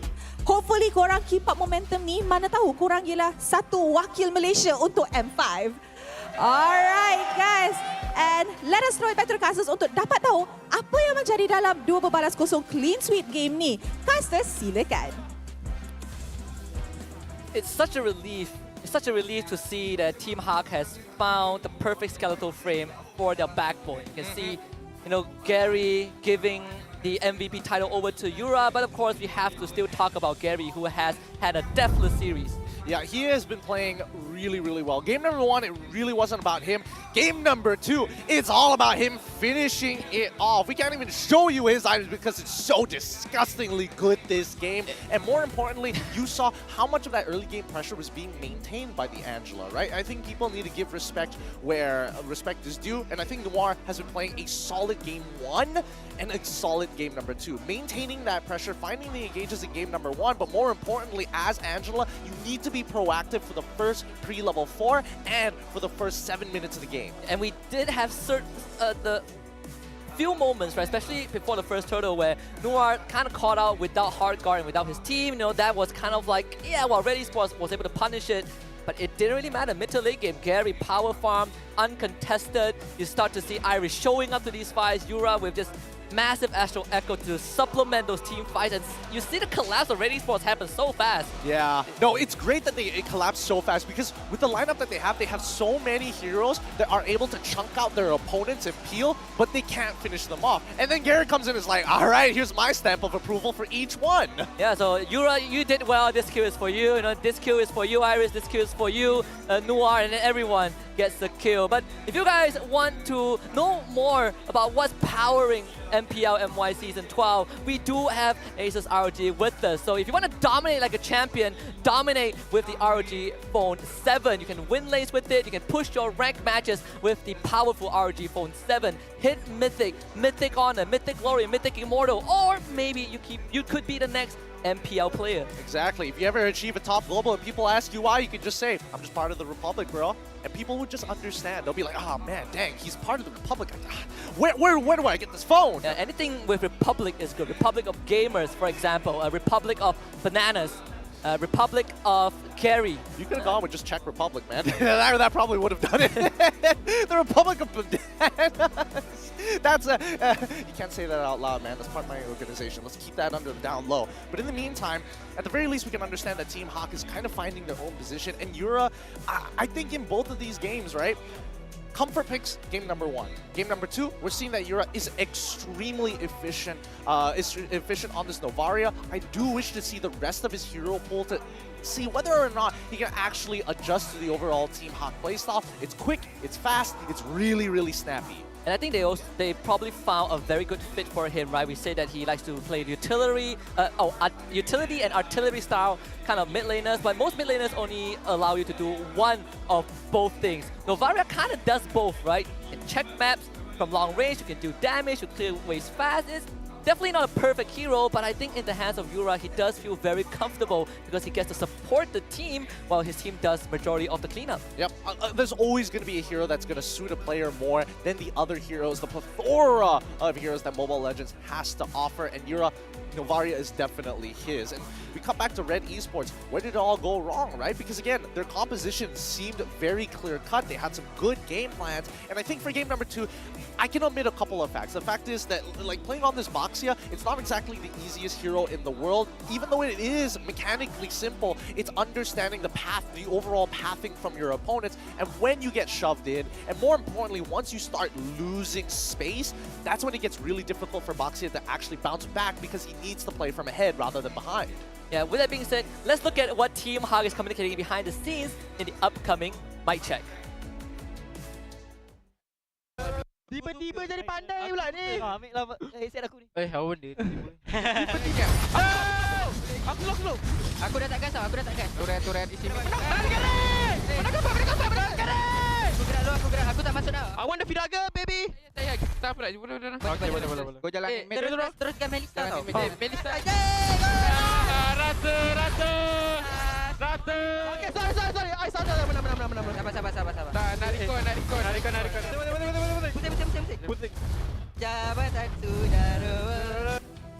It's good to see that Team HAQ is picking up some habits from Selangor Red Giants, the carousel, right? I believe you have to turn 5 times to make it legit. So yeah. Team HAQ got to practice that a little bit more. Keep the crystal healthy a bit. The more times you spin, the more powerful you get. The score ending 7-17. A clear domination coming in from Team HAQ. They weren't able to beat their previous personal best, but 14 minutes, 25 seconds, still very impressive considering that Red Esports, I would argue, had them beat in the draft. Which is pretty crazy when you compare the performance of Red Esports yesterday against Todak and today against Team HAQ, right? It feels like night and day, and I think a parting word for Red Esports is that you have to somehow figure out what went wrong and move on from this, because I believe this is a very tough loss. Because expectations, right? We beat Todak. What happened when we went up against Team HAQ? I think Red Esports, they just tunnel vision too hard on their own win condition, which is supposed to be this Melissa, right? And if you want to actually supplement it, you had to start putting this Ling behind. Steal away the purple buff at the very least. Like, get that lead for BARBOSSA. You need to be hyper proactive in these lanes. I would imagine that an early lane swap should have happened for Red Esports so that Rennnqt can actually work together with Amal to secure purples. Let's take a look at Team HAQ item builds and emblem choices. In this game, you can see that even for Iris, right, Impure Rage, there have been an iteration, right, either Impure Rage or Brace Might, but Iris, he is a winner, he's looking to win lane, and that Impure Rage really paid off big time as the game went late. Yeah, most people forget about the secondary effect of the Impure Rage, and I love that he pairs it up with the tank emblems just to get the raw stats to deal with the Terizla, and adds on with the movement speed to keep on kiting him, but with Impure Rage and the secondary, its secondary effect, well, I say secondary, but it's in fine print, that if you don't have mana, you get 1% of your HP back. Yeah, and that just keeps you in lane, right? That's why XORN is such a good solution to something like a Terizla, especially after Ice Queen's won. With that being said, I mean, for Team HAQ, we talk a lot about them playing a lot of long games before coming into this, but it's a good sign that they are ending games so fast, right? It means that when you put them ahead, they are able to close it out. Yeah, no, I love to see a team that knows how to kind of close out these games. It's what a lot of teams, especially newer teams, struggle with when they're trying to make it into the competitive scene. Right now, Team HAQ is in a very good position, but I would like to see more from them, right? These are just comfort picks all the way through. I want them to go for a more outlandish strategy. There's going to be a lot more chance for Team HAQ because they say that they're looking at Selang or Red Giant, so we can look forward to that in the coming weeks. But on the side of Red Esports, this is definitely a tough loss. We had Rennnqt showing moments of brilliance, right? Stopping the Lord engage by Team HAQ.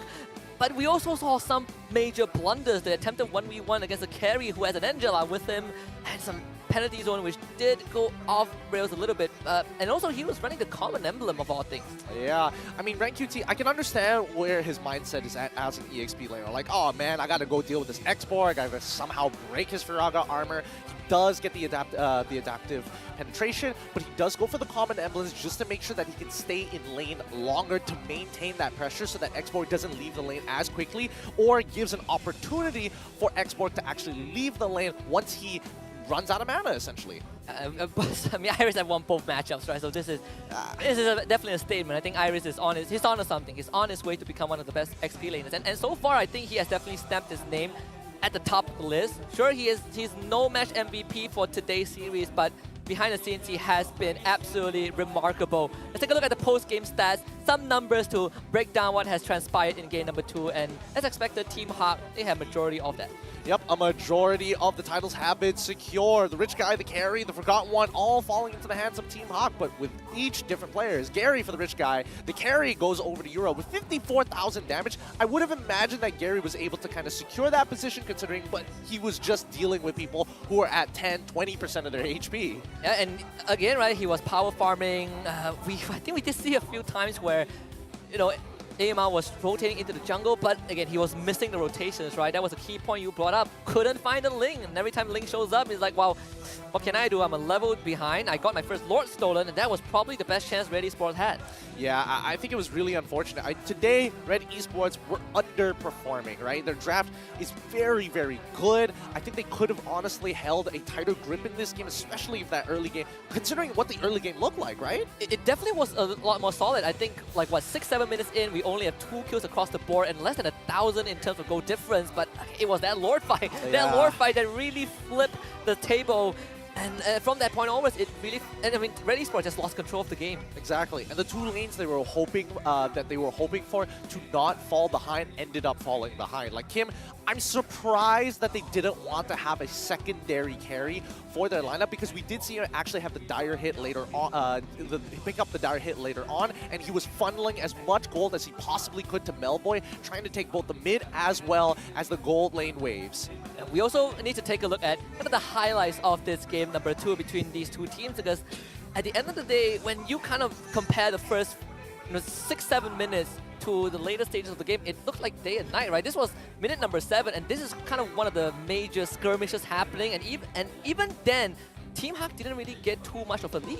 Yeah, they really didn't, and I think I think it was a very good start for Team HAQ, because again, they realized that they can force movement out of Red Esports, and once they knew that, they took full advantage of it, right? A lot of the motions just came down to, hey, where do we have priority? The mid lane is already clear. You can see in this highlight, it has been cleared out, and the way that they actually control the motions from the side of Red Esports was basically to posture themselves towards the gold lane, towards where Melboy was supposed to be, and that's when you see Red Esports instantly take one step back and start clumping up. And there's certain instances where Red Esports, you can see that Amao is struggling to keep up with his own goal laner, right? Melboy needs help, and Amao is like, well, I'm a box here, I can't really catch up to you. Rennnqt is doing his best to break wall the rest of Team HAQ, and it feels so disjointed, but I feel like it's less of Red Esports' fault and more of like what the draft is designed to do. And when Team HAQ started going ahead, it became a very, very big loophole that Team HAQ abused. And with that, Team HAQ maintains a clean streak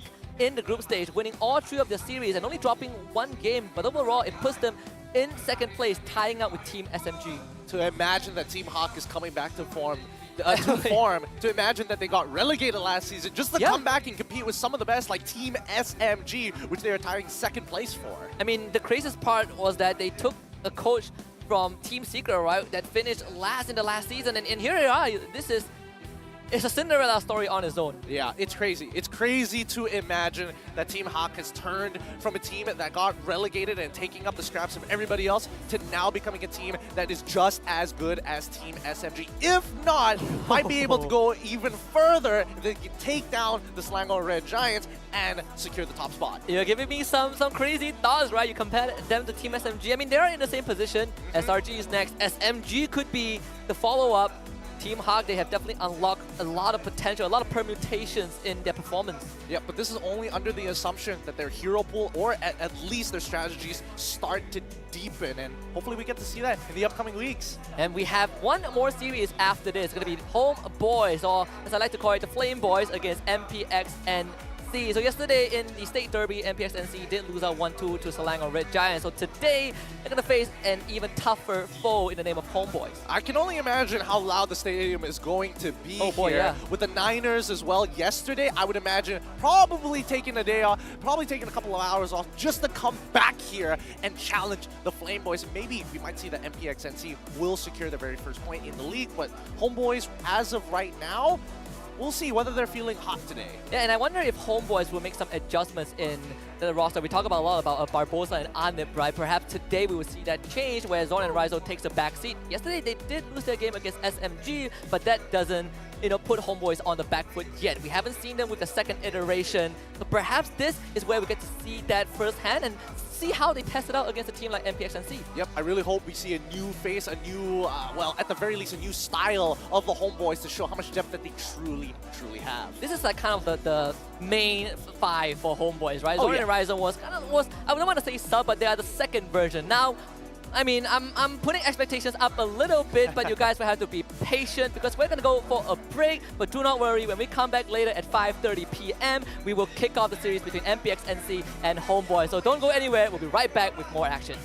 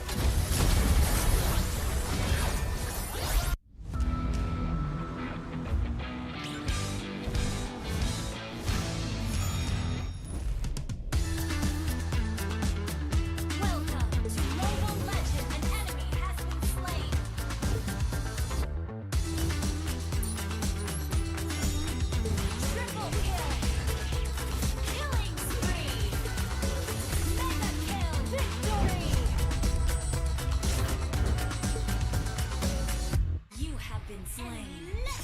Unstoppable. Defeat.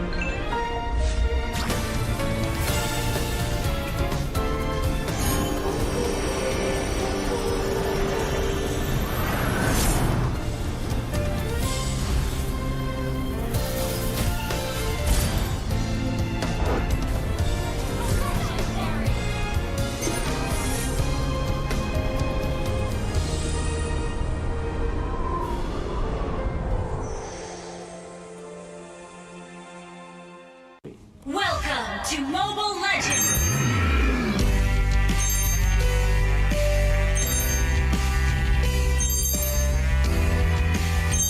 Ini Malaysia lah.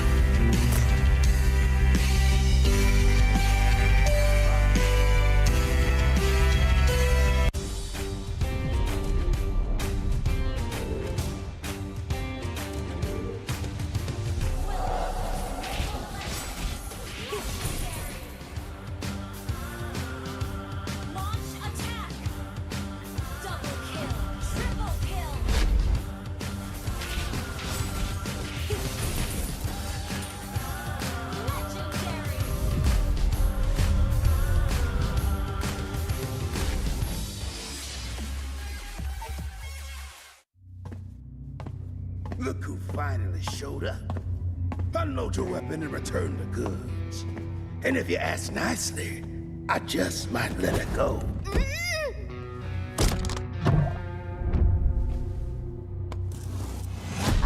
Who said I was returning it? You little... We had a deal! I just came here to test my new toys. They ain't even loaded. Staring down the barrel and you're still daydreaming about being an inventor? Huh?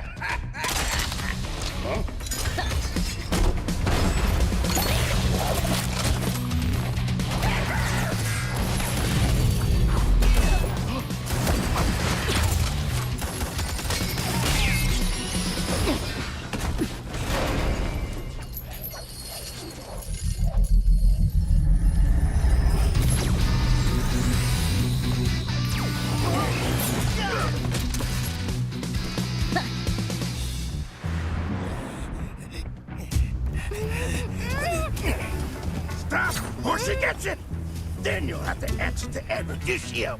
Eruditio? Well, isn't that perfect? I got a bone to pick with them. So how about I just blast you both? You're crazy! Leave me out of your squabbles!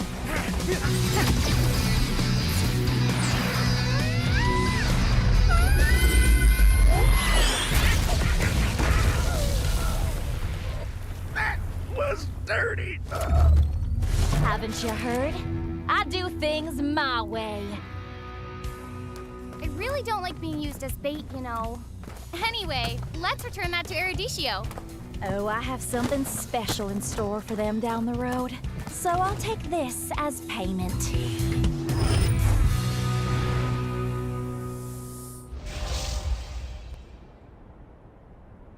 Welcome to Mobile Legends.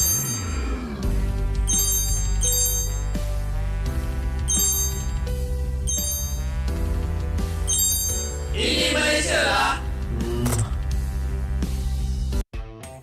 You have been slain.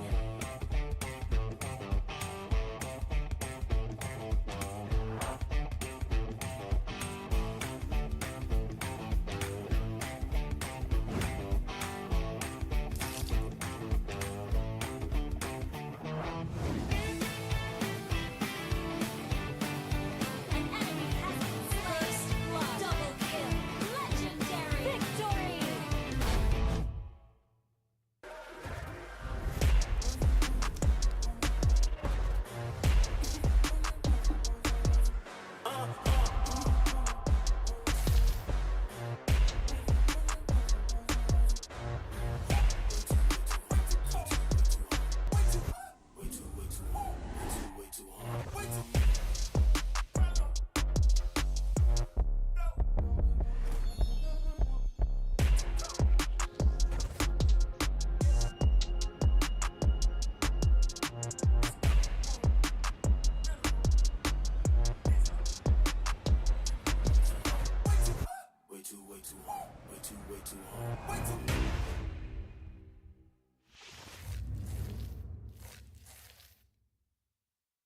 Welcome to Mobile Legends.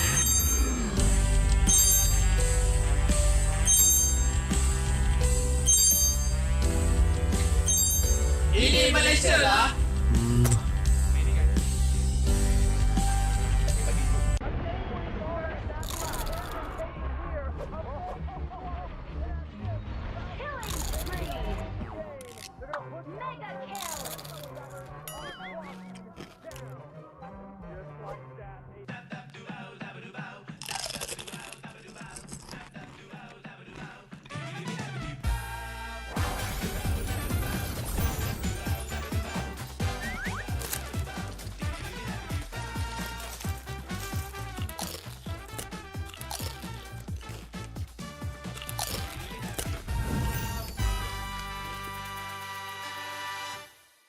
Hey guys, selamat kembali kepada The Hotlink Meet and Greet. Anda bersama dengan saya, Rose, and of course, a lucky fan today. So, hello, what's your name? My name is Kylo. Okay, Skylo, hari ni datang sokong pasukan mana? Sokong pasukan Team Lunatix. Team Lunatix. Alright, so untuk segmen kita Hotlink Meet and Greet kali ini, kita buat lain sikit. So, daripada you masuk bilik dorang, you main 1v1 dengan dorang. You ready? Ready. Boleh bantai tak? Rasanya next game dorang boleh bantai insyaAllah. You boleh bantai 1v1 tak? Sekejap lagi boleh. Sekejap lagi boleh. Alright, jom, let's go. Hai Mana. Okay. So, sini saya nak tanya dulu. Tadi dia cakap rasanya boleh bantai awak dalam 1v1. Boleh tak? Tak boleh. Memang tak boleh. Tak boleh? Tak boleh. Alright. So, I nak bagi diorang main 1v1 dulu and may the best person win. Good luck. See you guys.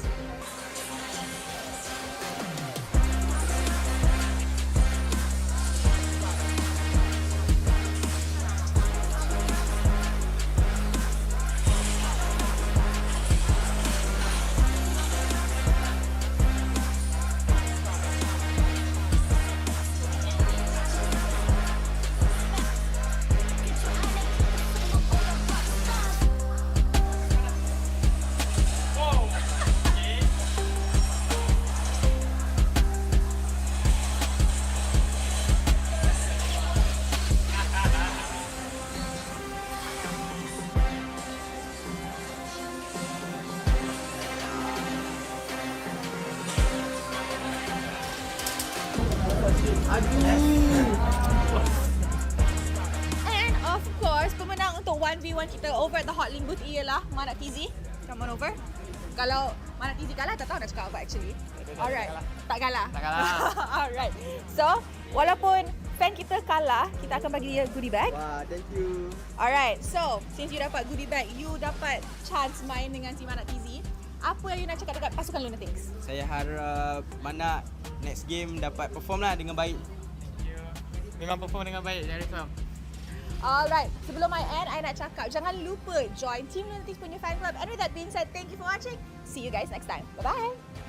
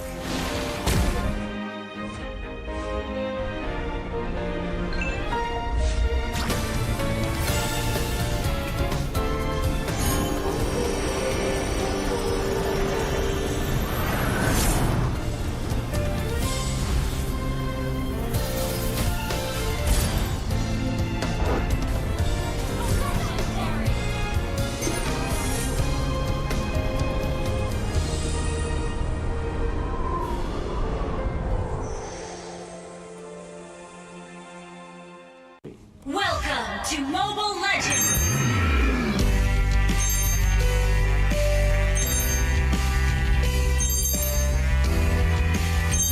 Ini Malaysia lah.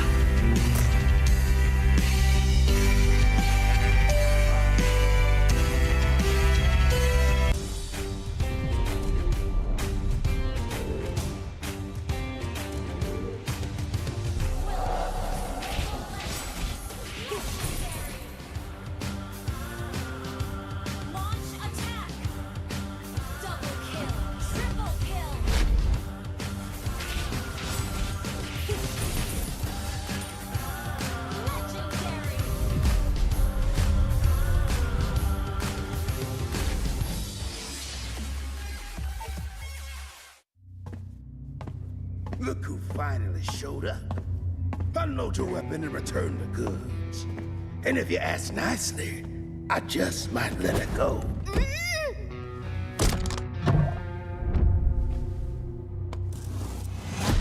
Who said I was returning it? You little... We had a deal! I just came here to test my new toys. They ain't even loaded. Staring down the barrel and you're still daydreaming about being an inventor? Huh?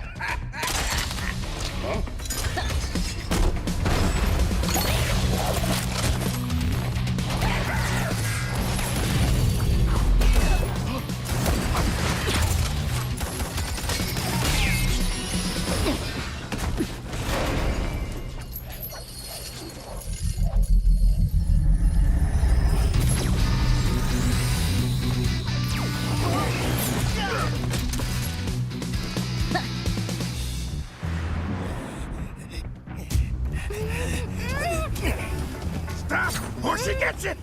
Then you'll have to answer to Eruditio. Eruditio? Well, isn't that perfect? I got a bone to pick with them. So how about I just blast you both? You're crazy! Leave me out of your squabbles!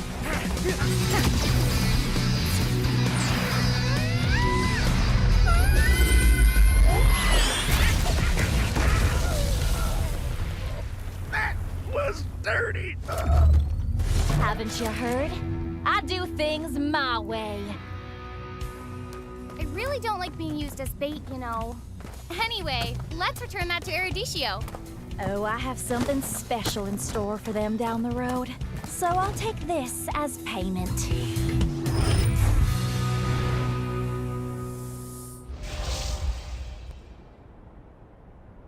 Welcome to Mobile Legends.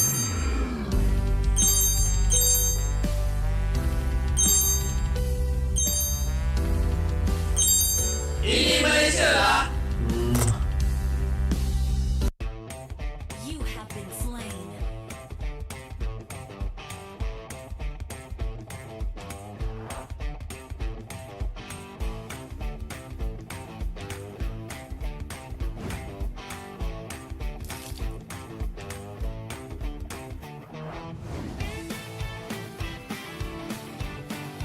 An enemy has been slain.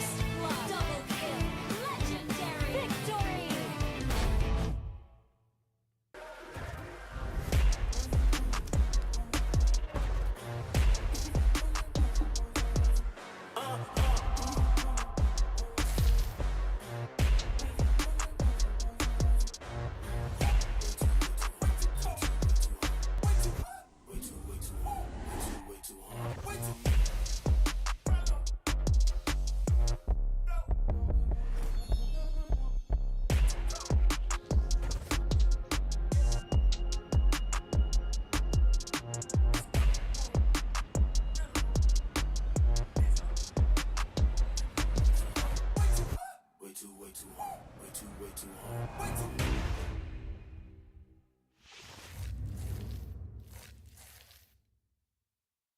Welcome to Mobile Legends.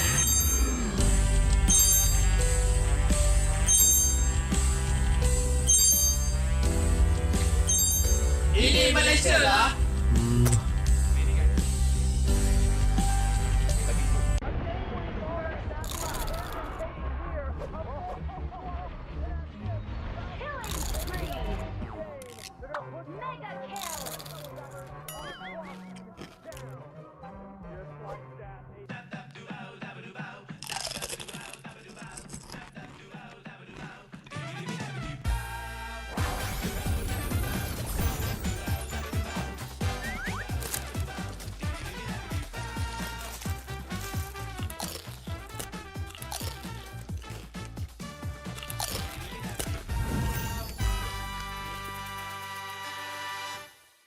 Hey guys, selamat kembali kepada The Hotlink Meet and Greet. Anda bersama dengan saya, Rose, and of course, a lucky fan today.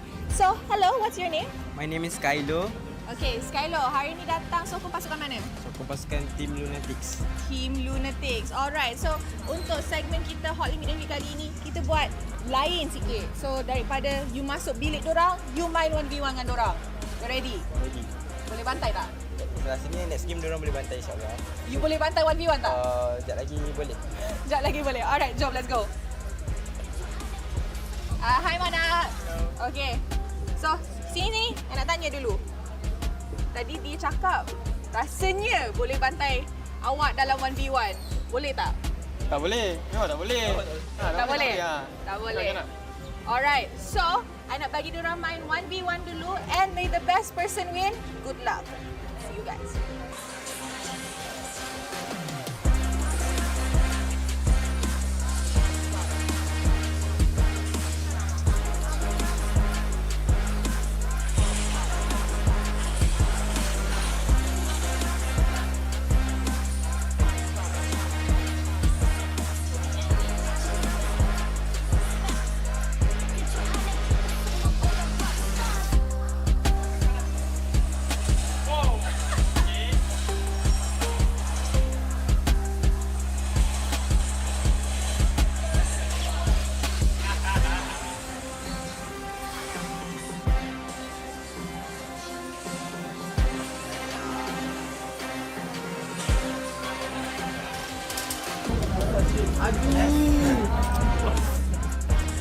And of course, pemenang untuk 1v1 kita over at the Hotlink booth ialah Mana TZ.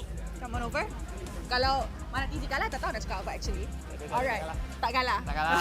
Alright. So, walaupun fan kita kalah, kita akan bagi dia goodie bag. Wah, thank you. Alright. So, since you dapat goodie bag, you dapat chance main dengan si Mana TZ.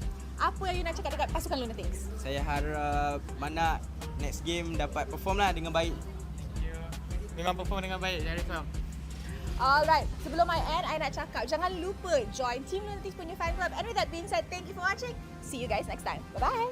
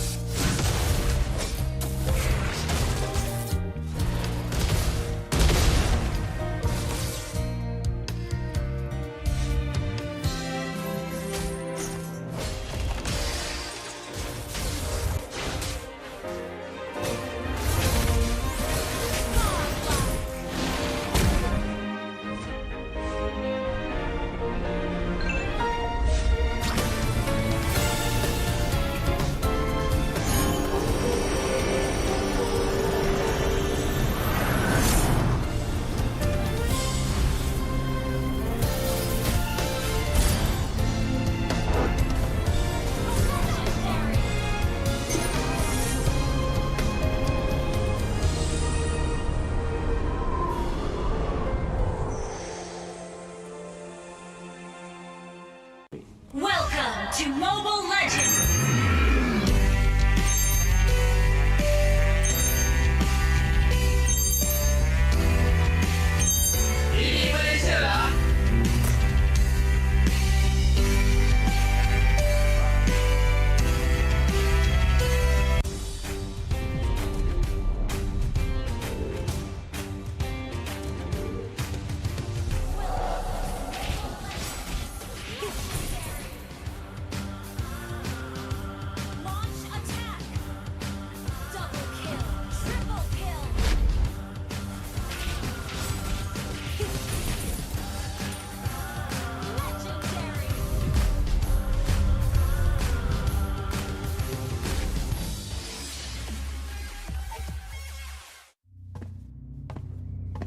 finally showed up. Unload your weapon and return the goods. And if you ask nicely, I just might let it go.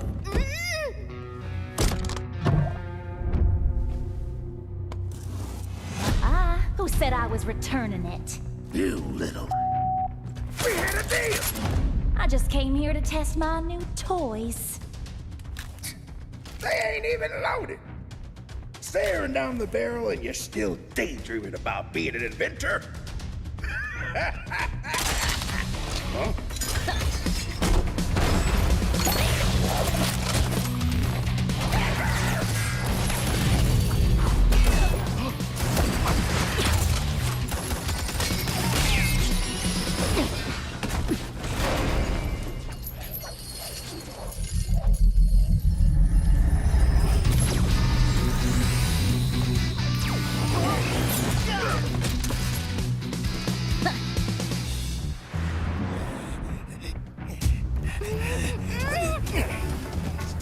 Or she gets it, then you'll have to answer to Eruditio.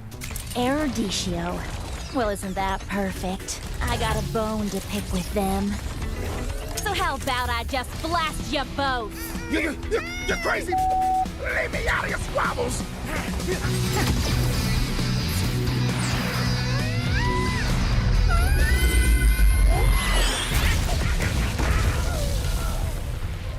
That was dirty. Haven't you heard?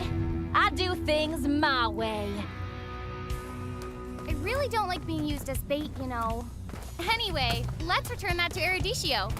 Oh, I have something special in store for them down the road. So I'll take this as payment.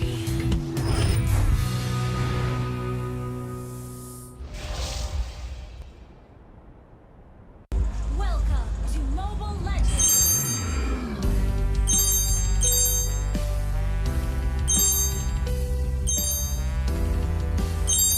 Ini Malaysia lah.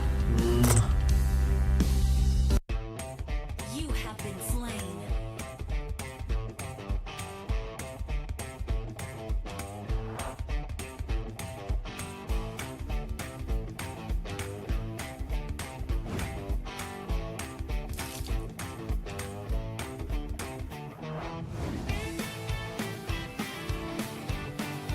An enemy has been slain.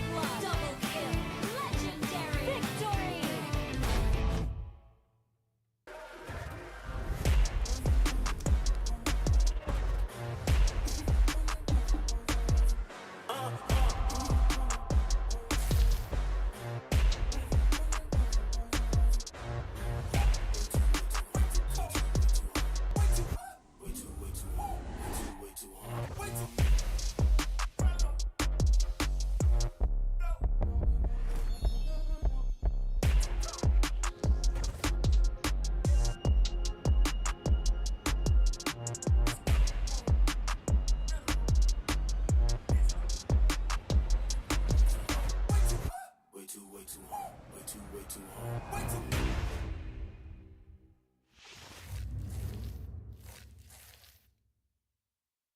Welcome to Mobile Legends.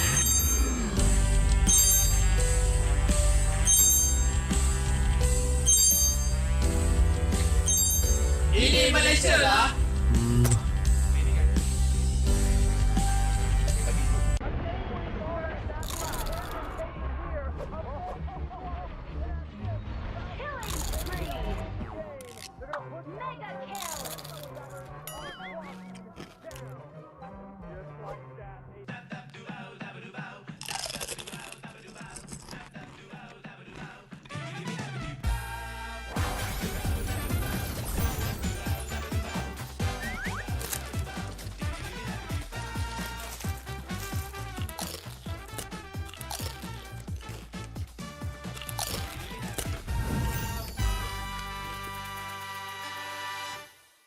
Hey guys, selamat kembali kepada The Hotlink Meet and Greet. Anda bersama dengan saya, Rose, and of course, a lucky fan today. So, hello, what's your name?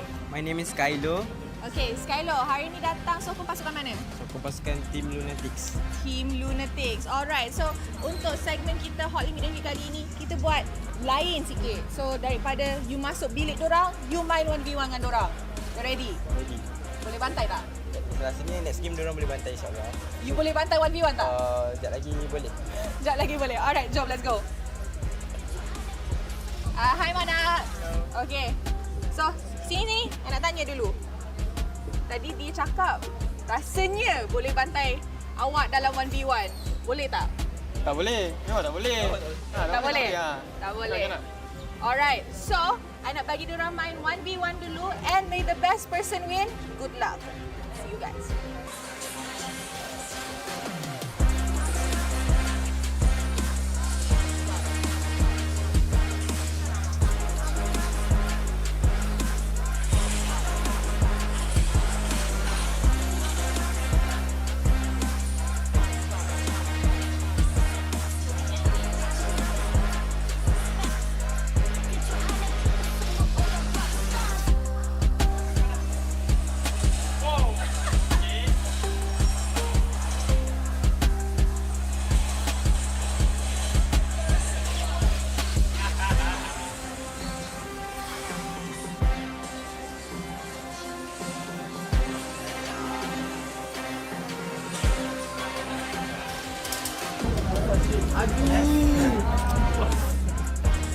And of course, pemenang untuk 1v1 kita over at the Hotlink booth ialah MPNC. Come on over. Kalau MPNC kalah, tak tahu nak cakap apa actually. Alright. Tak kalah. Tak kalah. Alright. So, walaupun fan kita kalah, kita akan bagi dia goodie bag. Wah, thank you. Alright. So, since you dapat goodie bag, you dapat chance main dengan si MPNC. Apa yang you nak cakap dekat pasukan Lunatix? Saya harap Mana next game dapat perform lah dengan baik. Memang perform dengan baik, jangan risau. Alright, sebelum I end, I nak cakap jangan lupa join Team Lunatix punya fan club. And with that being said, thank you for watching. See you guys next time. Bye-bye.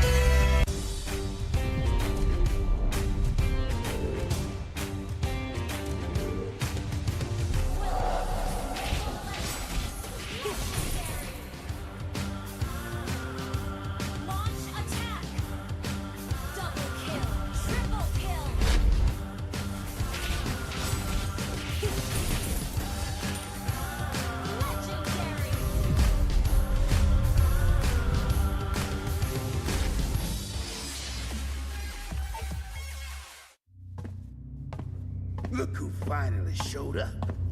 Unload your weapon and return the goods. And if you ask nicely, I just might let it go.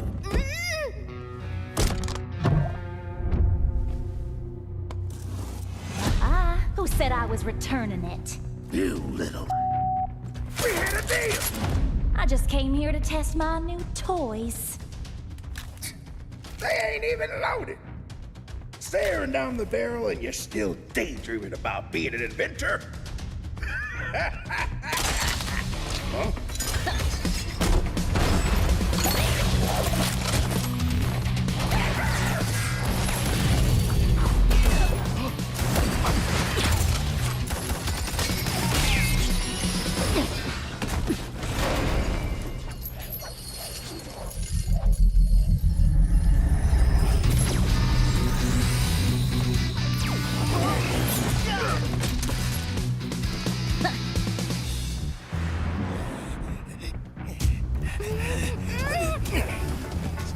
Or she gets it, then you'll have to answer to Eruditio. Eruditio? Well, isn't that perfect? I got a bone to pick with them.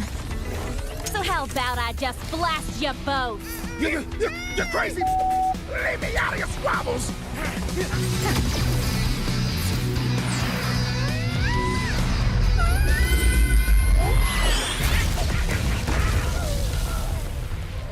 That was dirty. Haven't you heard? I do things my way. I really don't like being used as bait, you know. Anyway, let's return that to Eruditio. Oh, I have something special in store for them down the road. So I'll take this as payment.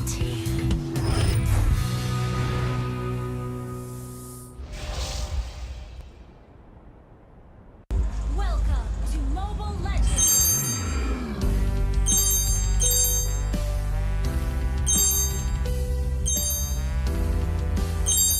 Ini Malaysia lah.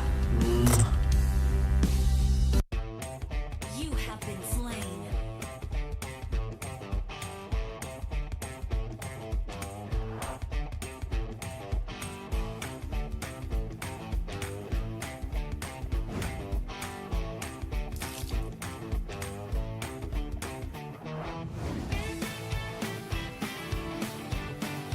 An enemy has been slain.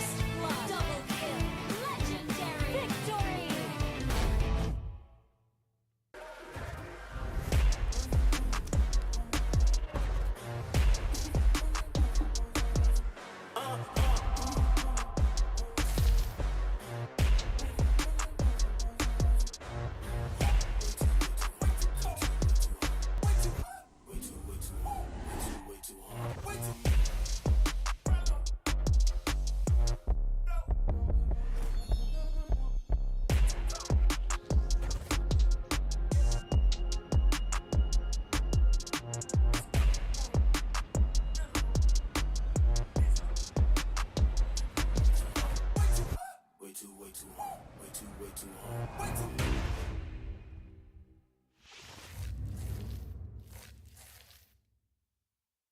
Welcome to Mobile Legends!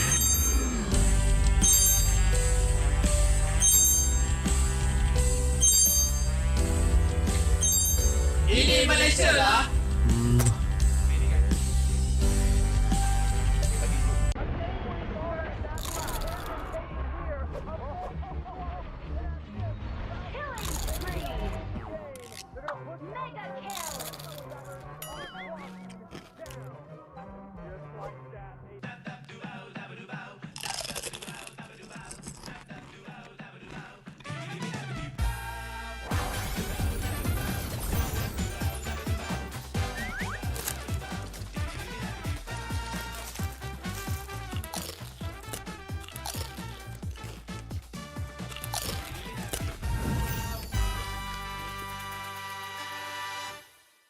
Hey guys, selamat kembali kepada The Hotlink Meet and Greet. Anda bersama dengan saya, Rose, and of course, a lucky fan today. So, hello, what's your name?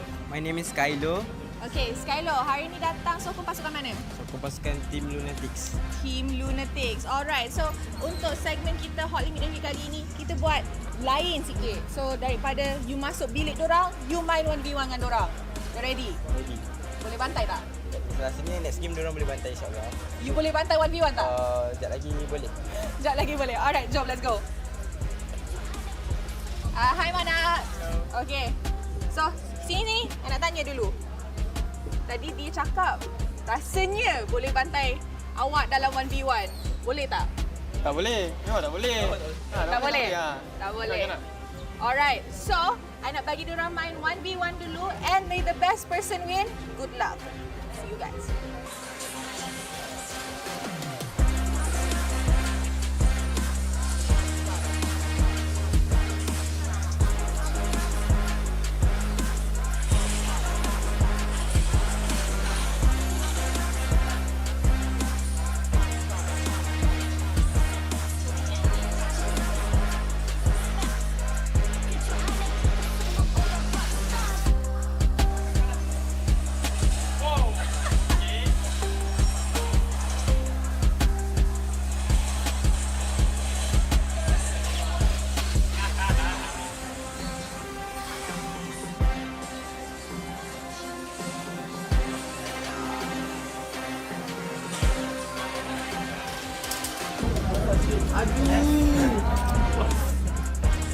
And of course, pemenang untuk 1v1 kita over at the Hotlink booth ialah Mana TZ.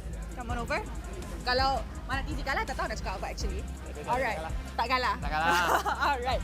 So, walaupun fan kita kalah, kita akan bagi dia goodie bag. Wah, thank you. Alright. So, since you dapat goodie bag, you dapat chance main dengan si Mana TZ. Apa yang you nak cakap dekat pasukan Lunatix? Saya harap Mana next game dapat perform lah dengan baik. Memang perform dengan baik, jangan risau. Alright, sebelum I end, I nak cakap jangan lupa join Team Lunatix punya fan club. And with that being said, thank you for watching. See you guys next time. Bye-bye.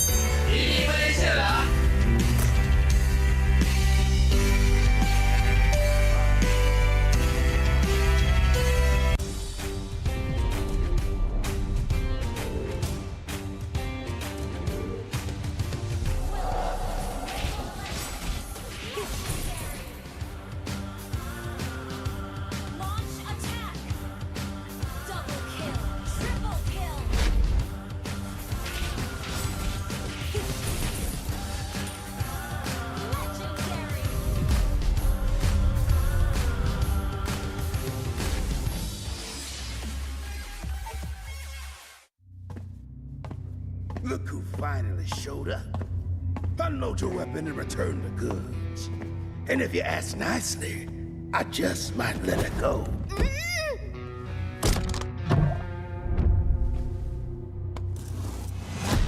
Who said I was returning it? You little... We had a deal! I just came here to test my new toys. They ain't even loaded.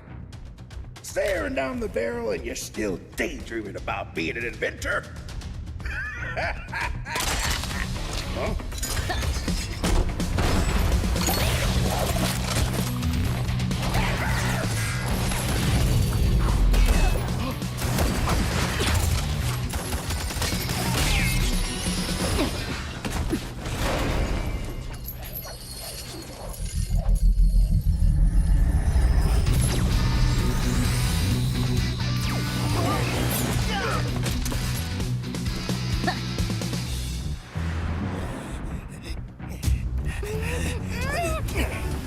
Stop, or she gets it! Then you'll have to answer to Eruditio. Eruditio? Well, isn't that perfect? I got a bone to pick with them. So how about I just blast you both? You're crazy! Leave me out of your squabbles!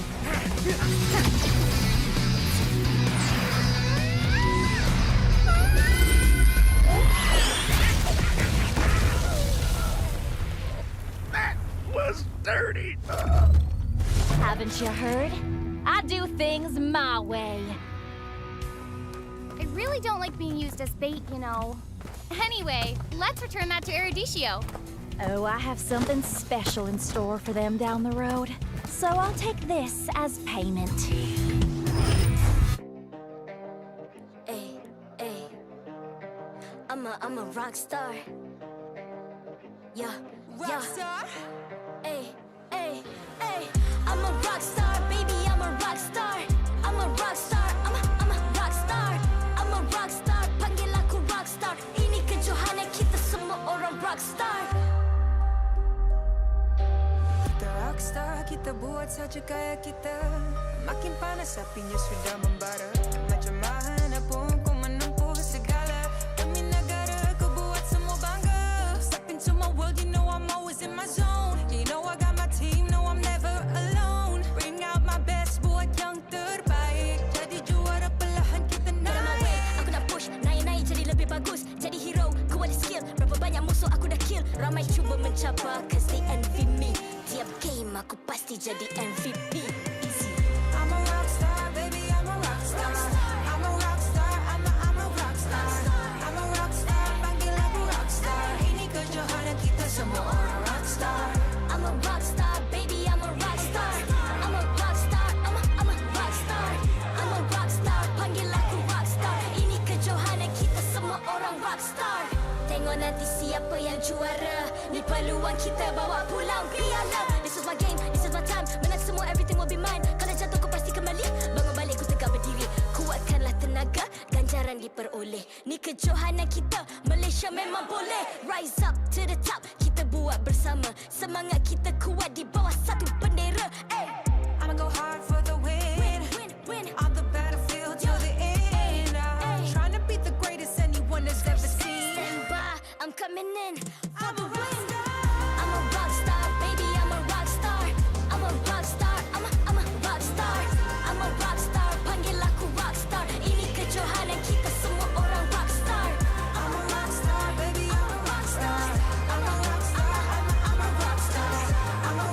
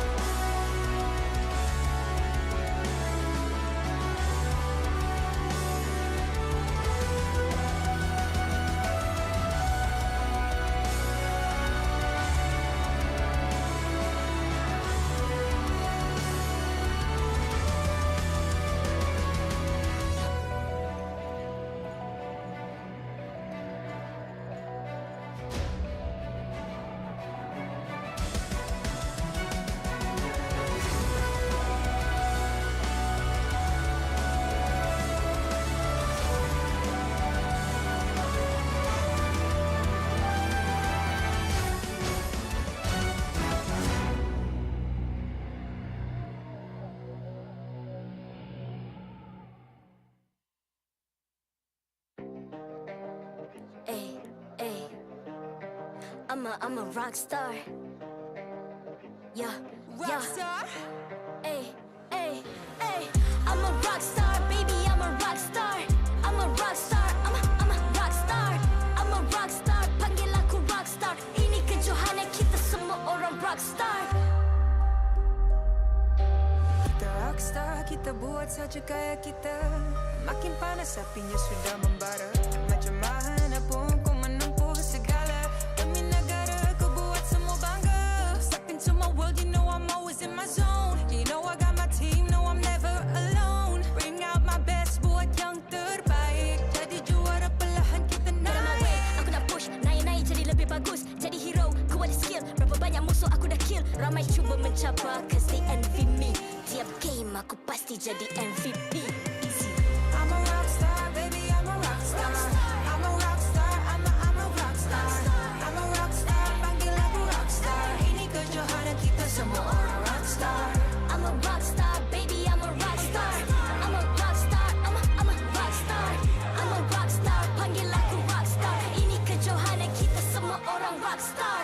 Tengok nanti siapa yang juara. Ni peluang kita bawa pulang piala. This is my game, this is my time. Menang semua, everything will be mine. Kalau jatuh kau pasti kembali.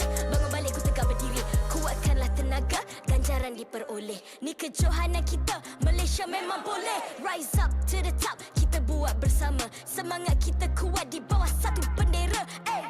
I'ma go hard for the win. Win. On the battlefield till the end. I'm trying to beat the greatest anyone has ever seen. Stand by, I'm coming in for the win. I'm a rock star, baby, I'm a rock star. I'm a rock star, I'm a rock star. I'm a rock star, panggil aku rock star. Ini kejohanan kita semua orang rock star. I'm a rockstar, baby, I'm a rockstar. I'm a rockstar, I'm a rockstar. I'm a rockstar, panggil aku rockstar. Ini kejohanan kita semua orang rockstar.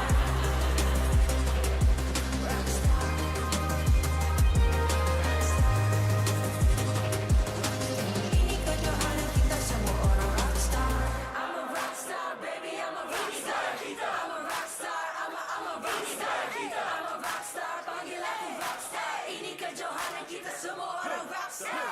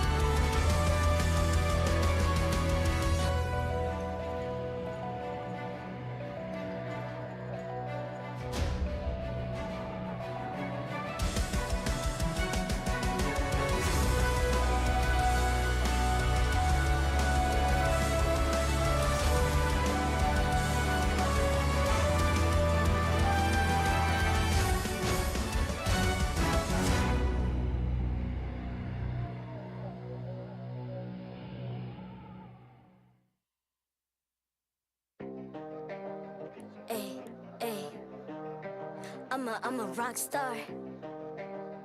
Yeah, Rock star? Ay, ay, ay. I'm a rock star, baby, I'm a rock star. I'm a rock star, I'm a rock star. I'm a rock star, panggil aku rock star. Ini kejohanan kita semua orang rock star. Kita rockstar, kita buat saja gaya kita. Makin panas apinya sudah membara. Macam mana pun kau menempuh segala. Demi negara kau buat semua bangga. Step into my world, you know I'm always in my zone. You know I got my team, no I'm never alone. Bring out my best, buat yang terbaik. Jadi juara perlahan kita naik. Aku nak push,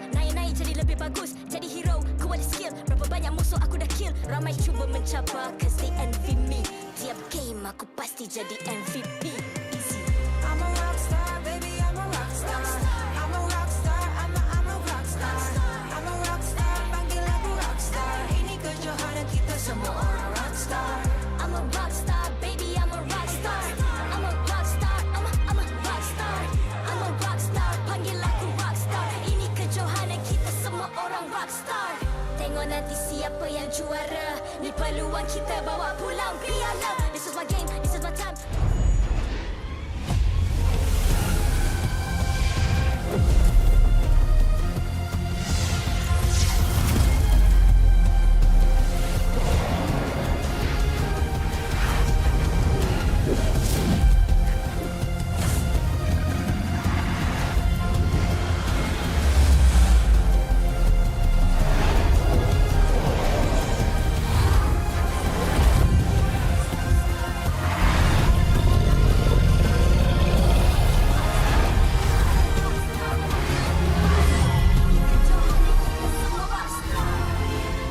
MPL Malaysia Season 12 is powered by Muntong, official mobile internet hotlink. Score an epic MLBB skin for only Rennnqt with Hotlink. Summon your legends, unleash your style. Lightning fast gaming experience with Hotlink all new prepaid. Now with 5G. Visit the Hotlink booth today. Champion Extra GG with Garnier Men. Fight 99.9% acne-causing bacteria in just 10 seconds. Thank you to all our sponsors for your support in MPL Malaysia Season 12. Kembali ke MPL Malaysia musim ke-12. Anda bersama dengan saya Rose, host anda sepanjang musim ini. Dan sekarang kita dah ada dekat match terakhir untuk minggu kedua. Manakala kita akan saksikan perlawanan Homebois dan juga MPNC. So guys, I nak tanya, korang rasa pasukan mana yang akan menang perlawanan ini? Adakah Homebois? Adakah MPNC?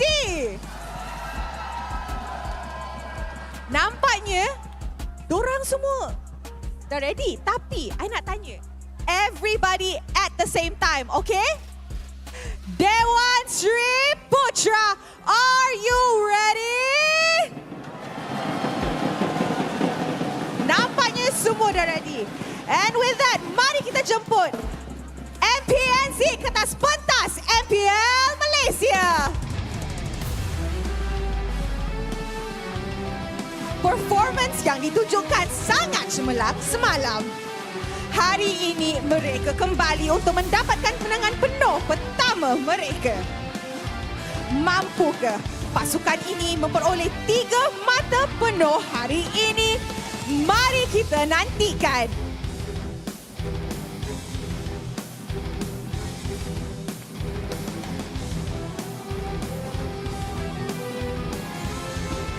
And the crowd favorite, Homebois. Kembali dengan semangat baru selepas kekalahan semalam. Pasukan Homebois kembali untuk meneruskan dominasi. Hanya membawa pulang 1 mata pada minggu pertama. Adakah Coach Pams dan antagonis akan membawa playstyle baru ke dalam pasukan untuk perlawanan ini? Let us see what Homebois has.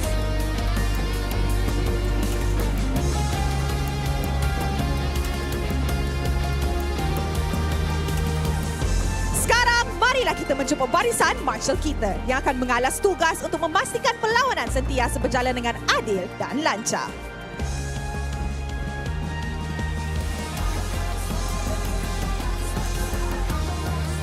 Mari kita teruskan dengan fist bump di antara pasukan sebagai tanda profesionalism. Inilah gaya kita. Inilah semangat kesukanan kita. Kawan di luar gelanggang, lawan di Land of Dawn. Nampaknya hari ini Homebois turunkan line up season 10 dorang. Manakala BARBOSSA dan juga ANIP yang akan main.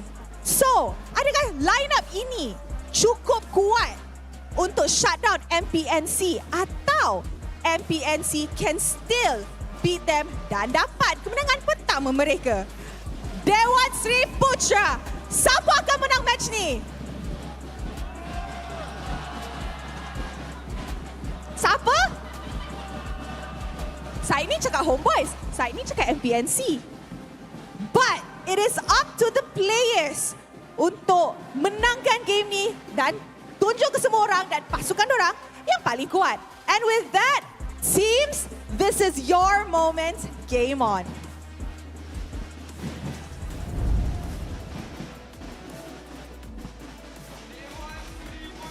Thank you very much to our host, Rose, once more. Yes, ladies and gentlemen, final series coming up. The Niners against the Flame Boys. MPX NSEA against the Homebois to close out this Sunday. You're here with us once more. My name is Husky, and I have Gideon here with me.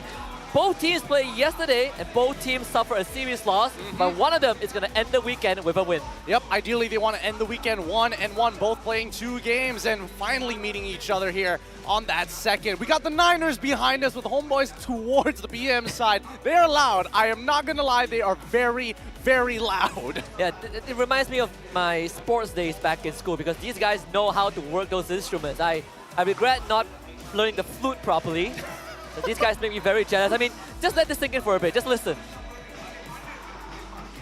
They got a chant going. They got a chant going. Wait, they had the same chant yesterday. Yeah, no. Both sides showing true love for both of their teams. All the way from the Green Sembilan, it's going to be the Niners with the Homebois. Majority of their fans coming in from Johor. Can't wait for their football club to get in on the MPL. Yeah, with that being said, we need your guys' help as well because of all these echoes, I still need to tell you guys that you need to predict the MVP. Using the QR code down below, use the device to scan it and predict which player you think is going to be the MVP. We've settled the first 2 series, but you still got this one that you can cast in your vote. We have 10 players, and one of them is going to emerge as the most valuable player at the end of it. Absolutely, and so far the energy is electric here in Dewan Sri Putra, and we haven't even started the draft just yet. I feel like a journalist at a concert. It does feel like a news report overall. Yeah. And I mean, it's hard not to be excited for this game. The lineup coming in from the Homebois, they're bringing up version 1 of the Homebois that got them all the way to 3rd place last season. Yeah, we talked about how XORN and RAIZEL is kind of version 2, but here it is. We have the original Homebois that have gotten them the full distance, and now we get to see it one more time in a bit, because National Day, Independence Day is actually coming up next Thursday, the 31st of August. So we have something lined up for you guys from the 24th of August until the 6th of September. You can join MLBB to celebrate our Independence Day. Log in the game every single day to claim the special Hari Merdeka emote, and it is voiced by 3 MPL MY players. Who are those players? You gotta get it to find out. Yep, just a bit of a personal touch here from the MPL MY to make sure that Independence Day is felt truly, the patriotism through the roof, and I can't imagine what that weekend is going to look like with everybody, especially if the Niners are like this, everybody else and is it's a going school to holiday. You're right. And it's a school holiday until the next weekend. God, it's going to be, there's going to be so many people here at Dewan Sri Putra, so don't miss out that opportunity. But let's bring it back towards this game here, because right now, both of these teams, especially for MPX NC, they are still looking for their very first series win in the league. Yeah, they've taken some scraps, right? They won games, but they haven't won series. Now, MPX NC, nothing much has changed in the roster. We're going to take a look at it right now on your screen. We have Sonic, but Mali-chan coming back into this. That is the only but major change for them, alongside Xavvsz, Hyde, and Yay. So Mali-chan, it's good to see him back. We said that he's one of the forefathers of utility support back in the Madness Esports era, and now he is registered as an analyst on top of that. But the fact that he's going to be playing with the boys makes this very exciting. Yeah, it is going to be very exciting. I think, you know, Mali-chan, yesterday we saw him play the Eve. I think it was alright, but he definitely still has the heart of a support, sacrificing a majority of his lane to give pressure to their hard carry, Xavvsz. And when he has enough gold, he can really pop off. The one thing that says MPX NC more than anything else is their off-meta picks. Off-meta picks and a bit of an Ube strat on top of it. But we also got to take a look at Homebois because, oh my goodness, Barbossa and Warlord, ANIP is back alongside Sabat and Chibi. Well, these boys, they had a rough one against Team SMG yesterday, going 0-2, with Chibi going 0-12. So today is also a redemption arc for these boys. Yep, when GB is doing terribly, you know it's because he's not getting enough pressure from his Roma, and XORN could not get an effective hook yesterday. This time bringing in BARBOSSA, let's see how much of a difference is going to be back in with version 1. Yeah, we see both the Indonesians showing up on the screen, right? We had this dynamic discussion, you know, RAIZEL has to be with XORN, BARBOSSA has to be with ANIP, and now we get, again, BARBOSSA, ANIP, and the fact that he is going to be playing with Warlord again, which is one of his duo from start until end last season, I think the chemistry is going to be there for Homebois. I mean, the chemistry is definitely going to be there. I mean, they've won a Ko-High C championship all with this lineup itself, and I'm curious to see whether ANIP has continued to grow in the scene. Last season, he stepped up big time, being a very big, solid rock, almost like Sabat when his debut actually came through. The question is whether or not he's adjusted to this meta, or if we are going to see Coach Pops actually draft around him. Yeah, Coach Pops against Coach Pozan, right? So very, very different individuals, but when you look at the accolades behind these teams, you can easily say that the Homebois, they definitely have achieved so much more than MPX NC, but that's also taking into account that MPX NC that roster has existed only for 2 seasons. Yep, they are still very, very fresh, and it's good to see that Zyphel is back up on stage, analyst for the team, to make sure that the boys are going to be well connected. Now, the crazy thing about MPXC is that they do scrape games together. And I think, you know, a lot of their off-meta picks actually has some very solid theory behind it.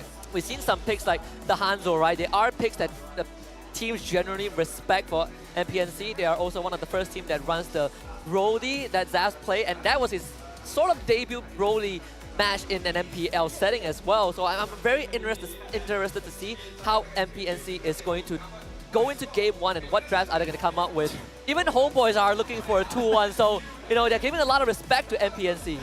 Yeah, they are. The anti-synergy between Sabat and GB trying to get that 2-0 up there. And even in the last interview that we heard from MPNC, it's been pretty interesting. They think they can confidently take it 2-0 against the Homebois, which is already a pretty big ask. Yeah, and speaking about pretty big ass, right? The one thing that this crowd has been providing is just spicy chants that we saw from the Niners yesterday. Homebois also has some of that in their arsenal. And what's more spicier than that? Our sponsor, Mr. Potato, our official snacking legend. When you eat Mr. Potato, you can feel the crunch when you snack like an absolute king. So when you look at the upcoming game, Mr. Potato is going to be right there making it spicier than ever. It is a legendary snack for you when you watch an MPL game. So enhance your gaming experience with the crispy Mr. Potato snack and crunch your way to become the MVP. Yep, keep in mind that you're going to need the snacks because I'm expecting this to be a long one. MPNC has been known to scrape away games from some of the so far in these past 2 weeks from some of the teams that they shouldn't be. We were expecting 2-0s for a lot of their matchups, but it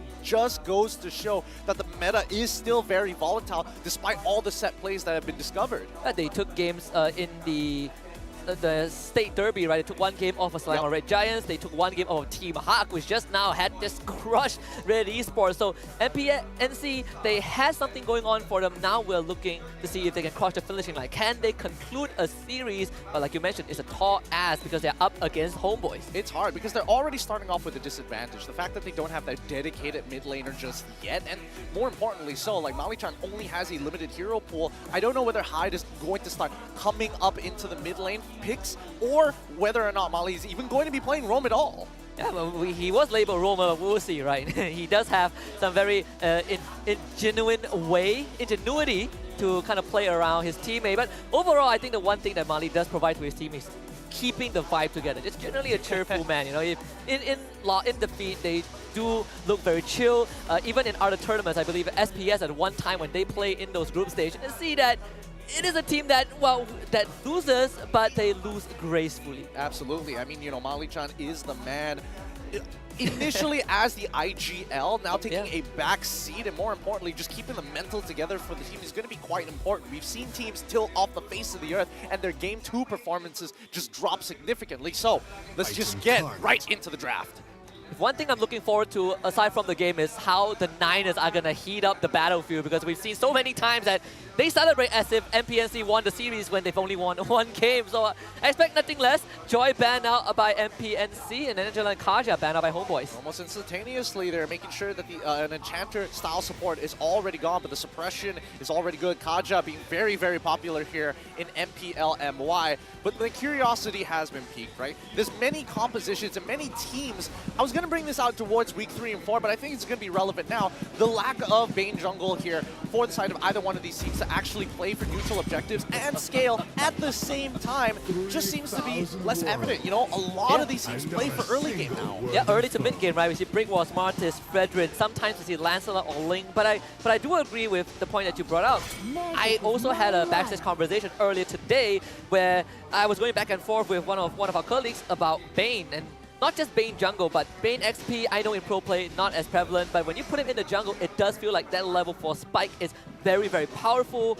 But teams generally just prefer to pivot towards, you know, if I can power farm a snowball, I'm happy. If I can brick wall level 4, I'm happy. Bane doesn't really provide any of that. Well, I think, you know, it comes down to why we don't play things like Bane as well as Ube strats in general for a majority of MPL MY teams, is that we don't really necessarily like set plays. We like to set up situations, but we don't like having a hard protocol on how a fight should actually break out. We like it a little bit more messy. We like it to be a bit more flexible and adaptive, and I think that's the key here for a lot of Malaysian teams. Very scrappy. We love to fight. That's about it. If we kill you more times, then I'm the better player. That's generally the logic for a lot of our boys. Valentina and Harif, the last two bans. Martis also banned out by MPNC. Of course. Well, you can see on your screen right now, none of the MPX NC players are actually from Negeri Sembilan. And that makes it crazy, right? Because they're sponsored by the Negeri Sembilan a football club, and they have generally crazy fans, the Niners, and yet none of them are from the state. Yeah, it's pretty funny that they're not from the state, but at the very end of the day, it's going to be them who's going to be representing for this state, more importantly. Homebois going to kick things off, going to start with an Edith after we see the Angela, Kaja, Harith bans, and MPX NC got rid of Valentina, Martis, as well as the Joy. And one of the strongest flex picks we've seen so far in this tournament. I believe Edith XP lane has only been ran once or twice, and that only started on day 2 last week.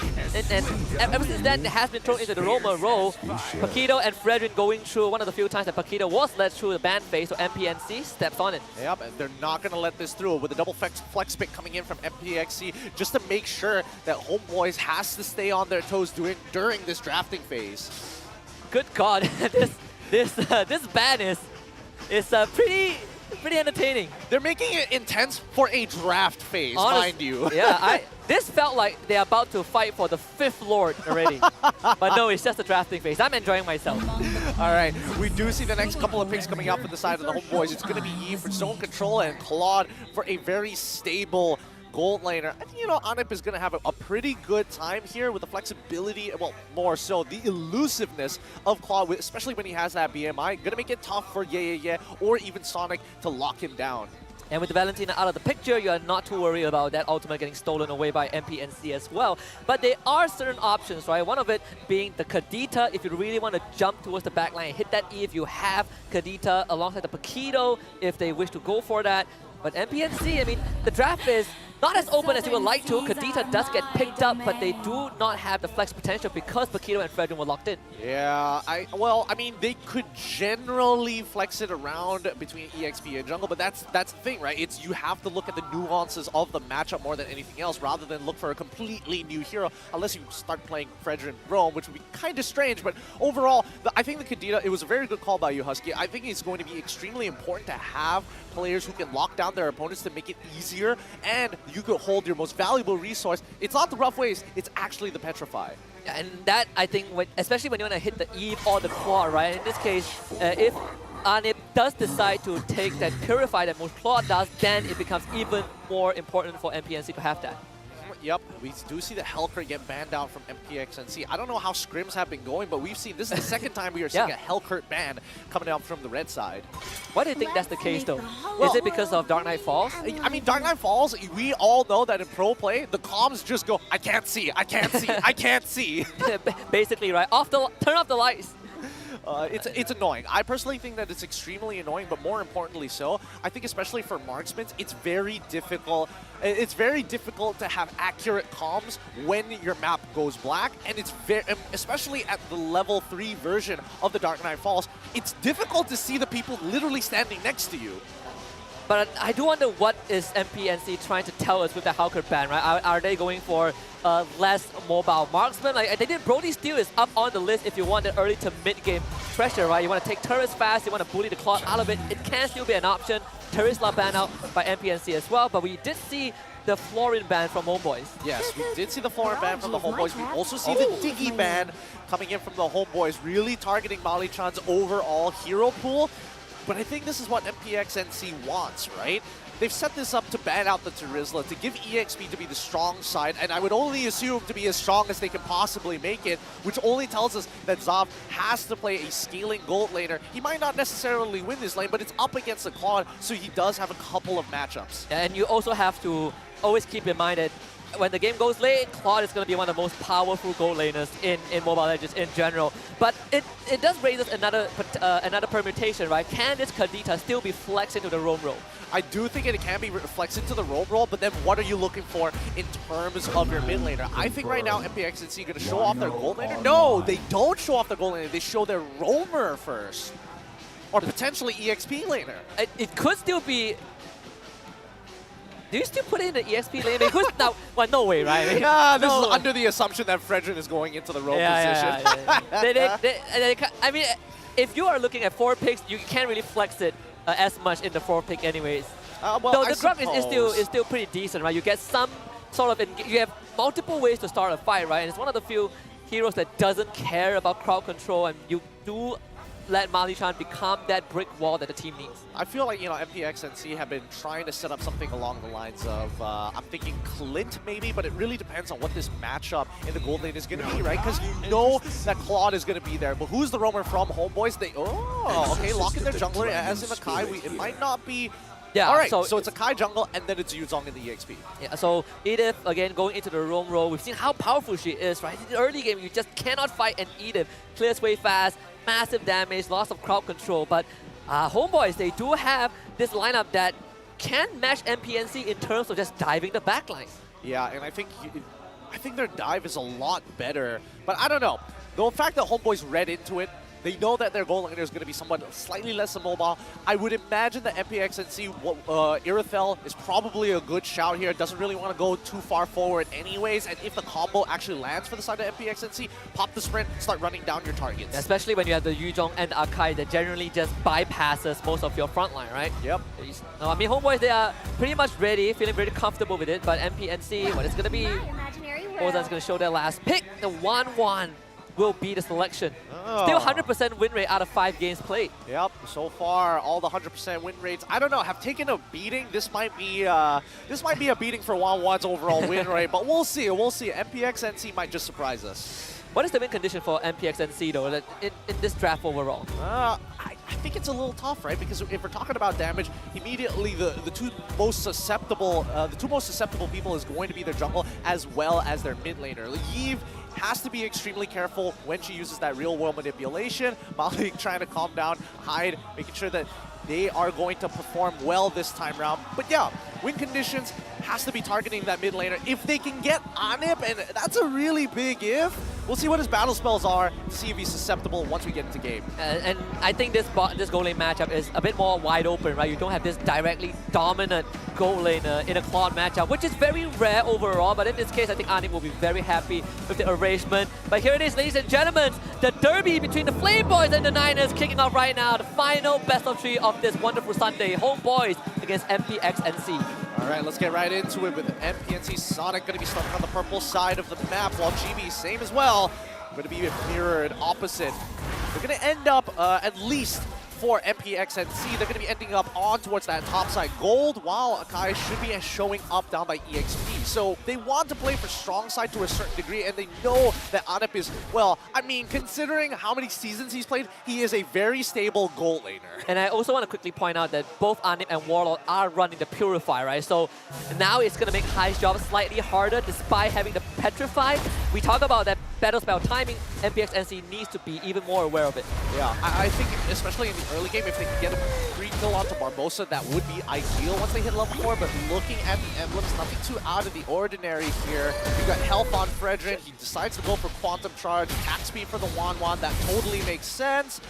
Movement speed for both the Paquito as well as the Yuzong, but Quantum Charge instead of going for the traditional Brave Smite. Now Mali-chan will be locked in that mid lane for a little bit because High is getting pressure, yeah as well, losing early trade against Sabat. That is kind of expected if you just miss one of that first kill shield, you're going to lose the trade. Sabat is running the Brave Smite though, so he's not looking to run you down, he's looking to survive in lane. Yep, and more importantly, with that Petrify, if he can use it, he can probably get a kill in lane or force yeah to actually blow his flicker and a recall at the same time if he catches him pushing too far forward. Oh, there is the of nature for Mali-chan, so no problem right there. Turtle is going to be coming up. Again, we're not expecting support to hit level 4, but Chibi is going to get Mali-chan down low, so he will clear up the mid wave, do it for High.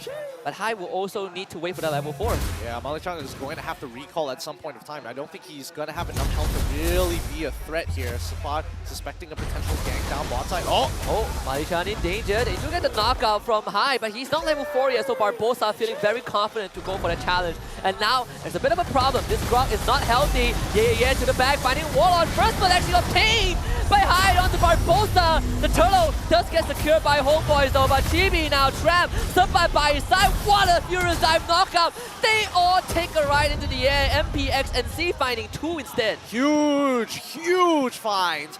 And Sabat, he's able to find another kill here. That would be ideal, but yeah is going to make it as tough as possible for him to turn back into the lane. The Sha residue procs, and I think, Sabat recognizes that this quadrant of the map, even if it is a 2v1, should be good for him. Yeah, as much as MPX NC had the numbers, remember, Homebois in these close quarter combats have the AoE to deal with it, right? Sabat alone could be a big threat for MPX NC early on when they do not have the damage. With yeah and his early game damage taking out Warlord to actually skew the way that the EXP is going to go, expect to see it again, right? Expect to see yeah play similar to how he did yesterday, where all he's doing is looking for these big flanks, hopping over walls with his jab, and then targeting the mid laner to take away the utility. And Sabat is just straight out winning the lane because he has forced, I believe, 2 recalls from yeah. And now without the flicker, life is going to get a bit harder. Barbossa out of range for that rough waves.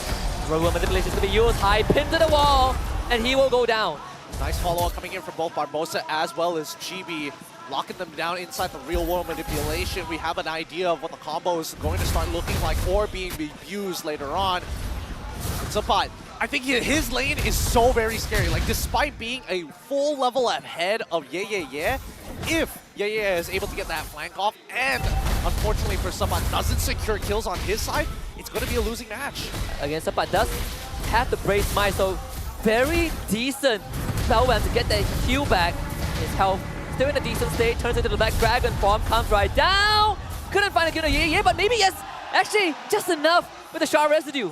Unlucky. Sonic wasn't able to land one more ability so that he could at least try to finish off the kill with the Appraiser's Wrath. Nicely done coming in from the Homebois, and Chibi very close by just in case anything went wrong. This means it should be a pretty free turtle for the side of the Homebois. But the question is, do they want to rush this or do they want to bait out a fight? I feel like Homeboy can wait a bit, right? Sabat, not sure if he intends to join, but he is going to be around at the turtle pit. 40 more seconds until Petrify comes back up. Black Dragon form also still on cooldown. Barbossa keeping Hyde away. MPX NC looking for some sort of contest, but Chibi is going to use that ultimate, pin them to the wall, and even secures the turtle with the Retribution. Rough waves will get used. Sabat is the target, but he leaves to safety. And now Appraiser's Grab used by Sonic. Damage insufficient to kill Barbossa. Zav a bit too far forward, but does get the crossbow tang off. Looking for a double. Barbossa can't really find it, but they do get Chibi. He actually survives that. Barbossa recognizes that he couldn't keep on hitting that front line. He started zoning off the next 3, and once the crossbow of Tang was over, he needed to get out. Luckily, his synergy with Warlord is great.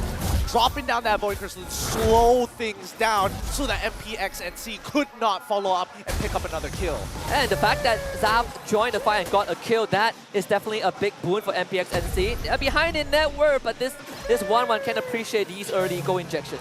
Yeah, and I think, Homebois need to be really careful because Sabat is going to be a giant red flag for MPX NC, especially when his cooldowns are already finished, and more importantly, if he gets on top of that backliner. Like Xavvsz, if he loses out on his in-build Purify, it's going to be tough once he's locked inside the real-world manipulation. You also see this gridlock between YeYeYe and Sabat happening for a while, and you can kind of expect Sabat to win a majority of the trade, but YeYeYe is just looking to cut the wave. And they're also trying to supplement Xavvsz, who is almost a full level behind ANIP, who doesn't have a care in the world because there's nothing the MPX NC can do to him. Yeah, he's just maintaining his art of thievery. That's why he's doing a good amount of damage and has plenty of movement speed to get around. I think it's starting to ramp up for the side of the Homebois. They recognize that, yeah, ANIP has basically been doing whatever he wants. He's got a full lead onto Xavvsz right now. The EXP lane is pretty much done for unless somebody tries to attempt to skew the lane in favor of YeYeYe.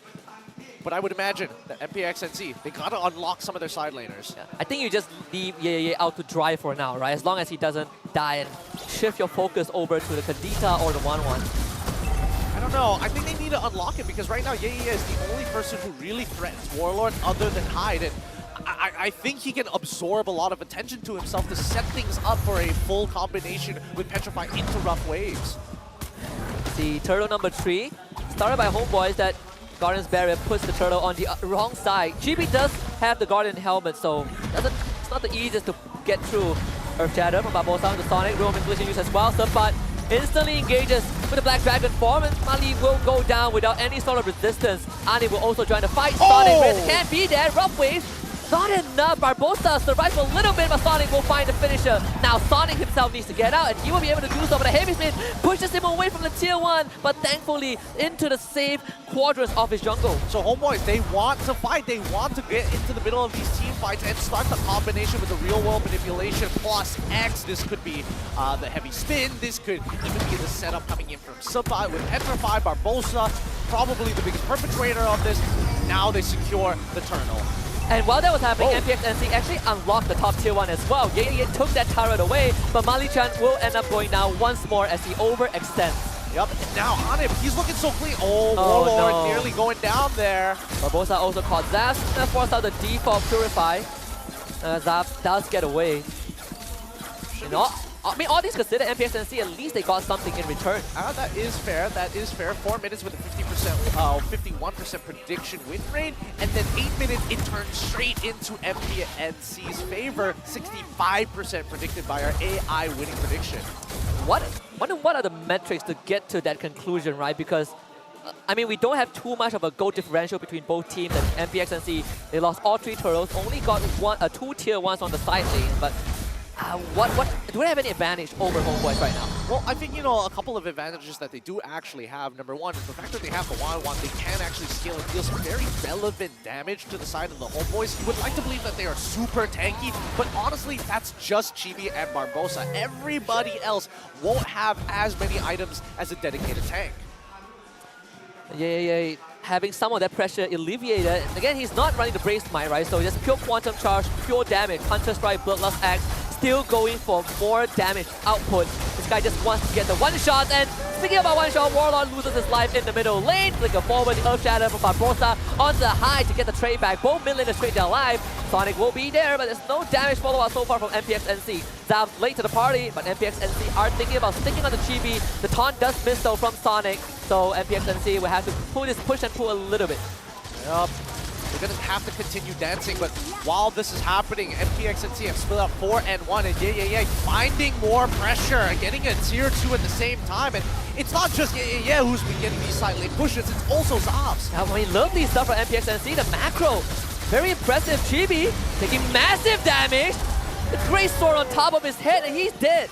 Praises Wrath, so good, especially once you get that true damage. If you're stuck right in the middle of it, can be tough to deal with. Oh, wow, charge gonna land onto the back line. Warlord is the target. Barbossa forced to use the ultimate very early on. Roman Glitch is gonna be there. Sonic taking majority of the damage. Zab needs to get away. Subbat on top of him. The Furious Dive doesn't connect, and Zab gets off the ultimate. The kill of Subbat. MPX NC gets the first Lord of the game. This is huge. Oh, and they nearly get ANIP at the same time.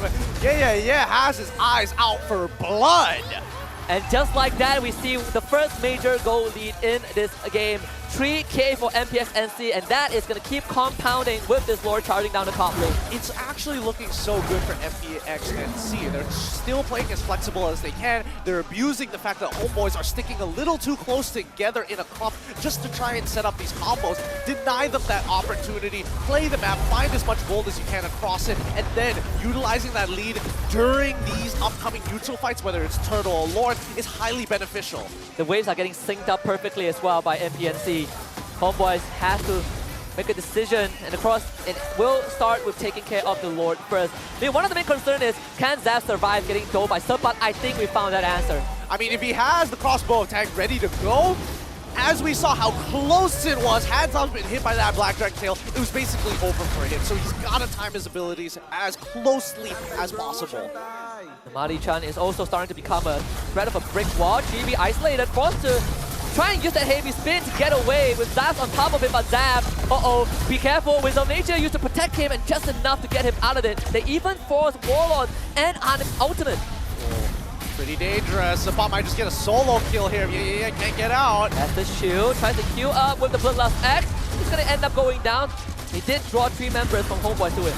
Very nice setup here. More importantly, it's the perfect time to actually go for these types of 1v1s. You know that your battle spell is going to be on cooldown 55 more seconds compared to the Lord, which only spawns at 75 more seconds. Yeah, he's going to have his flicker back up once he respawns, so MPX NC, they are also waiting for Xavvsz Inspire. Another 23 seconds for that to come back up. So far, Xavvsz, he has caught up with ANIP, which is again a boon for MPX NC, and they are taking control of that top river. Well, for how long they can possibly do this, I'm not entirely sure, but MPX NC love making this movement. No, wait. Homebois now starting to play the bottom side of the map. They're realizing that ANIP is actually probably already done with his Trinity build. It's already 35k, so I can only imagine that he's actually ready to go now. And lovely stuff from Sonic and Mali-chan to open up the map, right? Checking every single crevice to make sure that Homebois can't pull off any cheeky maneuvers that they've done so many times. Just love that the front line's putting the bodies in front. ANIP is gonna get some damage off, but it's not a Frederick who is gonna heal back up. That's a Guardian helmet to work with. Both teams. Oh, Mali! Flicker's forward engaged. Needs a bit of a follow-up though. GB will be there with a heavy spin. Now Mali will be separated from the rest of his team. As Subbat dives the back. Mali still alive. Blazing to wet use as well. Mali might be the first to go down. Sonic is isolated. High needs to be there. Doesn't connect the knockup. The Runaways follow though. They will get the kill. Hyde and Mali both go down on the side of MPX NC, but watch out for Xavvsz. He's coming from behind. Is this gonna be the moment of Xavvsz to pop up? And yes, he does. Takes out ANIP. BARBOSSA is going to be next on the chopping block. A triple kill from Xavvsz. And yay, will push GB away. MPX and C have unlocked the game. They've finally done it. They finally broken them. Homebois crumbling as their front to back opposition gets flanked by a gold laner. Nicely played from Xavvsz, recognizing the situation. They just played the team fight a little bit better, and the Homebois, unfortunately, especially for Warlord, wasn't able to get an effective ult down. And they do not need a jungler to be there because this Lord is uncontended. MPX and C.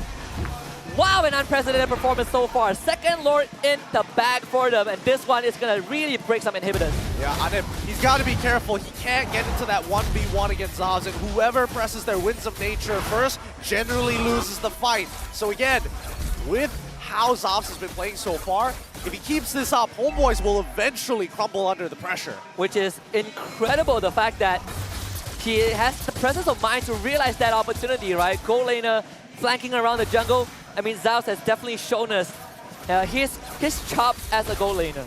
Yep.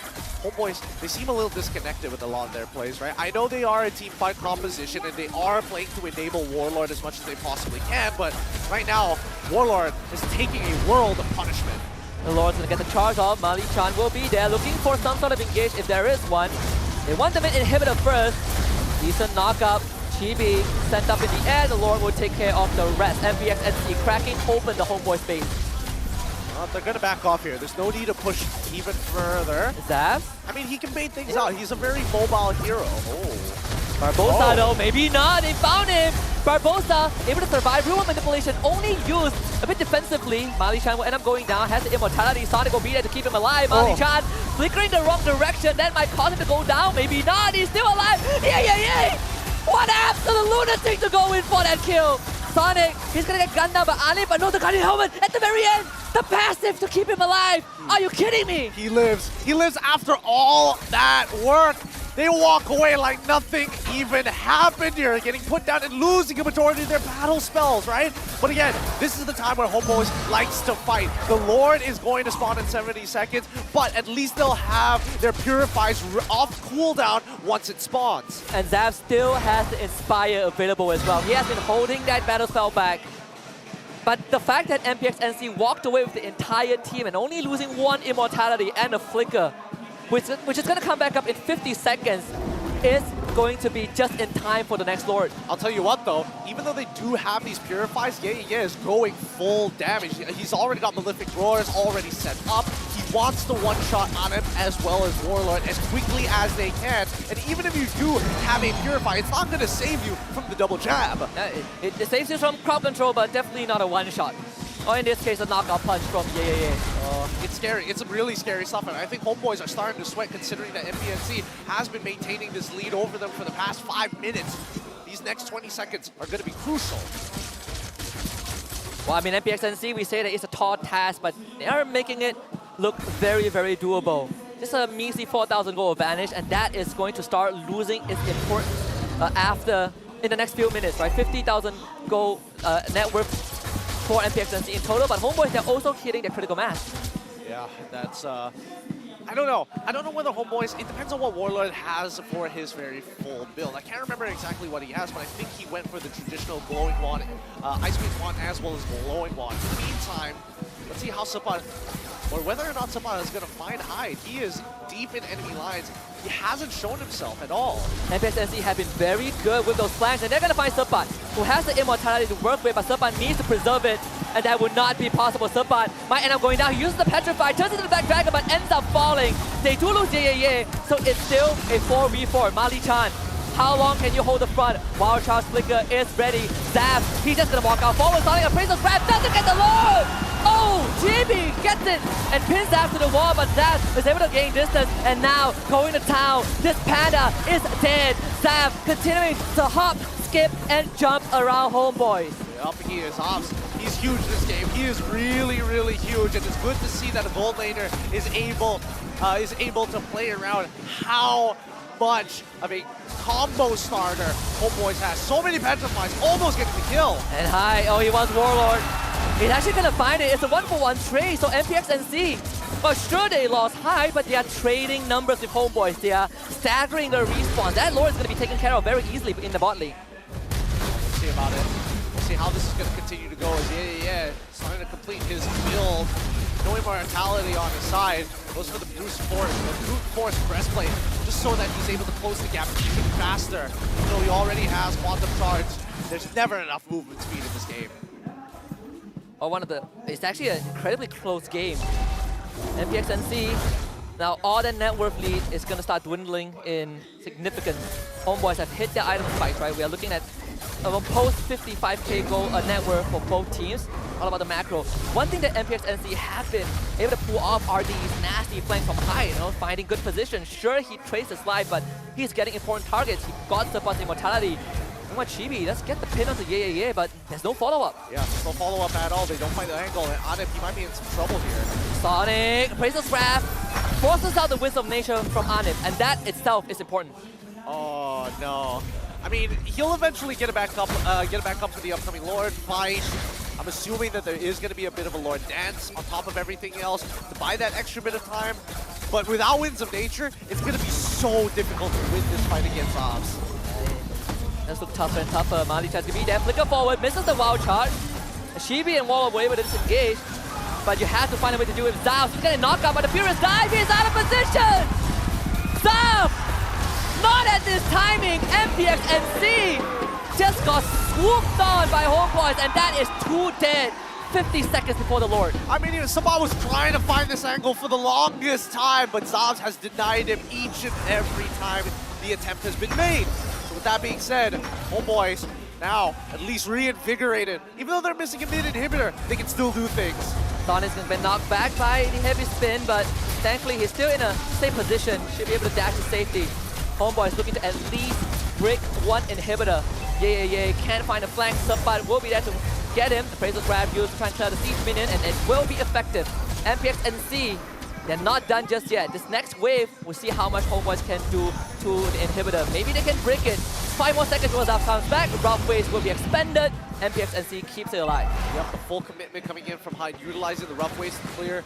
I think it's important that he does. Even if he doesn't have his ultimate for this upcoming fight, the Lord Dance should be proving more than necessary with a side lane push coming in. And Sabah going to respond. It has to do with yeah right now.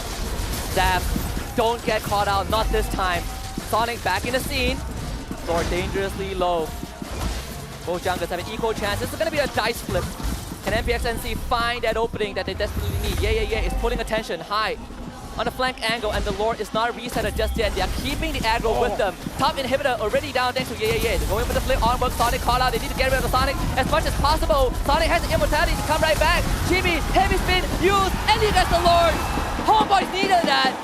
2 dead for the side of MPX NC, and Xavvsz has no opening to fight this. Oh, that's crazy that it was able to secure that. There's so much going on there, and since we're already 22 minutes into the game, you would expect that at least MPX NC know what they're doing, but unfortunately, a 50-50 loss, nothing you can really do about it.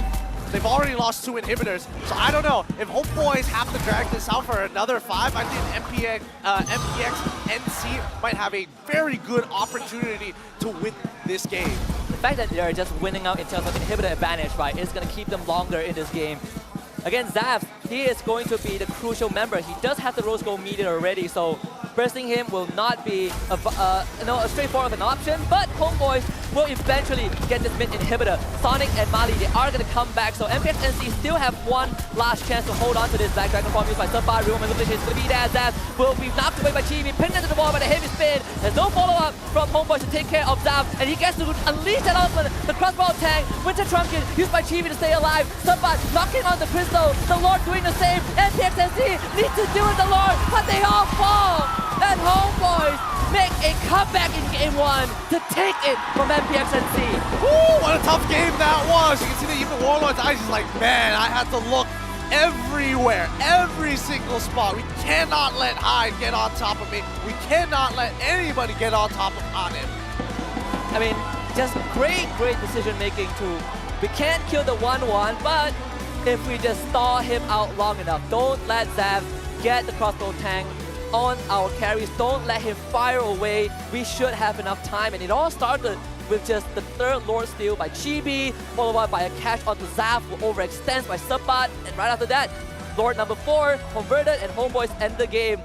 All that being said, all smiles for Malishan. He's like, yeah, no, it's game 1, we still got an opportunity. Yeah, there's still plenty more opportunities here, but overall, whew, stressful game regardless. Like, Hyde was looking mighty big. Xavvsz basically could 1v1 anybody, and I would even argue that he could 2v1. But towards the end, that's when you start to see the angles and, more importantly, the plays start to slip.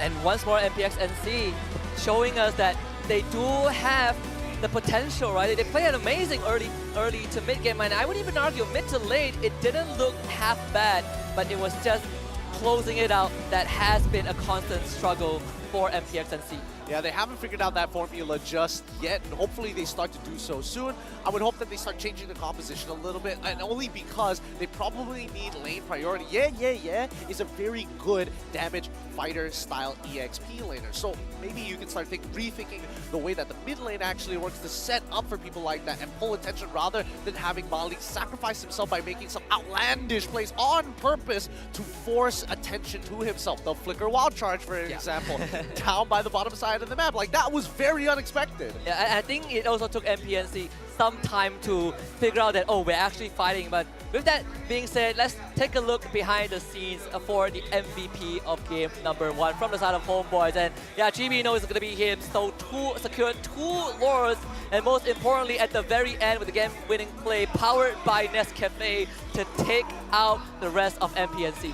Yep, just restoring himself. As you see on the image, it's one of those one of the latest additions to Rennnqt's drink. Yeah, as they got some Mobile Legends characters on there, but our MVP coming up huge here. It's going to be Chibi from the Homebois on the Akai. Now, his Akai is really nasty. He really does not care when he knows that he's unkillable. He will try to find the angle to push somebody back with that heavy spin. With the Trunkin at the very end, right? Also massive clutch for him to stall out the 1-1 ultimate and generally just buy as much time as possible. We talk about how he's coming into today with an 0-12 scoreline from yesterday's series against Team SMG, and Chibi has definitely recovered from that.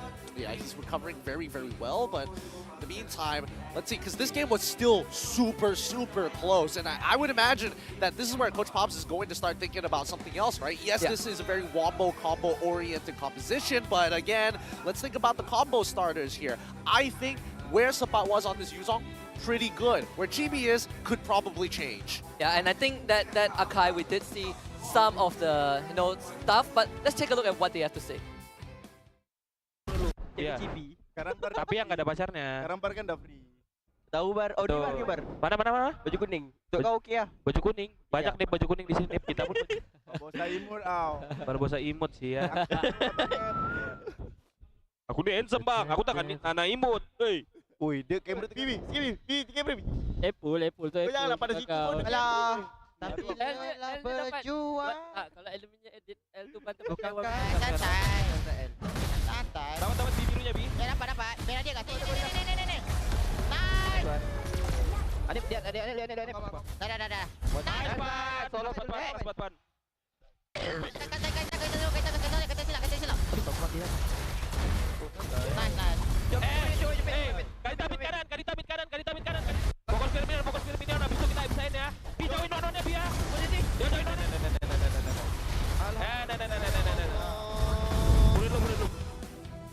Alright guys, I have a mini game for everyone. Find out who coughed in that mic check.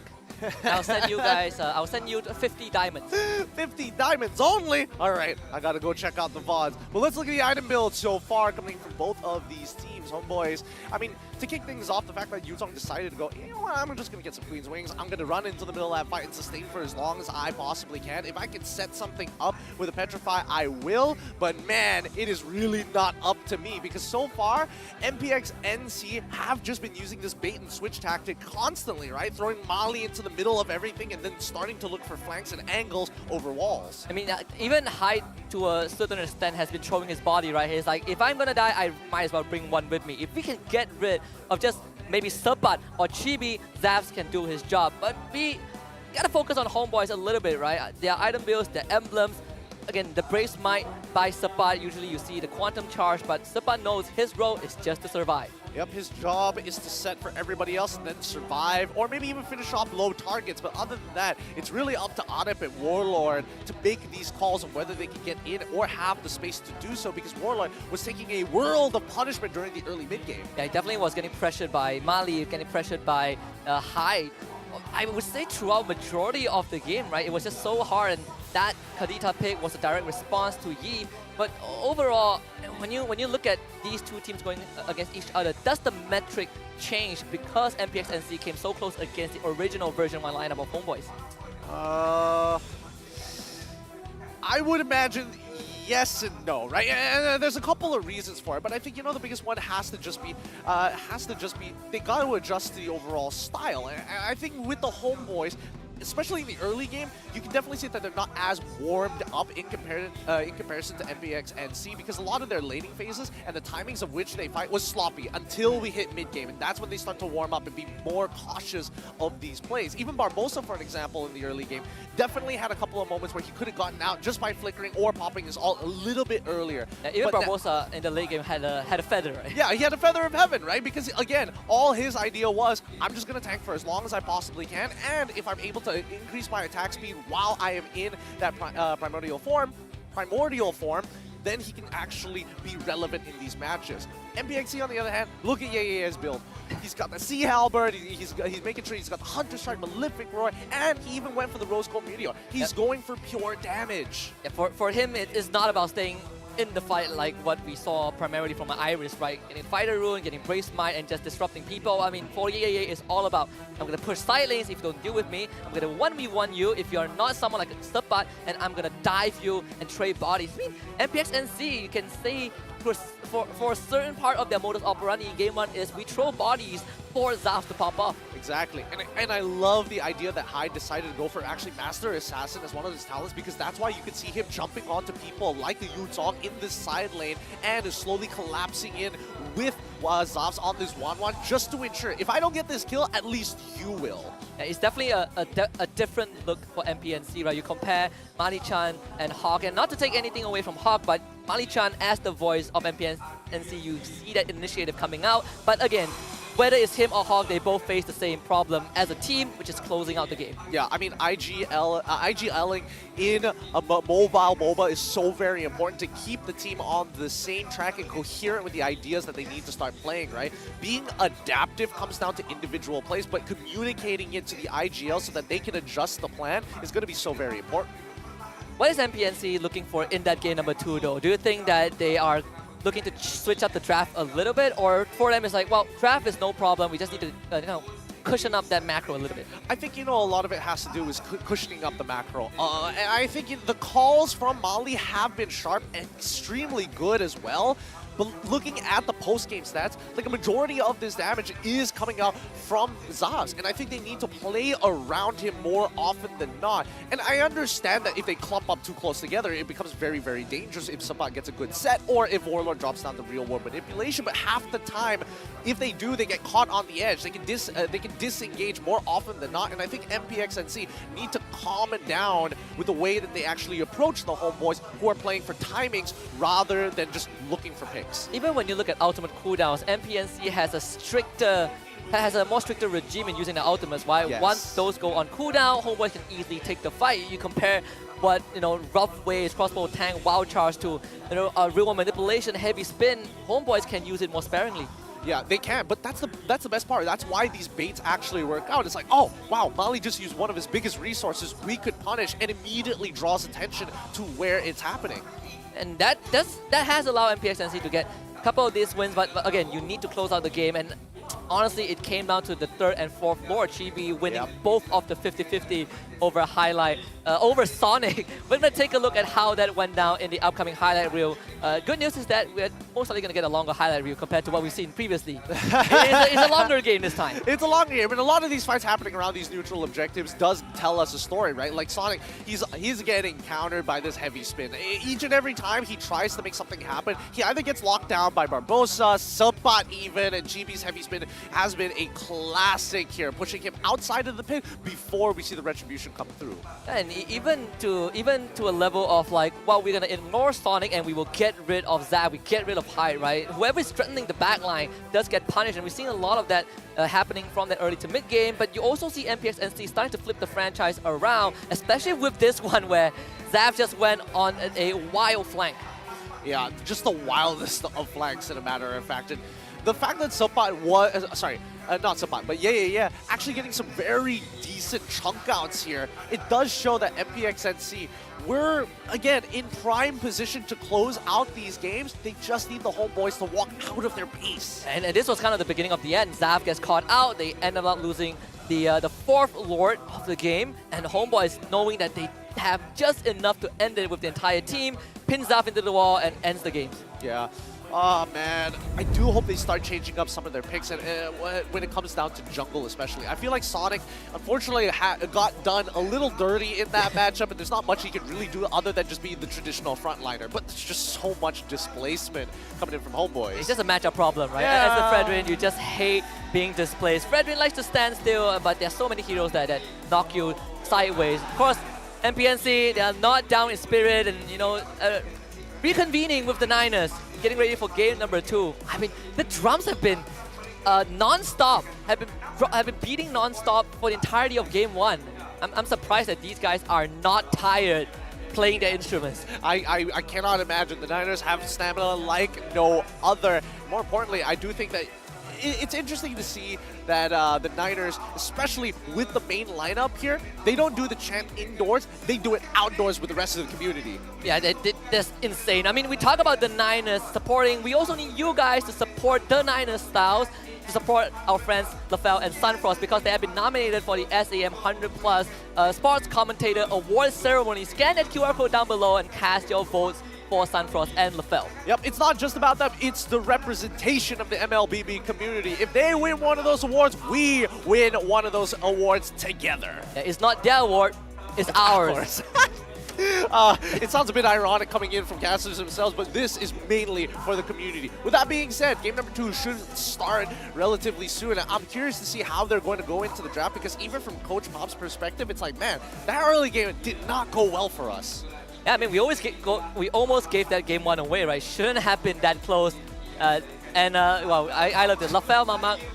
If you're going to treat LaFell, I'm pretty sure he's going to take up the offer. I don't know about that. We'll see. We'll see. I'll probably message him later on to see whether or not. Oh, no, I got to give him that screenshot as well, just to show it how legit it is. Honestly, I mean, people have been really wanting. I know he filmed one last weekend.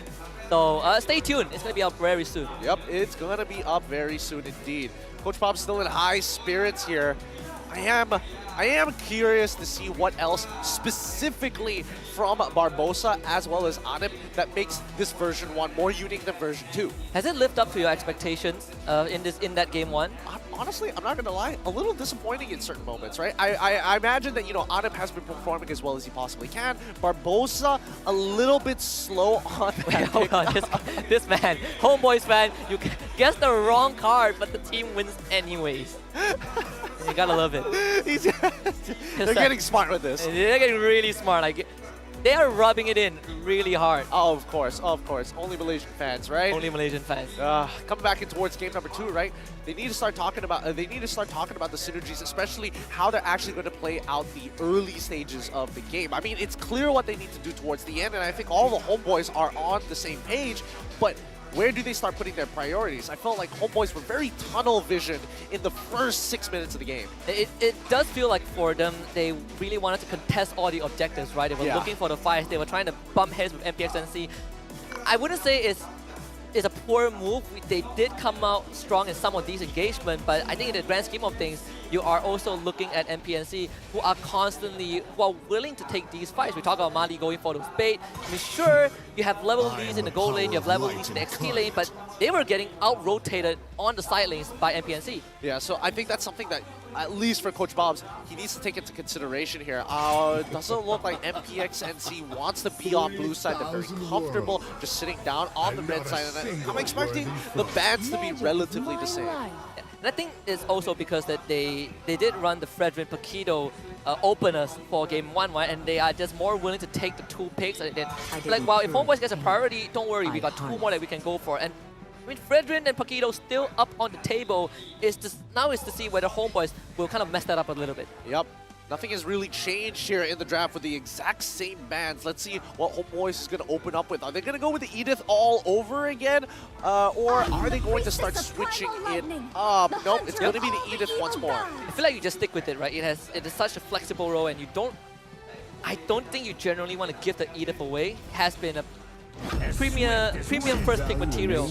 On the side of MPNC, they're going to stick with the same as well, Paquito and Fredrin. Yep, they're just going to repeat game number 1. I was hoping that Homebois probably wanted, or at the very least, just pick up the Paquito away, take that as a flex pick more than anything else, and then maybe start thinking about the Edith later on. Because again, the way that we've seen MPX NSEA actually start playing, even if they do have these stuns, there's just a lot of ways to play around it. And if they clean up their early game, I think it becomes a lot more manageable, because Edith is a win harder hero, not a combo breaker than rather more than anything else. I mean, if they want to steal the Kadita, it is viable, right? You have decent setup with the Edith, you can work with the Edith to snowball, and there it is, Kadita picked up by Homebois alongside ANIP's Claude. Yep, you called it, and I think it's really great that they go for this to make it a little more flexible to walk around the map and not die. But in that same manner, MPX NSEA are like, oh, you want to set up combos? Hell no. Yeah. Diggy gets locked in. Yeah, ban my Diggy in phase 2. How about I picked it up in phase 1? Oh, this will be interesting. This will be really interesting. With a lot of the early game heroes already out of the pool, and Martis in particular getting banned out, I would like to see how Homebois actually wants to respond later on in the second half of the draft. Does this solve the Akai problem as well? If Homebois does go for it, it does. It does solve the Akai problem, and I think that's where that's why we're going to see Homebois. I would argue that maybe even an assassin might just be the way to go. Worst comes to worst, just take the Boxia. That is true. Just sandbag, right? Just sandbag harder. Run them down, steal as many camps as they possibly can. What's worse, if we do see Lancelot coming out from GB's side, I think it would be quite an interesting game. We haven't seen GB play an assassin in a while. Yeah, that is true as well. Yuzhong and 1-1 ban out, so massive respect from both teams as well. And they do recognize that, yeah, he didn't really have a bad game, but he did have a very bad lane against Serpa, so they want to eliminate that potential. But I feel like there are still certain options for Homebois in that XP lane. Not sure if it would open up Edith though. I feel like you still want to put that Edith in Rome just because there's a Kadita. Yeah, true. I think even now, like, as good as... Oh, wait, actually, no. Homebois can actually decide to play X-Borg if they really wanted to. I was hoping that the Hellcrit gets let through, and maybe we could see, like, GB actually show off what he has on it, but alright, MPXC says no. Last man from Homebois is going to be... They're going to still tunnel in onto Xavvsz. They did ban the Irithel game 1. They banned the Melissa this time.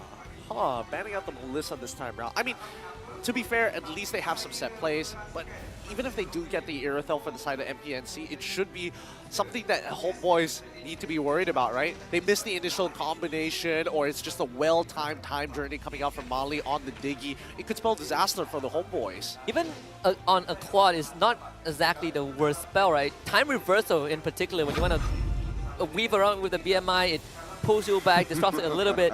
I had Fire Mist on my mind, but I actually didn't expect MPX NSEA to commit to it.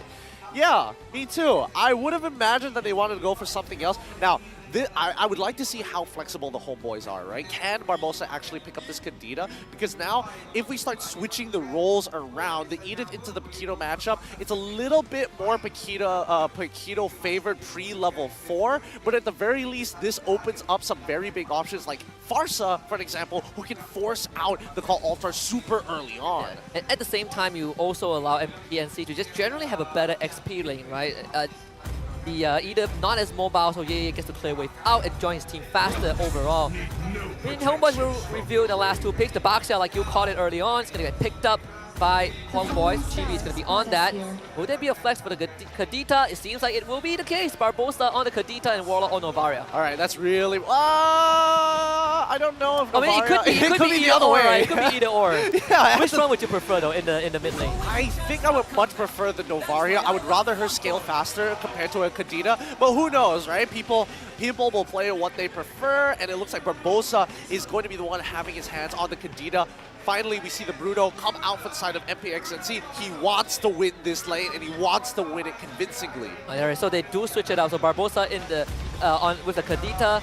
I think it also makes a lot of sense because you want to be able to play with the Edith as much as possible, right? So if Edith is roam Kadita mid and Kadita roam Edith XP, mid stage is set, Coach Pop's able to, I wouldn't say salvage the drop, but definitely play with it towards the end. Yeah, I definitely think it's a lot more flexible, a lot more versatile with many different points on the map that they can actually attack with different combo starters. It's going to throw the scent off MPNC. So MPNC, they just got to stay cool, calm, and collected and keep your eyes on the side laners, Xavvsz, as well as Yeah, because they were the biggest momentum shifters for MPNC in game number 1. I don't know whether they can achieve the same thing here in game number 2. They had great side lane macros in game 1, right? If they can repeat this, and they do have the heroes to do it, right? Bruno, very good structured destroyer. We'll see if that comes into reality for game 2. And we're going to start it off with a pause just to make sure that everything is going to be going swimmingly, and it's going to be a call from Homebois' side. Unlucky. We don't know what type of problem it is just yet, but don't worry, our marshals are on it to solve it as quickly as possible and get us right back to where we left off. At the very least, it wasn't like in the middle of a team fight or something really important. It's a call from Warlord as well, so our marshals are going to get it handled. Type 1. Where's the thumbs up? Oh yeah, I'll say thumbs up, but he's like, he's good. Okay, he's good. It will be good in a bit. He will be good in it a bit, which only means that it's probably just a ping issue. We're going to get it solved up, and once it's ready, we'll jump right back into it. Very short pause. I love if there's any technical pause that I would rather, it's always type 1. Yeah, it's of course, right? Short pause, we see double thumbs up. Just waiting for our lovely Marshall to give the green light. In the meantime, my God, look at. Yeah, are you hearing this? I feel like I should just point the mic at the crowd. Yeah, I think that's probably a good idea because I can already hear, even with my headset on, I can hear the drums vibrating through my skull. Yeah,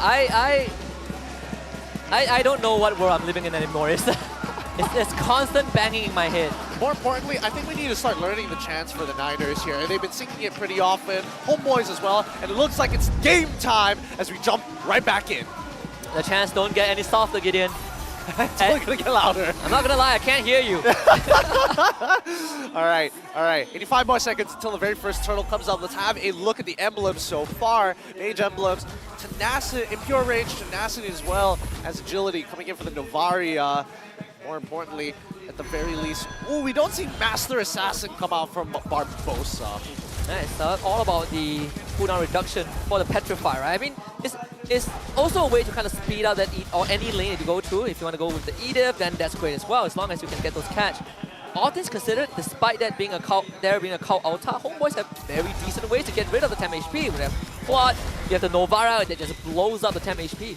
Yeah, it does. And right now, Sabat, he's probably taking trades that he honestly shouldn't here. If yeah, just went back into that, and went for the double jab, he probably would have walked away with a little bit more HP since his regenerate is still back up. Now, keep in mind, this is pull yourself together. Barbossa wants to be able to actually go into fights with Petrify online as many times as he can. That's something that they have been doing in game number 1, just constantly wanting to fight MPX NC, playing MPX NC game in overall. The show on the top side again, Mali Chan. Relatively healthy, in fact. While that was happening, Xavvsz is winning out the trade. Yeah, Xavvsz is winning out it heavily as well, especially with Diggy. This is like a super oppressive lane. I mean, what can you do, right? You're getting pulled back, you're getting auto time bombs running at you. You're already outranged. You're getting hit in the face by Xavvsz. It's not going to get any better. Come on, we can be honest here. He's going to get hit in the face with some balls, man. It's not fun. It is not fun. But right now, yeah, in the middle too. Prezos wrap you very early on to Chibi. He's going to use that Curtis Persson.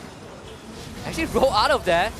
Not going to have the ultimate for a while. Who's going to get the turtle though? Sonic, of course, secures it with the Retribution. The knockout does miss from Subbat. Good Petrify from Barbossa to stop the tempo, but he's still low. The heavy left punch is going to be there, and first blood given over to High, but Subbat is in danger. Does have the primal form, forced to use it. Does have Spellman, avoids the energy eruption, but yeah, he's going to go for it. They're using the 10 HP to exchange aggro, but Subbat is still alive. They're missing it up a little bit. The timing not there for MPX NC. And this is why you don't like trying to dive an Edith underneath her turret, especially with the primal wrap. Oh boy. Yeah. Still fighting this the heavy left punch. Does have the jab, and there it is. It's a 1-2 for the solo, and he survives. Oh, ever so slightly. I was thinking like, okay, he can probably get the kill, but if he gets underneath the turret, he's going to die. He survives with literally 1% of his HP. Nicely done from yeah. That heavy left shield, keeping him alive just enough to tank one auto from Subbat. Damage reduction. Oh wait, no, it wasn't champion side. It was just a raw heavy left hand. It was just a raw heavy left hand. EXP is fun. EXP is fun. Not fun for Subbat, but definitely very fun for yeah. Don't worry, he'll recover from this. Even though yeah is currently 2 levels above him, Subbat, well, 1 level above him, he does have a bit of an EXP lead. Mali-chan, time journey used, and wow, Xavvsz actually shoots down ANIP from afar. GB is going to stick onto this Bruno and force that flicker away. A 1-for-1 trade in favor of MPNC. Yeah, I love the way that Homebois rotates aggressively because they're posturing themselves to make sure that people like Hyde and people like Sonic will get intercepted if they take a more aggressive path. Oh, they avoid the knockout. Barbossa, he's dead. What? Just 3-shotted by Xavvsz. GB still hanging around. Perhaps there's an opening, but they need some time for that to happen. ANIP will be back. Xavvsz slightly out of position. Oh no! Bumped away by GB. Able to dash to safety for now. Kick ANIP away, but sniped by Warlord outside of the map. He finds the angle. They didn't realize that GB did not run away. He was hiding in the bush, and now this turtle will fall into the hands of MPNC. Sonic is still there. They're still looking to contest this, and Sonic is a level ahead. So Homebois, they're not gonna be bothered about the objective. MPNC takes it. All right. Lane swap already in motion. They know that it spawns on the top side of the map, so Bruno will start making his way down. Homebois, it's ANIP who's going to head down and meet him there once again. How far can Xavvsz take this? He's 2-1-0 right now. He's got the level, he's about to get more EXP, but more importantly, he's got so much more gold than ANIP. He has so much raw damage also, right? And with Mali by his side, it's just so hard to pressure him. Oh, yeah, he's gonna be losing on the straight against Surfbot single-handedly, just with the Primal Wrath. But overall, MPX NSEA, Xavvsz in particular, has been playing a very aggressive goal laner. Oh yeah, and it's great that was able to get that lead right now. He's gonna get punished for it. Yeah, the healing reduction, negating the Bloodlust. Actually, does get the shield from the heavy left jab, but how far can he take this though? Getting a knockout from the ultimate, just buying time at this point.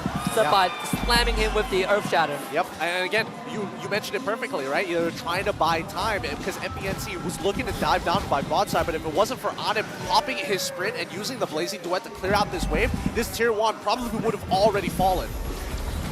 And yeah, might get punished on the top side as well, because you see where BARBOSSA, he's hiding in that bush. I wouldn't be surprised if we see a second death after respawn. Let's find out. It's getting close, but in the meantime, bot tier 1, Worldie's already out.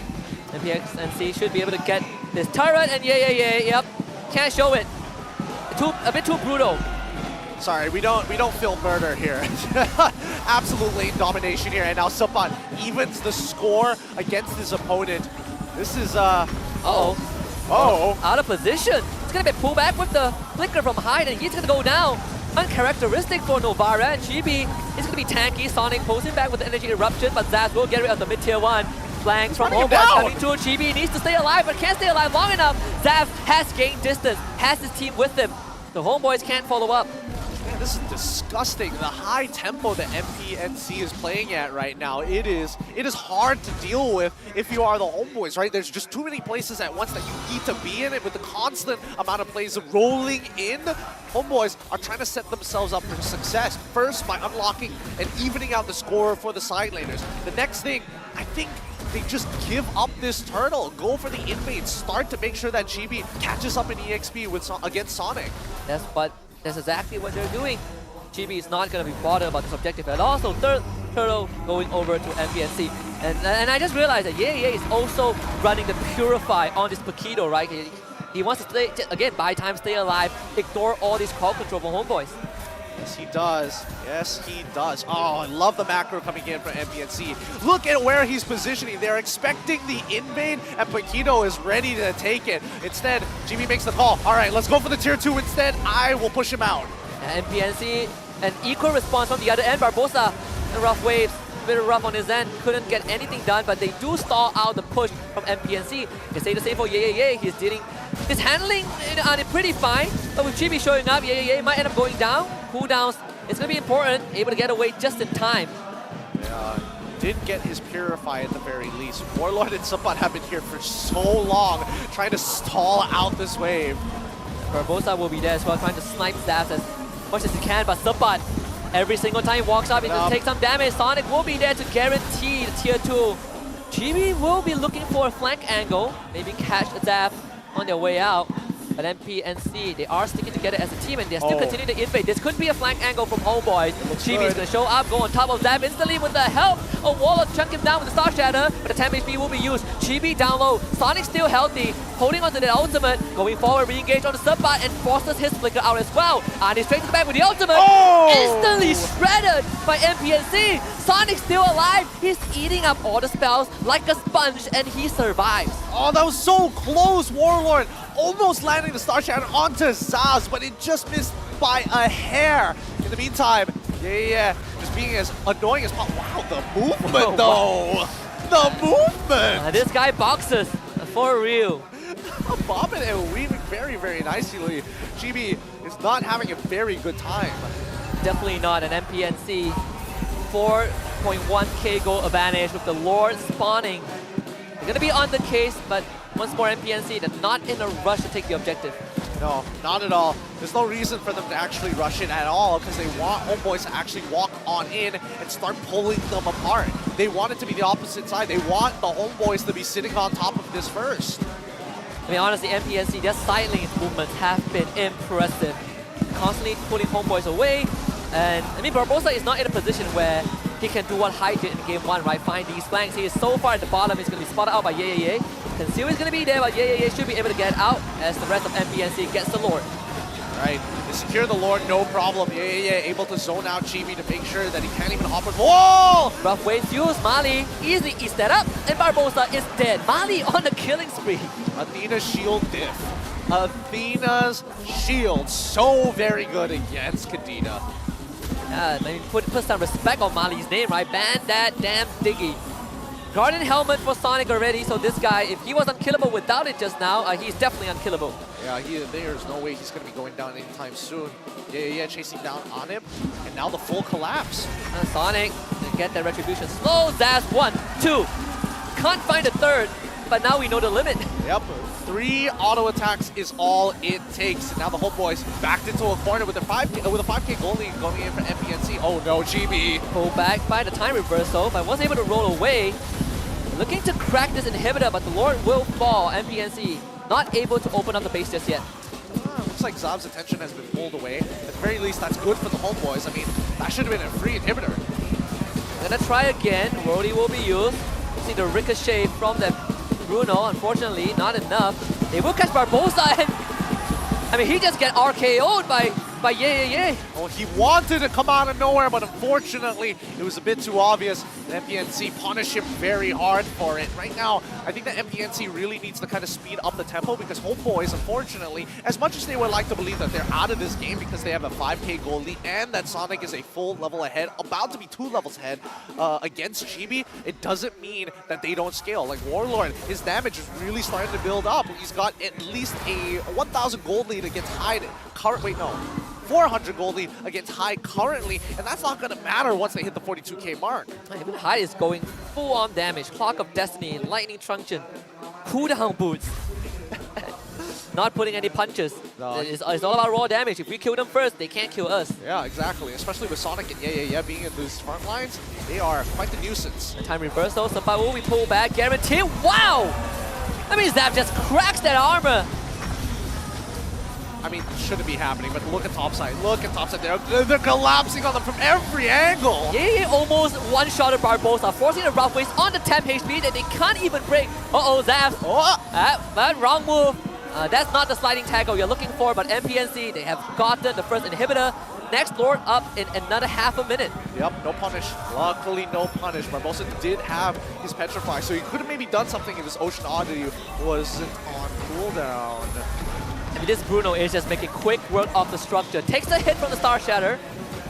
But will be back in the fray. MPNC, discipline, gonna pull back and start to converge on the Lord. So Astral Echo will be used. They do see Mali Chan. Can they at least get rid of him?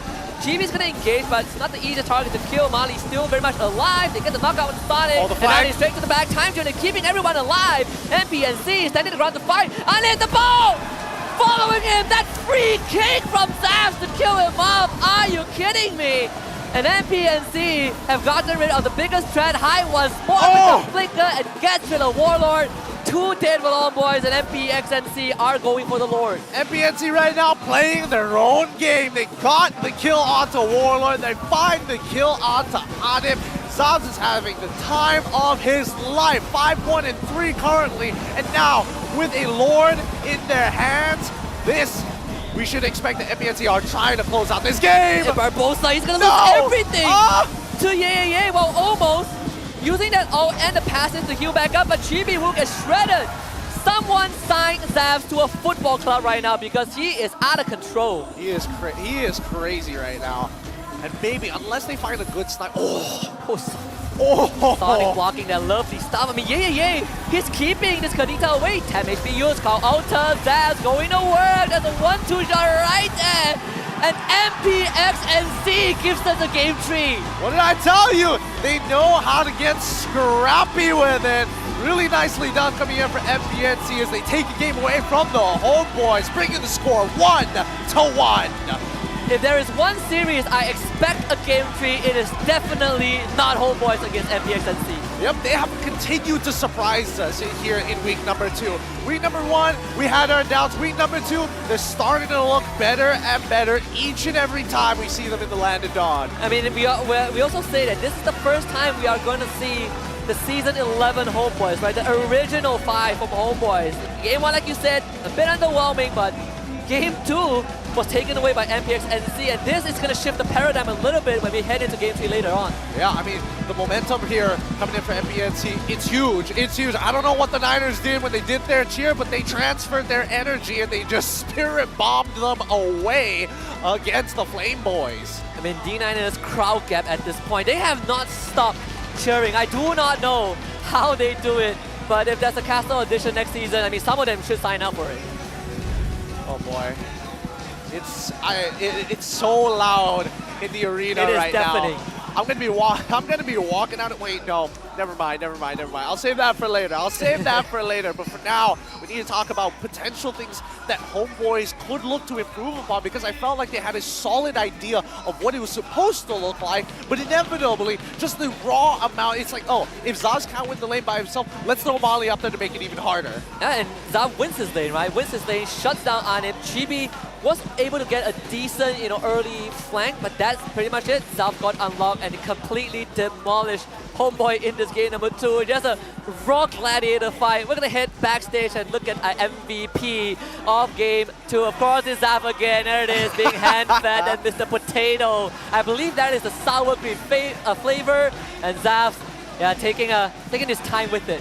Yep, he was been playing a phenomenal game here right now. We didn't get to see enough of him last season. Nobody was able to really enable him, but now with MPNC with him under their banner and the Niners as well, he is pumped. He is extremely motivated, and better yet, he's killing it. And this guy is empowered for sure. I mean, MPNC, we thought that we've seen a big part of what they're capable of, but I'm telling you, man, Xavvsz is a star waiting to be discovered. Mali-chan back in the fray, and suddenly MPNC is taking down the OG5 of Homebois of all teams. Yeah, it's crazy to imagine. It really is. Game number 3 is going to be real exciting here, but so far, so many well-planned moves, and more importantly so, the side laners getting more and more confidence each time they get back up on that stage. Yeah, especially here. Oh, yes. At a certain point, he should have been losing that lane, but he really utilizes the early game advantage that he developed to proxy waves and show up at fights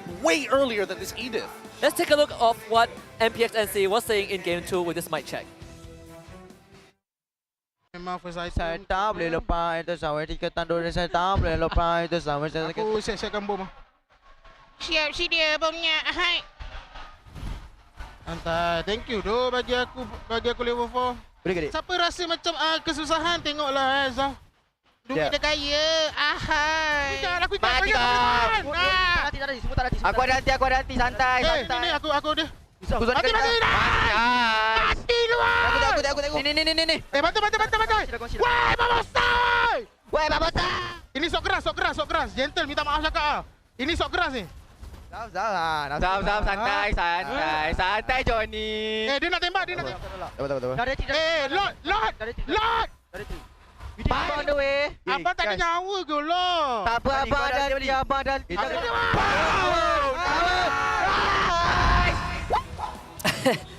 I mean, if you want to learn how to call for Lord, do what they did. Just shout Lord. Look, as an IGL with an iron fist, it's crazy to imagine that Mali's coming in with literal iron lungs almost, calling for that Lord. Pretty crazy. But the one thing that we didn't get to mention earlier on into this matchup was the fact that Mali-chan only dying once in this game, taking the Impure Rage. His auto alarm bombs were actually super relevant, because when ANIP jumps into that backline, he wasn't ready for a single auto alarm bomb to take a quarter of his life. And every time not just ANIP, right? Anyone from Homebois, whenever they dive, they just get pulled back by the time reversal, and that time journey for Mali Chan has saved his team countless of times. You pair that with the 10 HP from Carl Altered, and they feel invincible. Yeah, I mean, they've been covered from every single angle, right? Oh, you got Burst? No worries. I got the Pharmacist to keep you guys covered. Got CC? No worries. I got the Time Journey to keep me alive, making it really difficult. I was hoping that Warlord would participate more in a lot of these fights, but we didn't get to see that. It was Barbossa's job, actually, to actually maintain the sides, and sometimes Warlord would show up in one of them. And I do wonder if Warlord's idea is to mirror High's movements, right? Because they both clear waves really fast. I feel like Warlord might be held hostage by High in a lot of these situations.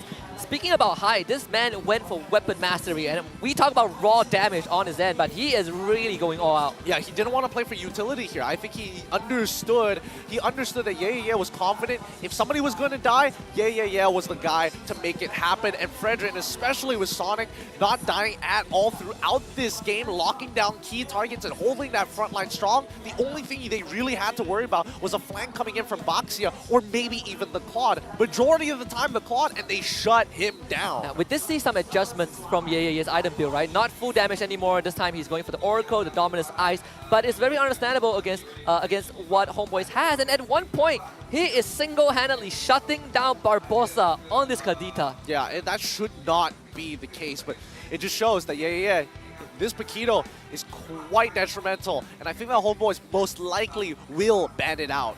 Yeah, I feel like they might even consider first phase banning the Diggy, right? Or at least have a solution for that, because, I mean, let's be real, Mali Chan's Diggy deserves a lot of respect from that game too. On Homeboi's end though, we were looking for Baxia to sandbag, we were looking for Barbossa to play alongside Subba to get that snowball going, but all of that was kind of negated by MPX NC. Yeah, a lot. Hopefully we do get to see this in the highlights, but notice that when the side lanes decide to move out, this including Xavvsz here, this is mainly Yen as well as Mali, they make sure that they kind of just walk through a more passive angle throughout their own jungle, just to have the information, oh, did Chibi actually show up to try to invade? Is he going to make the attempt to invade afterwards? Because when you play Baxia, you move so fast across the map that you should be basically power farming the entirety of the game and maintaining a huge EXP lane on your opponent.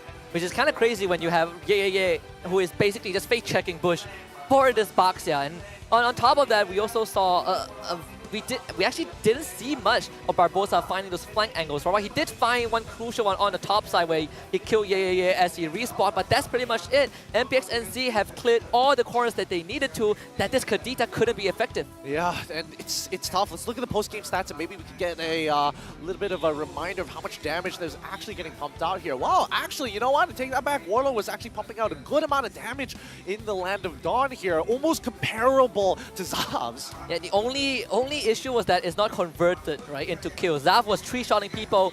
Warlord was just sending his Star Shatter into front lines, and that's kind of what Novaria does. Sometimes you just get sandbagged so hard, you just gotta take it. Yeah, just the average DPS coming out of Xavvsz is way higher. Warlord, I mean, he could probably one-shot somebody over the span of like a minute and landing 3 max range Star Shatters, but hey, you know, you don't have that kind of time, and at least for MPNC, they closed it out as soon as they could. 14 minutes, 11 seconds. With that being said, we are also seeing, you know, Homebois, just like Game 1, playing MPX NC's game. MPX NC wants to fight, Homebois takes the offer and starts fighting. But in this game, they got punished so hard, especially, I mean, ANIP, he was diving the backline in team fights with the Blazing Duet and getting two-shotted by Xavvsz. Okay, to be fair, do you think it is a little unlucky that when he took the BMI, that he was still, Xavvsz specifically, was still able to sneak in an auto attack there? That follow him. Yeah, that follows him through. I thought that was pretty genius because what Xavvsz is doing, and hopefully the highlight shows it, is that he holds on to his first skill until absolutely necessary, and when he knows that ANIP is roughly about to jump away, he quickly taps to get a double ball going, and that's where you see that flying projectile jumping straight to ANIP. Yeah, it's always feels bad playing against a Bruno for that exact reason. You know, close shave on the bottom side, and Xavvsz is just coming alive, getting a kill onto ANIP, who at that point was already one level behind due to that specific reason, and there was nothing that Homebois could do to shut Xavvsz down. Yeah, and I mean, just look at the overall peel. Like, Malik-chan as well as Sonic are just covering as many angles as they can, even though that Xavvsz still died there. And to be fair, nobody was expecting a GB to actually be standing in that position. But just look, as they get these motions down across the map, 1, 2, instantly dead straight away. 1 auto alarm bomb, 2 auto attacks. And you love the front to back as well, right? You see the supports just pull back alongside Xavvsz, while Sonic and ENG still continues to do their job, separating the front lines of Homebois. It's gross. It really is gross. Look at this. Here. Yep, it follows him all the way through. Regular auto attack was more than enough once he had that full crit build, and it's difficult to deal with that type of burst. Well, we're gonna get game 3. At least it is a treat to close out the week number 2, and for 2 teams that have not won the series yesterday, this is going to come down to the wire. Yep, it really is. Currently 1-1. I'm hoping to start seeing. I really hope that we do see a more open draft here, because again, Leslie probably could have taken a good place there for the marksman role. I think there is just too much focus on these comfort picks. They really got to start breaking out of their shell, like what MPNC is doing right now, and start playing off of the momentum. And even today, we are playing away from Irithel, right? From picks like Irithel, we are seeing some Melissa, a lot of Bruno, but with that aside, we talked about teams defeating the Inner Demons. These 2 teams are trying to break the curse from yesterday. But if you want to defeat Agni on your face, we have just the remedy for you. Is Garnier Man. Defeat Agni fast like the MVP with Garnier Man. So if you want to know what is the real hero today, it's actually Garnier Man, Agni's nemesis. Ooh, spooky name because they beat the crap out of Agni. Want to win in life? Use Garnier Man to smoothen out that obstacles on your face. If you're ever feeling insecure, don't worry, because Garnier Man is going to make sure that when you walk out your house today, people are going to be complimenting you're glowing. How? How'd you get it? It's Garnier definitely Man. not the lights. It's definitely not the sweat. It's Garnier Man. It's definitely not the sweat right Garnier now. Man. It is hot here in the arena with so many bodies, but I can't wait. Game number 3 is going to be really interesting. Right, quick word. Game number 3, what are we looking for from both teams? Adaptation coming in from Homebois. I think they need to start changing up the gold lane picks. And for MPX NC? For MPX NC, keep up with this type of momentum and energy. I wonder if we will see the Bruno again, right? Because Xavvsz has been having a fantastic series. MPX NC have been able to take games, but they have not been able to close out series. This could be the first, and if it is, it's against Homebois, and that will be one of the biggest highlights for MPX NC's accolades. We're gonna go for a short break, and when we come right back, watch out, people. MPX NC against Homebois in this final game to decide who will win out this best of 3.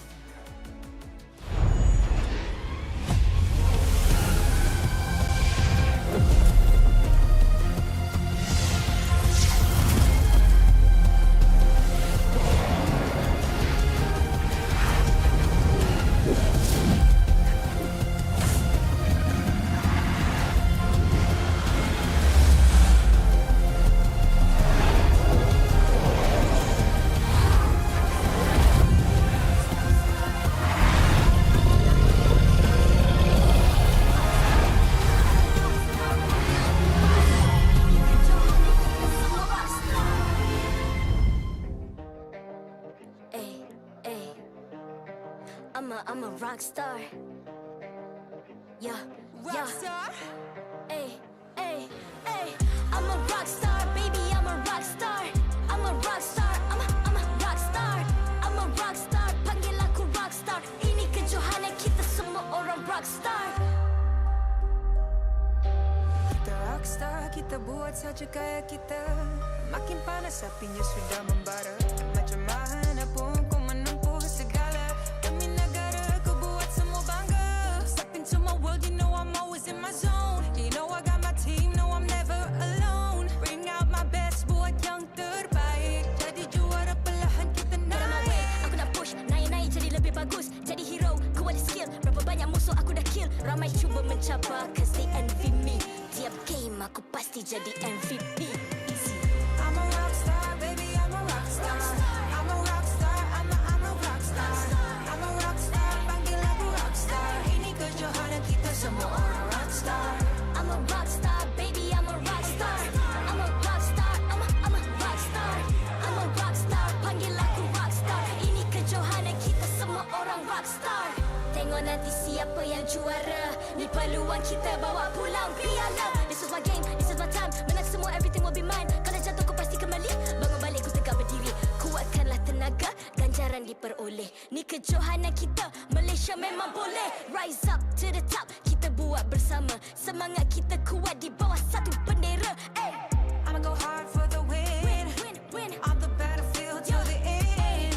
I'm trying to beat the greatest anyone has ever seen. Stand by, I'm coming in for the win. I'm a rock star, baby, I'm a rock star. I'm a rock star, I'm a rock star. I'm a rock star, panggil aku rock star. Ini kejohanan kita semua orang rock star. I'm a rock star, baby, I'm a rock star. I'm a rock star, I'm a rock star. I'm a rock star, panggil aku rock star. Ini kejohanan kita semua orang rock star.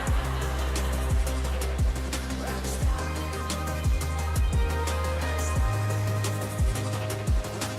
Ini kejohanan kita semua orang rock star. I'm a rock star, baby, I'm a rock star. I'm a rock star, I'm a rock star. I'm a rock star, panggil aku rock star. Ini kejohanan kita semua orang rock star.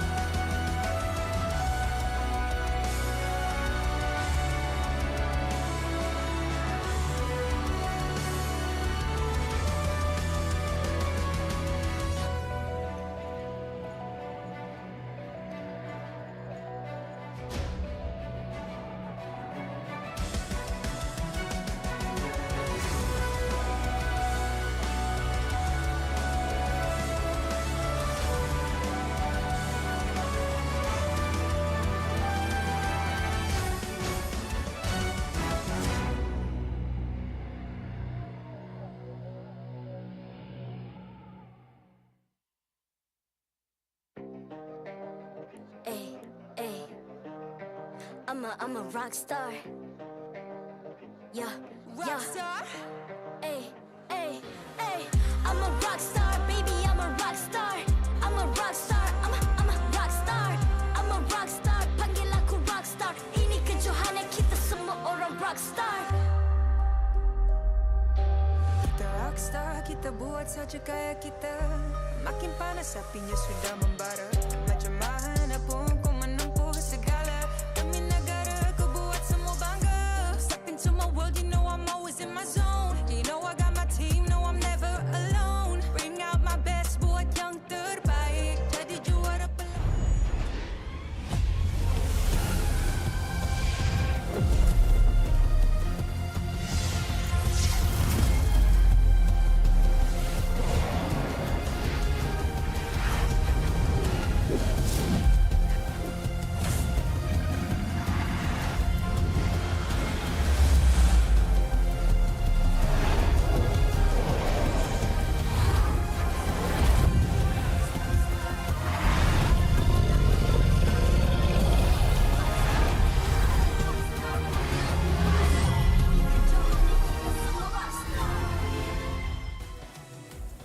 Flame Boys started off the series with a blazing opener, but the Niners swipe back with Game 2, and that means we are here for the final Grand Slam of this best of 3. Game 3 between MPX NSEA and Homebois, and you're here on the desk with us. My name is Husky, and with me is Rennnqt. So far, I mean, MPNC have been playing a really strong game in both Game 1 as well as Game 2, with a slight mistake in Game 1, which costed them the game.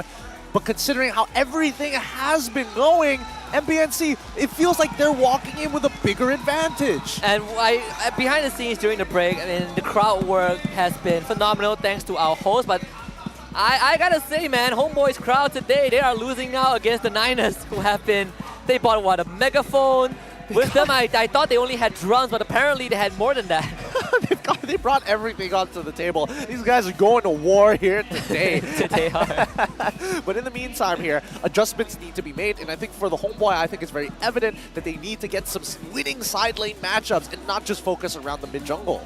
Yeah, Xavvsz doing the right thing, making sure the fan is blowing at Mali. You know, this guy is he's putting a lot of weight. He's putting a lot of weight.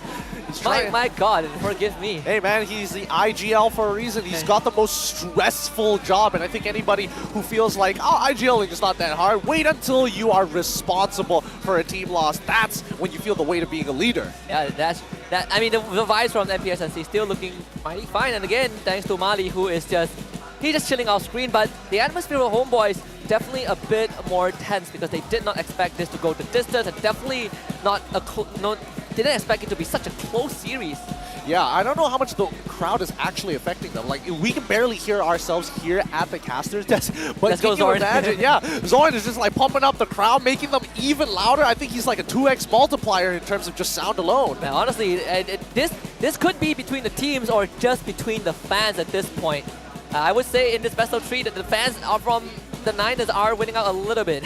They are so loud. Well, to be fair, they are directly behind us as well with the drums, but I can't imagine what it must be like when all of their attention and all their voices are directed towards that stage. As much as we might like to believe that it's going to be soundproof headphones, the vibrations alone. Oh yeah, we can feel it every time a major objective was taken, every time the crowd goes berserk. It feels like an earthquake.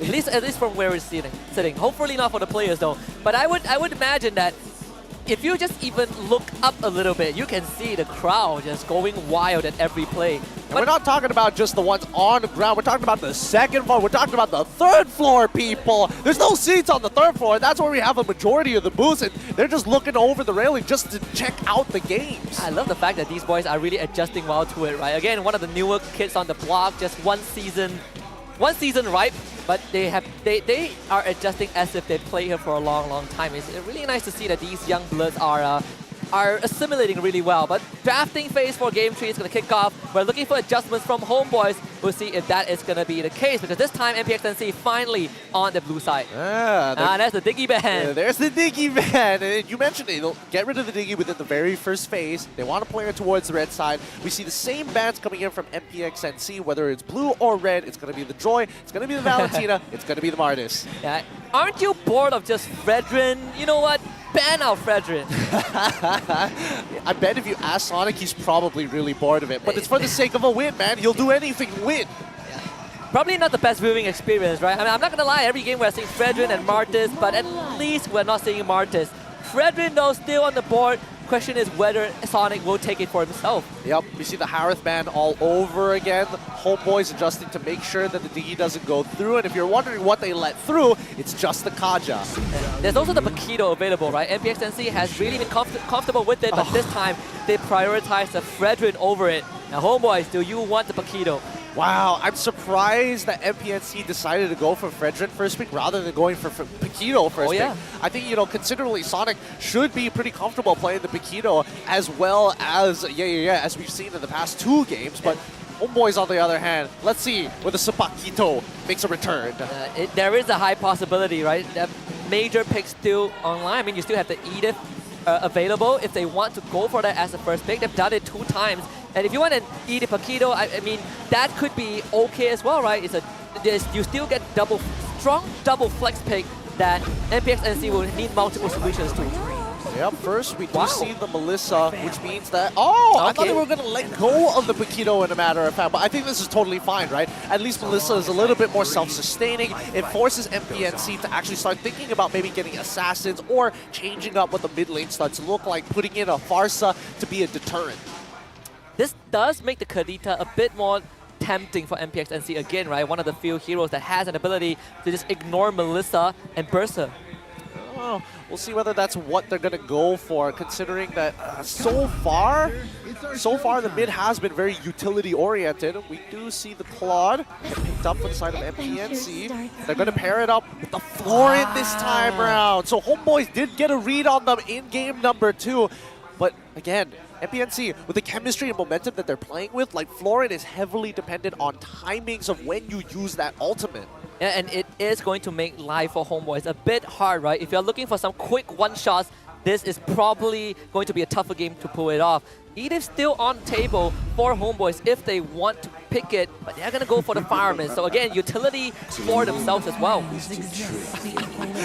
I feel like the audience is communicating with each other. One was like, ban, we don't need to ban heroes, we need to ban Xavvsz. The next person we see is like, you know what, we'll do anything to win. And one guy was like, the guy before him was like, stop playing Fedrin, it's so boring. And then that guy was like, wow, it doesn't matter as long as you win. And I agree with the second guy, right? It's the win that matters. I agree with the sentiment as well. Homebois, I'm guessing they're going to ban out both artillery mages here. The Valentina was banned out by MPNC, so that's one less thing to worry about. No Yi for this game. Akai banned out by MPX NSEA as well. So I think one of the struggles that they did run into without the digging in game 1 was just Sonic getting displaced, so they want to eliminate that potential. I think so, and let's not forget that Paquito is going to be a flex pick for the side of the Homebois. I think they're going to save their very last pick for EXP, most likely going to show off the Roamer, right? The Roamer. I think they're still going to get the Edith. I still think that they're going to get the Edith. There's a good chance it goes through because I mean MPX NC, I don't think they're going to go for it. There's not much use for the Edith in this point, right? You don't get to flex it as much. Farsight does get banned out, so Homebois continue to eliminate artillery. The 3 main mages have been locked up. We still have the Novaria up on the table if Hyatt wants to go for it. Yeah, that's a very big if, in a matter of fact. Let's see what MPNC wants to ban out. If they're already getting rid of the Akai, there's no need to ban out the Boxy because you have quote-unquote true healing. I hate the term true healing, but it's very relevant when you see Florina on the battlefield. Got to get rid of that. I mean, Edith does get banned now, so good read from MPX NC. Does Homeboy want the Baxia again this game? I mean, we talk about healing reduction, right? But if they do not have any of that, are we looking at something like a Sea Halberd or a Necklace of Duran to replace it? Possibly. Even if you have those items, the fact is, when you're about to kill somebody and that ultimate comes in from Florin to save somebody's life, it can be extremely frustrating. And then that's why I'm thinking like whether Homeboys needs to start to consider heroes that can get in and out. I saw that too. In and out of these fights. We see the Minotaur come in for the Homeboys, a true five-man team fight sort of style from the Homeboys. Yeah, definitely tired of MPX NC running at them. This time they're going to try to stand their ground. They have Minotaur to frontline, they have a Cult Altar, they have the getaway from Melissa, they have everything that you could ask for. How are they going to deal with this? The jungle pick hasn't been shown at all. They also don't know what the EXP is going to be. And MPNC, they're going to have to go in blind. What do they go for here? Possibility for some raw peel, maybe an XORN on the side, maybe even a Terizla. Doesn't sound too bad of an idea. Lilia gets locked in from the side of MPNC. Okay, I can respect that, right? Go in, drop as many Shadow Balls as you can, get back out, proc them all, and see how much damage you can do. And you also give yourself a second life, right? We talk about there's the Bloom from the Florin, but there's also the Black Shoes from this Lilia to do double of that. Well, they triple down with the Esmeralda in this game. Interesting. Okay, so technically they can't go for XORN. Do they have enough bursts is what I'm worried about, right? They could go for full damage Paquito, whether it's EXP, but most ideally it probably will go into the jungle. But then the second problem is going to happen is that if MPNC sits on top of this Lauren, they're going to have to throw Barbossa into the middle of that fight and get a good Minoan Fury, and even then, there's no guarantee. And we've seen this matchup once last week as well between Esmeralda and Paquito. At one point, Esmeralda is just going to run circles around Serpat, and they're running on a timer, so they will put Chibi on the Paquito instead. They bring out the Terizla to try and brick wall this Esmeralda. Yep, it's not going to be Paquito this time. It's Paquito. And I think it's going to be good, right? Chibi is extremely efficient at moving around the map with the jabs, and especially, sometimes I've heard statements that even his teammates can't keep up with how fast he moves across the map on a Paquito. I mean, the Fredrin definitely will have a bit of a problem keeping up with the Paquito in these team fights, right? Generally just more mobile stuff. MPX NC getting ready to potentially finally win the first series. Mali-chan giving us some final calls. Homeboy also settling in as well as we settle into these chants. We're going to be here for a while. Yeah, we're going to be here for a while.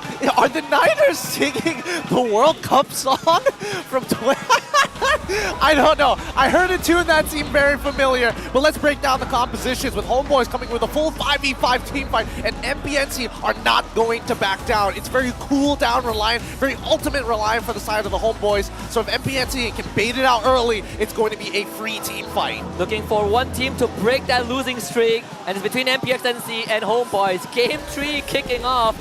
I mean, we're seeing some interesting picks, right? We thought Bruno is going to take headlights and take the spotlight. Definitely did. But in this game, we're seeing the flooring show for Mali Chan. Very comfortable choice for MPNC. We're seeing the Minotaur for Homebois. And most importantly, we're seeing the Lilia, a hero that we haven't seen for a long time. Yeah, honestly, you know, Lilia in this particular case is so very good. But yeah, he's got to be extremely careful because it's such a volatile lane. He will eventually outscale the Terizla, but if he dies early and Terizla gets to move first, it's going to be a lot of problems, especially for Hyde, who is supposed to be the key player in this composition to make it work. Then Homebois, you can expect them to move faster in the jungle just because they have a Paquito, right? When Chibi has already cleared that both his buff, while Sonic, he's falling a bit behind, but our Homebois looking to accelerate the game.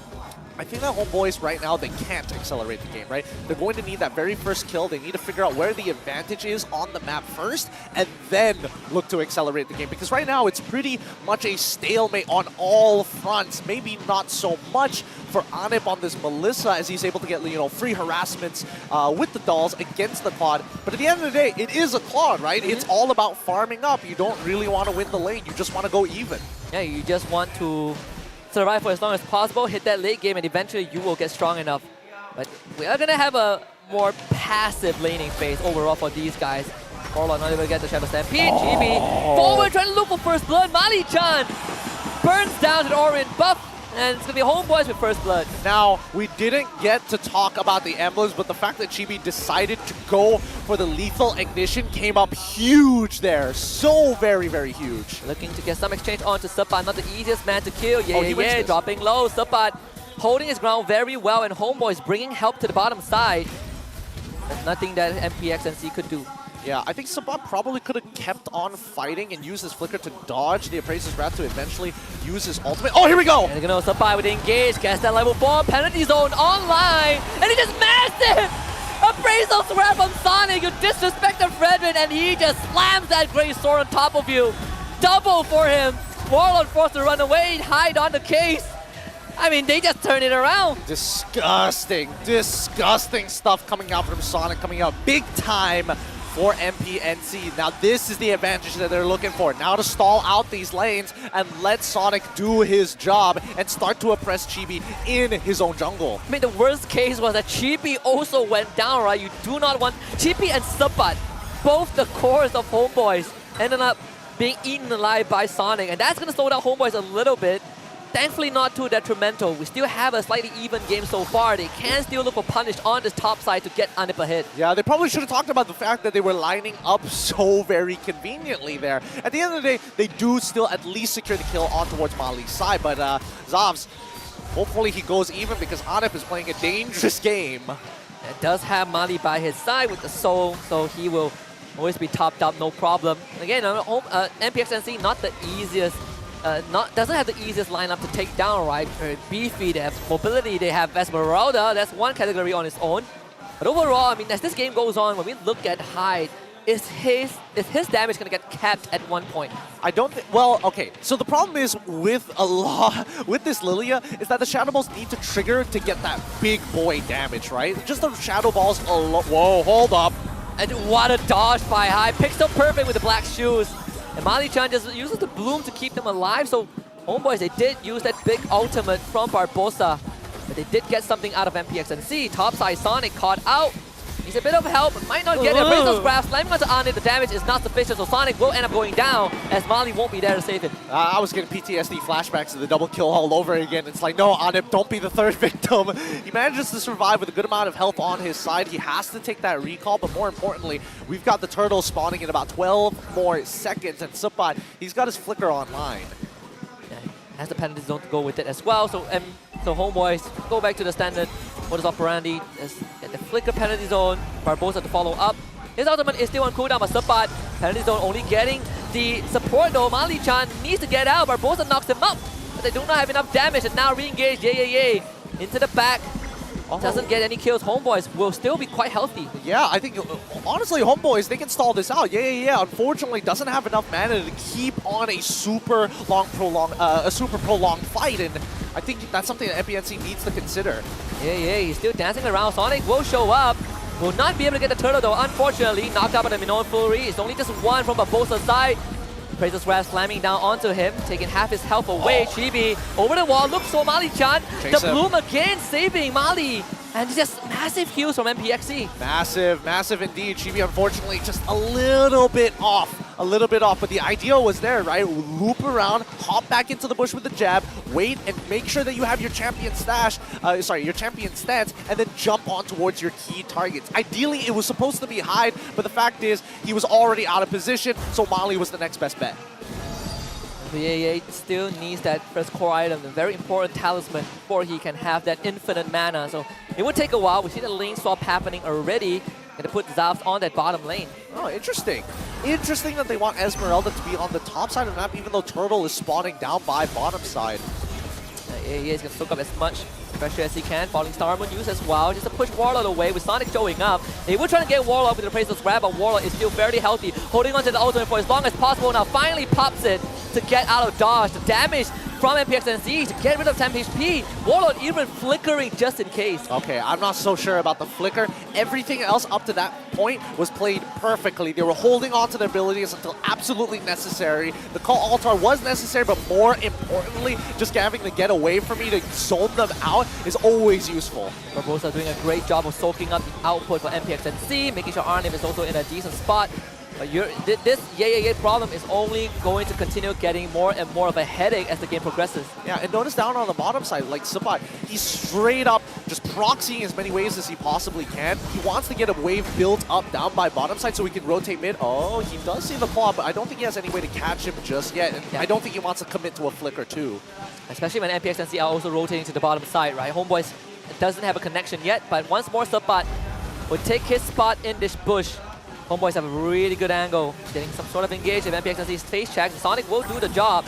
Xavvsz from the corner, he's uncontested so far. Homebois need to find a way, gets in with the penalty zone, but Xavvsz just gets out with the BMI. Appraisal's Wrath already used as well. GB will secure the turtle, but Barbossa is starting to take massive damage. No more Minoan Fury. He ends up getting deleted as Yayay disrupts the backline, draws 3 members of Homebois away. Sonic gets the knockout. There's the blazing duet, immediately destroys the Count Ultra temp shield. GB needs help right now, gets out with the sliver of health thanks to the shield. Double heavy left hand to keep himself alive. He trusted. He had so much faith in his teammates there. He could have tried to double jab out of there, but the lockdown was good. The fact that he went for a double heavy left hand made sure that he has enough damage reduction to actually survive from the empowered left hand. In the meantime, right, it looks like he's building up towards a BOD rather than go for a traditional... Wait, hold on. He's massive damage. Falling Star Moon there. Yay. Actually winning that out, but GB cutting it close. This is a little too close for comfort, not gonna lie, with the majority of the Homebois on the top side of the map to make things happen. I think what we recognize almost straight away is that Homebois don't necessarily have a way to disengage the Minotaur after the Minoan Fury. So it's either they go all in or they just have to sacrifice Barbossa. And that does look like a major chink in the armor for Homebois, right? You have heroes that can get in, but they don't necessarily get out of things. And I think it's important to mention that the most ideal situation would be during these neutral objectives, and I think MPNC recognize that. As long as they minimize the overall people who are hit by the Minoan Fury, it's always going to be a big plus for them. Oh, ANIP is starting to scale. He is hurting. Yeah. With that being said, Barbossa, he is definitely taking a lot of punishment as well, right? I wonder if he would eventually opt for the Guardian Helmet just so he could stay in these fights longer. I mean, the health bars of MPNC are getting chunked out a little bit. Sonic will show up, but the wave is just shoved too far in for MPNC to get any engage. Oh, good senses, good calls here. Sonic making sure that GB doesn't find a flank angle around to make sure that the rotation paths are safe. I mean, they can't deal with Yayay as well, right? Chibi, he's straight up losing this fight. They use the penalty zone just to make sure Chibi gets out, but Sabat now has to bear the brunt of that. There's no way he survives this fight. Oh! Wow, Barbossa with the heal at the end. What a save. Does he live this? No. Oh my god, he even used that ultimate. Does High find Warlord? Ah, and he ends up dying without using the black shoes. Oh my god. Oh no. Oh no. That's really unfortunate, but at the very least, they've gotten rid of Barbossa, right? Right? Can they at least secure this Lord? I mean, if you can push Chibi away, then this Lord will be secure for sure. Chibi, he's not going to get back in. Yeah, you cannot get to a Yeah, he's just such a big brick in the middle of the road. You just got to avoid it. You can't go through it. He might look for Xavvsz though. And he's a bit too far out in the open, so Chibi punishes him with the kill. Is going to show up, Falling Star Moon, Warlord, keeping his distance. ANIP chipping away at his health.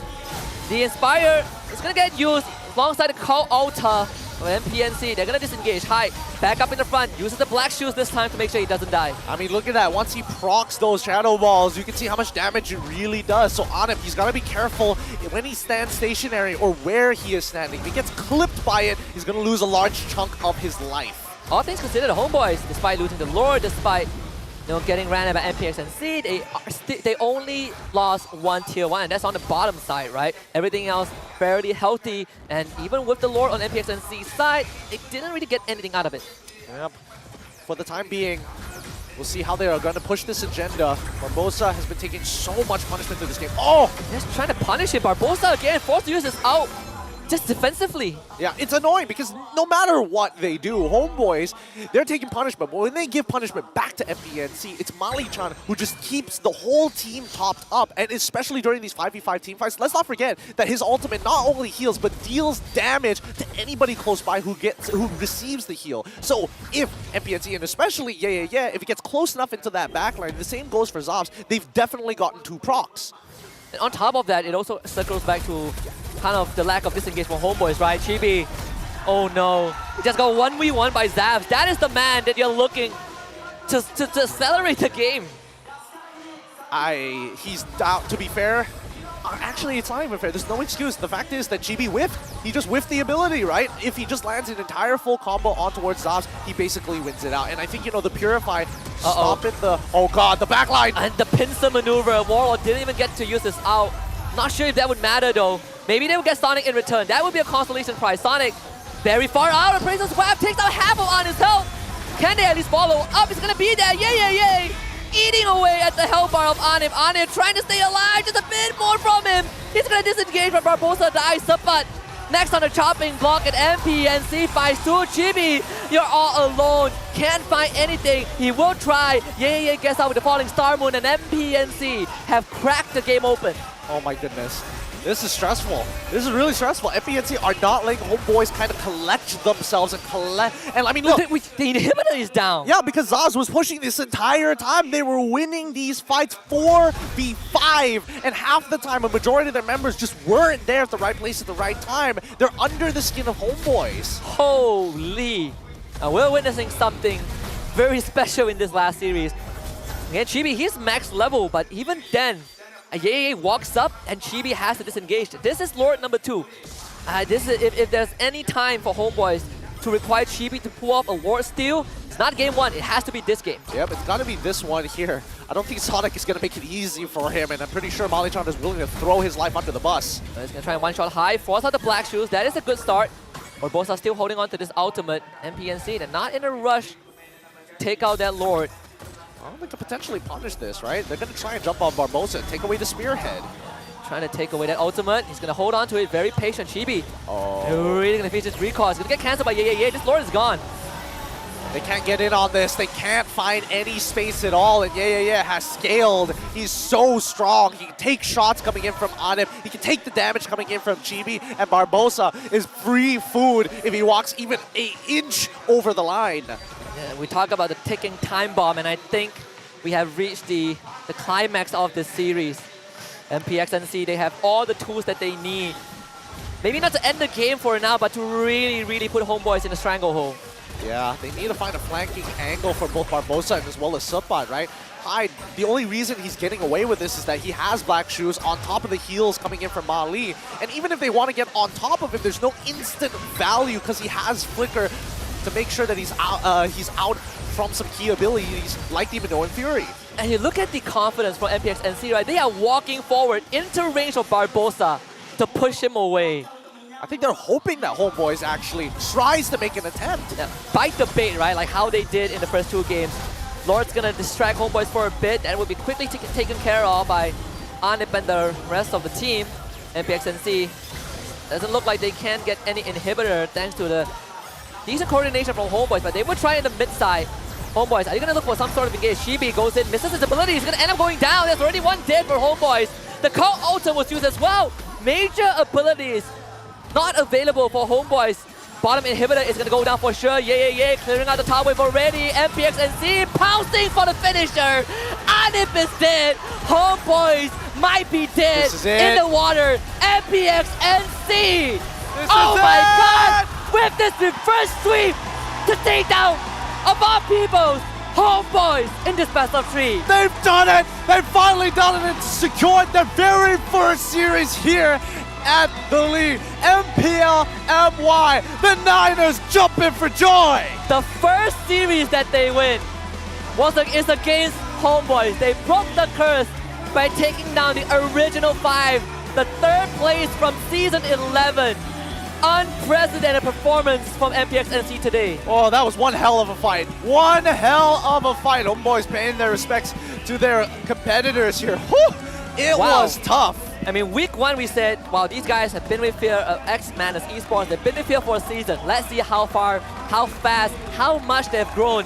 Taking down Homebois is not the growth that I expected in such a short period of time, but the relief on MPX NC's face, you can see that this win is monumental for the squad. It really is monumental for the squad. Well done, MPNC, from the draft to the plays. Their silence ops as well as yeah, stepping up, and even this time, even Hyde decides, I gotta get in on this. Oh yeah, I mean, wow, gotta let that sink in for a bit, because MPX NC, we say that they can close out games, but not series.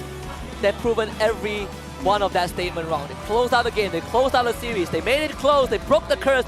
So many things being concluded in this final series. So they pass it over to Rose to talk to MPX NC about that series victory. Kemenangan pertama untuk pasukan MPX NC. Give it up for them, everybody. Alright, okay. Xavvsz dulu lah. Alright. So, I cakap tadi sebelum kamera pindah kat kita orang, I cakap lama tak jumpa dorang sebab actually memang lama tak interview dorang lah. Alright, so Xavvsz, I nak tanya, korang ni always tukar line up, okay? Always tukar line up, tapi Mali buff real ke tidak? Win doh, aku rasa weh, tangan menggigil. Memang masa-masa dia untuk Mali turun untuk kali ni. Alright. Actually, I nak cakap ni kemenangan pertama pun tak betul sangat pun. Sebab semalam, korang dapat kalahkan Selangor Red Giants 1 game. And Selangor Red Giants sekarang dekat top of the leaderboard. Adakah MPNC is going to be macam satu team yang akan jadi dark horse untuk musim ini? Bagi aku sekarang kita orang kena panggil underdog. So, aku rasa mana-mana tim yang jumpa kita orang tu get ready je lah. Alright. Okay, guys, I nak tanya, siapa MVP korang? Siapa MVP korang? Ali. Alright, count with me. 3, 2, 1. MVP kita adalah Xavvsz. Xavvsz tengah menggigil dah ni. Alright, Xavvsz. Kemenangan pertama, Xavvsz MVP of the game kedua dengan MVP of the match. I nak tanya, selepas korang kalah game pertama tadi, it was a close game. Korang actually could have won that game. Lepas tu, macam mana korang reset balik? Sebab kalau kalah macam tu, bukan kena mental senang tak? Bagi kita orang biasa je. Disebabkan kita orang banyak kalah 2-1, so kali ni aku bagi fans-fans lah, bagi menang, merasa kemenangan lah. Alright, Mali pula. Okay, Mali. Nampaknya Mali happy. Alright, Mali, I nak tanya, senang je. Mali kadang-kadang main roam, kadang-kadang main mid. Role Mali sebenarnya apa? Kita isi mana yang kekurang. Oh, isi mana yang kurang. Alright. Okay, so I'm pretty sure semua orang ready nak celebrate dengan fans korang. So Mali, sebelum I throw it back to Casas, apa Mali nak cakap dekat The Niners yang datang untuk sokong MPNC hari ini? Kepada Ultras, thank you support kita orang daripada Week Fast. Hobi jangan Hobin. Alright, terima kasih. Once again, congratulations to MPNC untuk kemenangan pertama dorang. Alright guys, so mari let's throw it up to the caster untuk dorang bincang pasal Xavvsz sebab dia yang MVP. So, casters, silakan.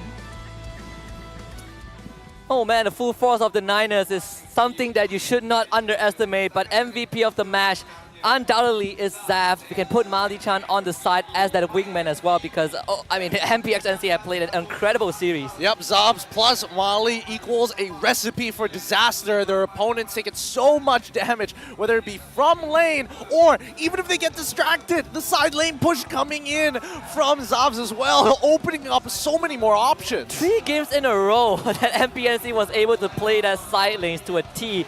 It's a problem that Homebois was not able to solve, right? We focus a lot on the draft, the mid to late game, but side lanes, they can't do it. Yeah, it feels good. It feels so very good that a team like this, especially being picked up by MPNC, finally are able to kind of reward them. Their return of investment, especially to the fans. You can see the man is literally shaking. He hasn't been up on that stage in that position to take interviews like that. Yeah, the craziest part was that he has been MVP in, I believe, all the matches that they won, right? So if we talk about Iris from Team HAQ, I think Xavvsz is the figurehead for MPX NC. Yeah, absolutely. I mean, he's played a strong game. And once again, the Niners just making sure that the energy continues to linger even after the job is done. I'm not going to lie, most fans would leave after the game, but the Niners stick around. So they say when you're at your lowest, you know who your true fans are. Yep. And this time, I mean, the Niners continue to prove us that they are one of the stronger fan bases here at MPL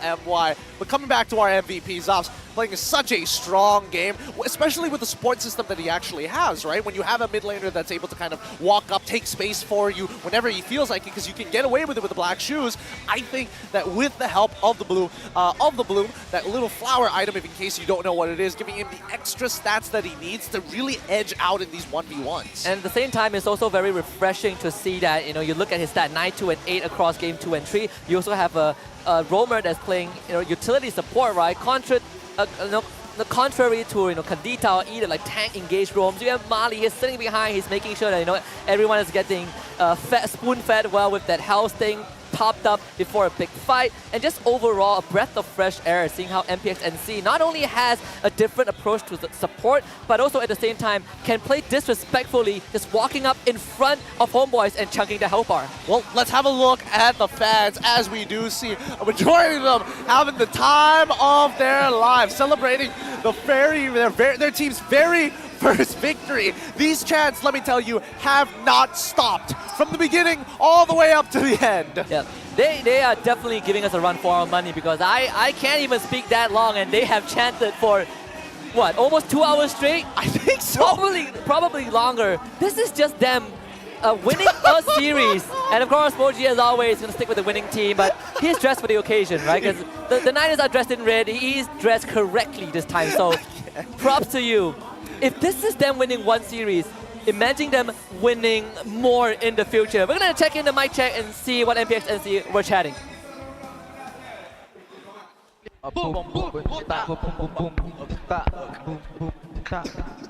Aku dah tukar nama, aku ingat orang tak kenal aku. Tengok Bin, kami sabar dari KK. Ya, kau tahu nama Ali jadi apa? Apa? Mak Dola.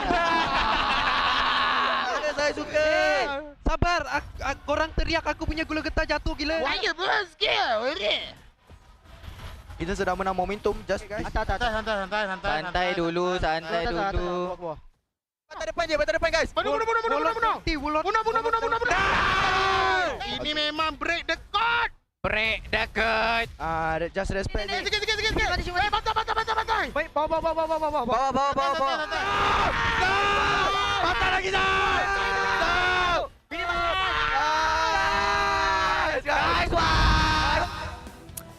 Well, Negeri Sembilan or no Negeri Sembilan, there's one thing that ties MPX NC and the Niners together. They are loud. Yep, they are so very loud. I mean, it's Molly, of course he's going to be loud, but man, with the rest of his team, they are pumped up. Before the game, it's just chill vibes. When they're in the game, it is, wow, it is a different energy. It definitely is.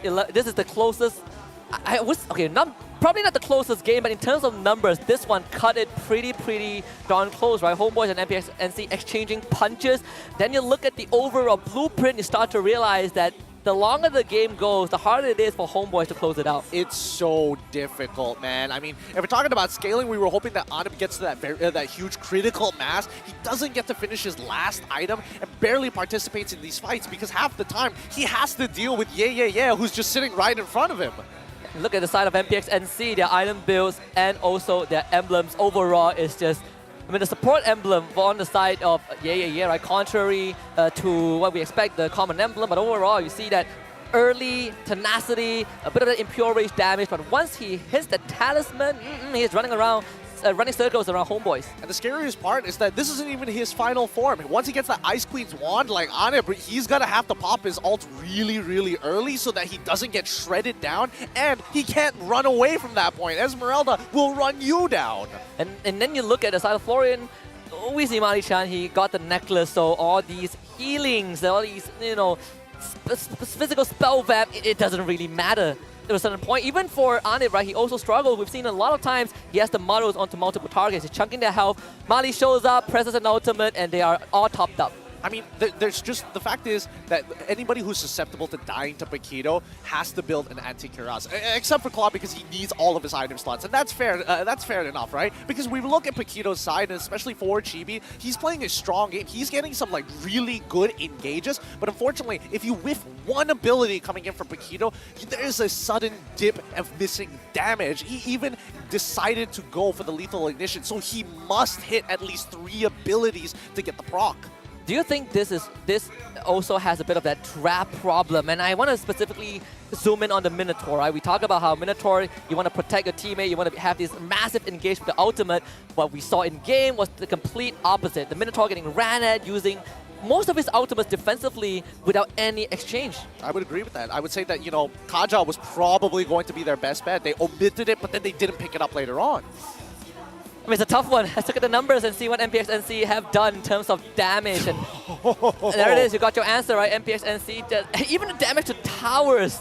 And that is just obscene. God damn, like Hyde was creating space. And if you tell me otherwise, that those damage numbers shows that he was getting some really good pokes in this game. He was making life hell for Barbossa. Every time Barbossa walks up, he either gets shot by Xavvsz or Hyde just walks up, throws his full combo, and just black shoes away. It's really annoying. Like, Barbossa has no way to get in and out of fights. He can only go in and hope that he's able to catch multiple people with the Minoan Fury, because he's not going to get support if he doesn't catch anybody at all. It's very rare you see someone walk up to a bull and just push him away. Normally Minotaur would counter-engage. Not this game. They've been able to temper that rage from Barbossa and Homebois. I mean, this is probably the first time in a long time we see Homebois getting shut down in this manner. Absolutely. And I think, you know, in the highlights, hopefully we get to see this a little bit more often, but I think that Sapat as well as Barbossa needed to communicate better with each other with the way that they layer their abilities, right? Because there's so many things they got to deal with. There's so many defensive abilities they got to deal with. Flickers, which is very typical, but then Black Shoes comes into play. Healing coming from Mali-chan comes into play. The fact that Sonic is able to kind of disrupt the combo midway on top of that. So I think they needed to manage their resources just a little bit better, because with Mali-chan in place, if you're too frivolous with it, you're going to get punished. And you're also playing a comp on the side of Homebois that can go in, but when you move as a unit, and that's where Yeah comes into play, right? He disrupts that tempo. Yeah, but he's able to get in the middle. He's able to, again, just receive so much damage. And I'm surprised. The fact is that Mali-chan has some great chemistry with his team. He's able to time his ultimate very, very well. Yeah, he's making great calls, right? Plays mid, no problem. Plays roam, that's when he's in his comfort zone. Give him... And the craziest thing is that Homebois, I mean, it's maybe Coach Pop to a certain extent realized that, well, we have a lot of holes we need to plug. Who do we look at? And then you just start to let some of these picks slip through for MPX NC. Yeah, and I think, you know, honestly, the way that he attacked the draft was correct. I do think they probably could have focused on some of the other picks. But with that being said, this means that MPNC are out of the relegation zone and put themselves on contention against RSG MY at 6. Yeah, which is a very crazy thought if you look at it. But thankfully for Homebois, they are still in 4th place. They've won 2 series and they've won, 2 series and lost 2 of them. First place still Selangor Red Giants, undefeated so far in terms of series. Team HAQ as well, 3-0 in their best of 3s. So standings can still change. We are still at week 2. With that being said, as we close out this show later on, we're going to have the transfer window open up, and that is where things will be shaken. Oh yeah, I think, you know, it's really going to shake things up again. The more early points that you get, the better. Because once the transfer window comes in, it's about patching up problems, right? Bandaging them, not solving them, bandaging as many as you can, and then eventually solving it as it gets closer and closer towards that playoffs. Especially for the teams that are in the bottom 4, they're all within range of relegation. Absolutely. Well, we got to take a look at next week's schedule as well. Week number 3, transfer window time. On Friday, we're going to have Team HAQ taking on RSG MY. Team HAQ undefeated so far, from relegated to 3-0 in the group stage at this point of time. And afterwards, we have Team Secret against Team Lunatix. Now, this one is going to be a doozy because Lunatix, they are still looking for their first game win. Team Secret still in relegation spot, but we did see some moments of brilliance yesterday. Yeah, moments of brilliance for sure. I feel like Team Secret has a lot of potential running with them. Team Lunatix, on the other hand, ooh, it's tough to say. There are moments of glory, and then it just fades away. It fades away so fast, and that's definitely a scary thought. Team Secret also talked about how they don't really expect to win until week 3. Oh, next week's gonna be the litmus test to see whether the transfer window will make a big difference. I don't know about it. Let's not forget that the transfer window is gonna be open between week 3 all the way up till week 4. So things are going to really be shaken up here at the MPL MY, especially for those bottom 4, right? They are so close to the relegation zone, and you just need to make it into the playoffs, and then you're good. Yeah, once you get through week 3, that's where it really starts to get scary. We also have our prediction winner for the MVP. You can see that for match number 1, it's going to be Sasa. For match number 2, it's going to be Gary. Match number 3 is going to be Xavvsz. If you guys have guessed all of them right, congratulations. Do it for next week as well. Yep. Check out all the names. If you see your name, go open up the game and check out your inbox. And maybe you get a little something here. Hopefully you can post about it and maybe continue with the MPL predictors. For everybody else out there, you're going to have to try again. Don't worry, the MPL is going to be on every single weekend. And we have plenty to come. It's only just the end of week 2. 4 more weeks of group stage. Plenty of games to come. And still undecided on who is going to make it and who is going to get relegated, right? Any standouts for you today? Because for me, Team HAQ being in 2nd place is pretty crazy. Yeah, honestly, MPNC, huge plays that coming out for this team. A lot more potential compared to last week, and I think they had a really good showing. Honestly, all the players surprised me. And today, it has been a roller coaster ride, right? Games that we don't expect to go 3 have ended in 3. MPX NC getting the first series victory over Homebois. We're seeing Team HAQ really just evolving from week to week. But that's it for week number 2. We're going to sign off. My name is Husky. This is Rennnqt with me. We'll see you guys next week for week 3 of the MPL MY Season 12. Goodbye and have a good night.